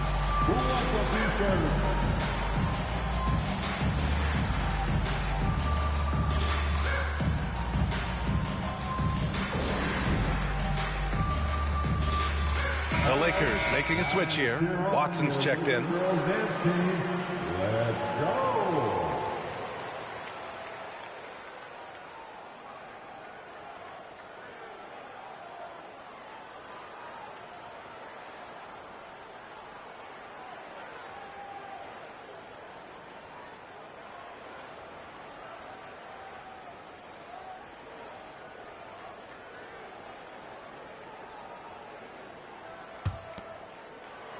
Just under 3.5 minutes played here in the third quarter. Kirilenko. Here's Longley, covered by Lopez. Clock at 6. Lets it fly. And it's Longley missing. Now, the defense was far from awful. However, he still got to make these shots, in my opinion. And one of the more imposing guys at the center position, Joel Embiid. As unique a players we've got in the league in terms of his size, just mammoth, and his agility and skill level. So special for a guy of his size. His production is absolutely crazy. Perennial MVP candidate now and perhaps for several years to come. Here's Paxson following the score by the Lakers. Kirilenko passes to Paxson. Gets a hand on it. Great positioning on the putback. Kirilenko's got 8. If they just continue to dominate the boards. Guys, I think they've simply been the more physical team, and that's why they're ahead. Here's Mullen. And it's Kirilenko with a rebound. Kirilenko's got rebound number 5 here tonight. You hate to pile on, but his poor shooting night has really hurt the team. And the defense has no one to blame but themselves. I mean, they just let him get right to the rim. You know, he should be getting extra attention from the defense, not less. Now here's Curry. 9 points in the game. And the Lakers hit again from deep. Doing what he can to help shrink the deficit, but it has to be a team effort. Pass to Longley. Here's Kirilenko. Portis outside. Here's Longley. Gooden pulls it in. Gooden's got his 5th rebound in this one. 1:25 left in the third quarter. There's a screen. Pass to Mullen. And it's Kirilenko with a rebound. And the shooter had very little space on that attempt. And guys, that's exactly the kind of high impact defense they want to see out of him.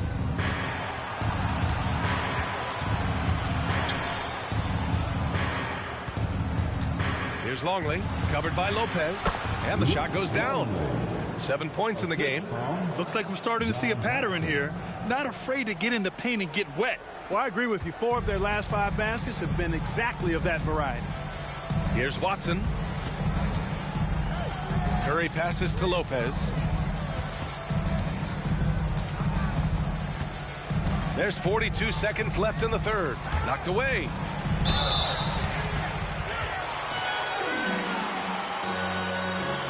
You know, Clark, P.J. Tucker has really made a name for himself and done that on the defensive end. I just love his story, the journey that he took to get to this point. I mean, he circumvented to Europe for several years, became a three-point shooter, and defensively is where he hangs his hat, and that's where he's made his greatest impact, doing the dirty work to help championship teams win.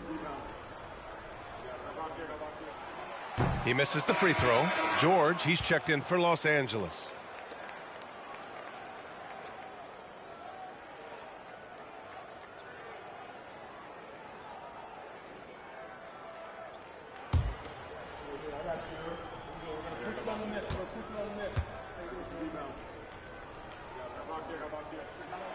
Good on the second one.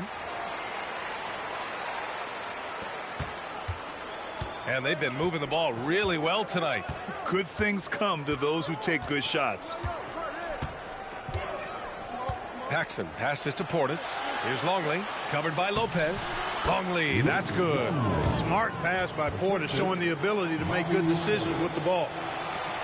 24 seconds left in the third quarter. Here's Watson.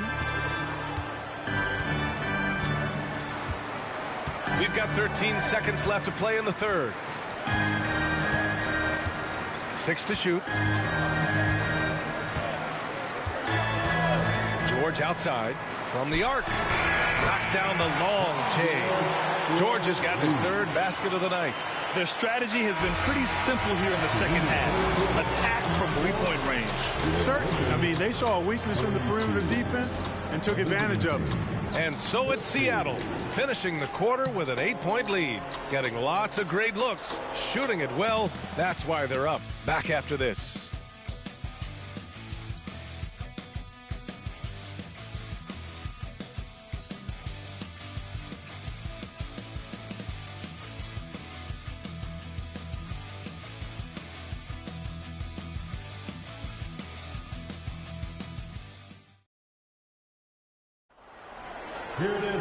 Fourth quarter action is upon us. Thanks as always for joining us.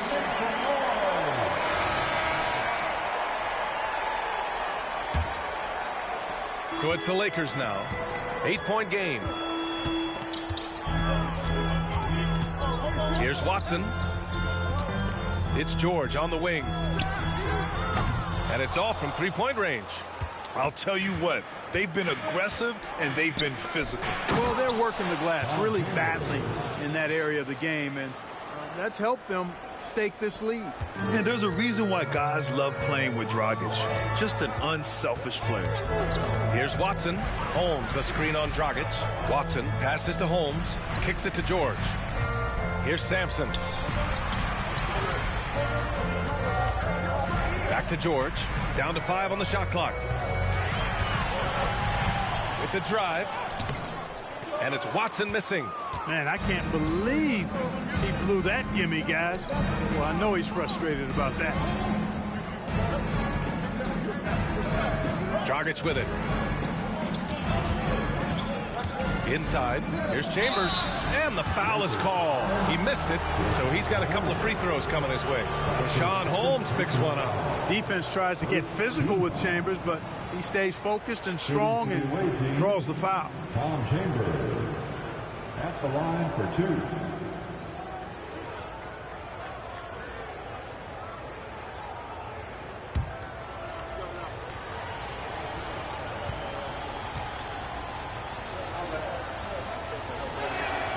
And the first one at the line is good. And Tom Chambers really efficient as a scorer now.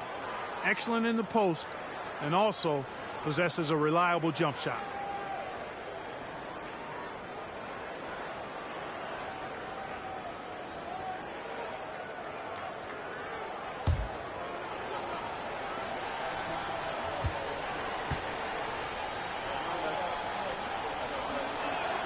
And he makes both free throws. Already a very confident player. Knocking down those free throws only fuels that. Here's George. And the jam by George. Good ball movement right there from Brown. Solid at finding the open teammate. Here's Paxson. Defended by Brown. Pass to Cartwright. Here's Chambers. Banked it in off the glass. Chambers has got 6 in the quarter. They're finding ways to get the ball into the paint. 5 consecutive buckets. And on the flip side, the defenders have to show more fight on the interior. They got to offer more resistance here. Now here's George. Stripped away. Chambers, the pass to Paxson. Second chance effort. Misses at the rim. And, you know, even though they're on top, they're winning. I mean, they could use more from him. Trying to shut the door on this one. That one goes. Count it. Usually coming off the bench, Brown, such an injection of life to this team. And here's Dragic. Fourth quarter play. We're about 2.5 minutes through it now. Good on the 13-footer. Just continuing to pile it on, refusing to let up. Yeah, and you know, that is some shaky and shoddy defensive work. They got to tighten it up. Now here's George. Here's Holmes. Again, the Lakers. By going cold in that first half, they made things hard on themselves, but they've been warming up since that time. It's time for research.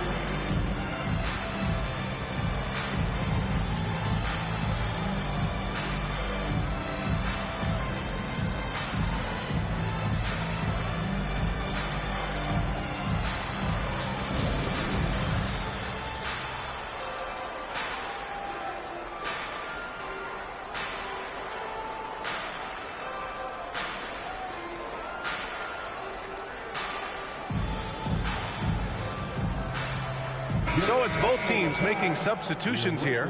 Let's go now to the sideline and catch up with Allie LaForce. Hey guys, during that last break, I heard Seattle's coach as he addressed his team. Coach cautioned his team against feeling comfortable. He said the moment we take our foot off the gas, they're back in it. Let's push through the finish line. Brian? Allie, thank you.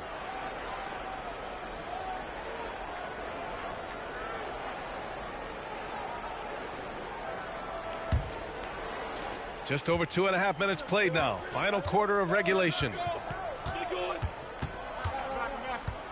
Dragic outside. And there's the whistle. The illegal screen is the call. One of the trickier plays to judge, but it would be hard to argue against the call. Yeah, you know, the officials aren't nearly as lenient as they used to be on that call. As a matter of fact, I know I got away with a lot of those in my playing days, but that was 40 years ago. Here's Watson. Outside Davis. To the right side. They set a pick. There's the drive. And it's Watson missing. You have to credit their effort. I mean, they've done an amazing job on the glass. And it's been a well-rounded performance. I mean, strong rebounding has certainly been at the center of it, but it's been good on a number of levels. Second team. At the line for the away team, Andre Carolingo. 2 shots.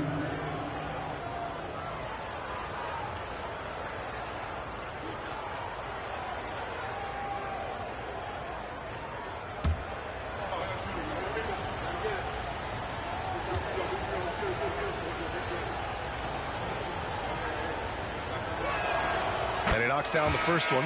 Lopez, he's checked in for the Lakers. Curry comes in for Watson.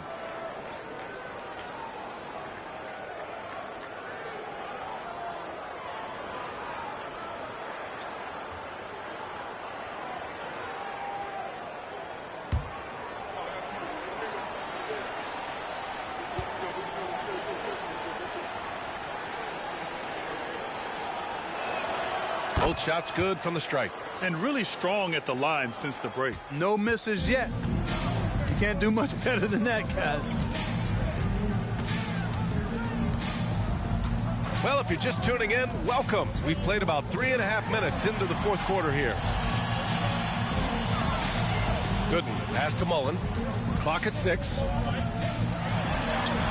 And it's Kirilenko with a rebound. Kirilenko's got rebound number 7 tonight. Here's Rivers. And he's going to the line for 2. The official saw contact while he was going up. That's his first personal foul. Third team foul. At the line for the away team, Doc Rivers. 2 shots.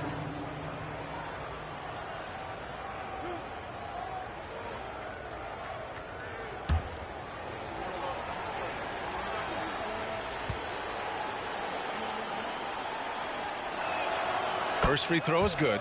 And Grant, the play-in was added after you retired. You wish it was around when you played? You know, B.A., no. But I do think we could have used it a couple of times in my years in Orlando. But, you know, in all fairness, the play-in is a success as it creates a Game 7 atmosphere. And the NBA really knocked it out the park with this one. So he picks up just 1 from the line that time. Davis from long range. And it's Kirilenko with a rebound. Davis has gone just 1 of 5 from the floor. Pass to Rivers.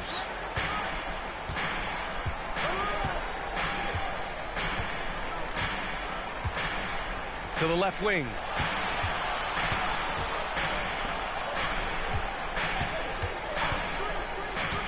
And he drives in. No good there. Davis with the defensive effort. Now Los Angeles with it. Trailing by 13. To the inside. Gooden. That's in there. Davis with the assist. Davis has got his 4th assist with that last one. Gooden's gone 2 of 4 shooting. Pass to Rivers. Out to Portis. Back to Rivers. Going inside. Shoots over Davis. Rivers' shot is off. So it's the Lakers now. Mullen, pass to Gooden. And a miss there with a chance to cut the lead to single digits. Here's Artest. Soft touch off the glass. Artest driving to the rack with purpose. A nice combination of hustle and muscle. Timeout called, the Lakers.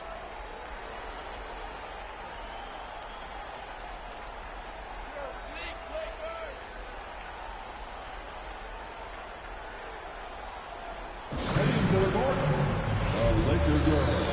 Let's make some noise. Okay, Laker fans, you asked for it. Here they are. The Laker girl dance team. Enjoy.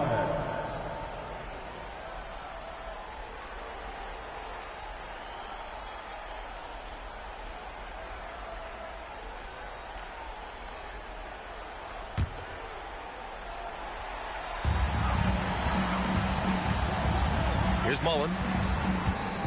Back to Davis. 1:49 left to play in the 4th. Curry gets the bucket. Watch out now. When this guy gets into a rhythm, it is something to behold. Here's Artest. Portis outside.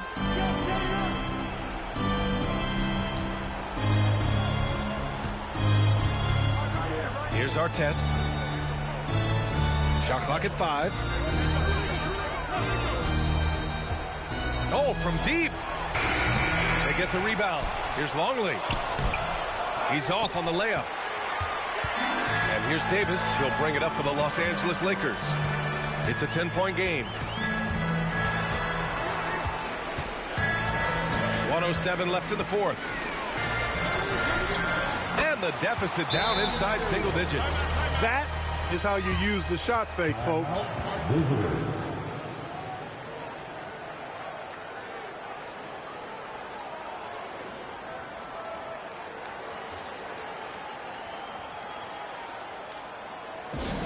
Please welcome to the floor, the Lakers high squad. Let them hear you.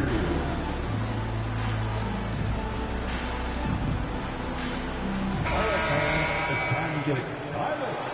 The Lakers high squad.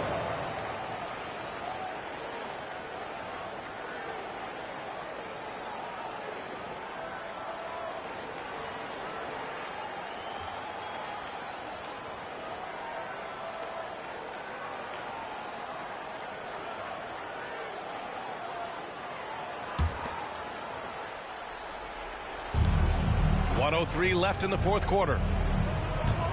Rivers, the pass to Longley. Here's Kirilenko. Portis outside. Longley is 7'2". Nice job there using his size to get the defense's attention inside. The fourth team foul. Shooting for the away team, Luke Longley, taking 2 shots.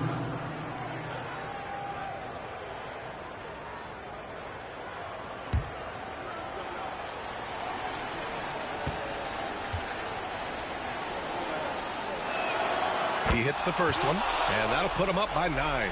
And this team expects Longley to take quality shots and rebound the ball, which is exactly what he does well.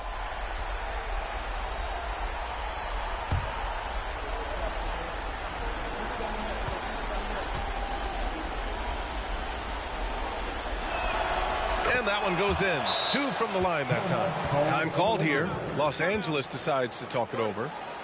They're down by 10. 51 seconds left in the game.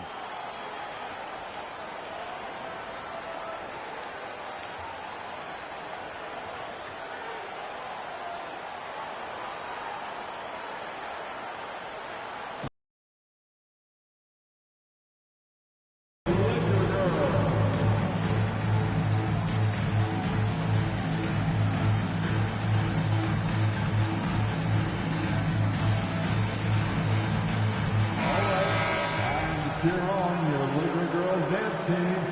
Let's go.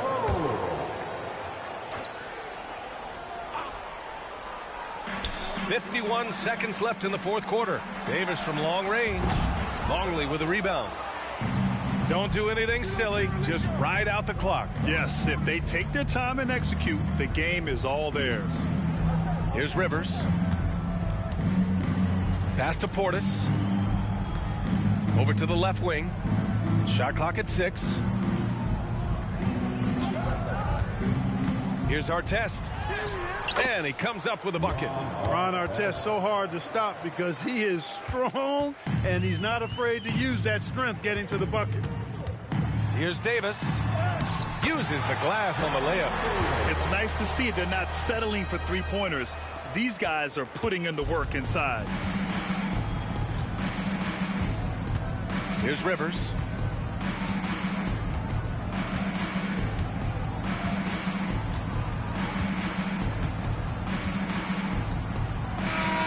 The visiting club takes the win on the road. It ends up being a fairly easy road win. Allie, thank you as always. And that about wraps it up.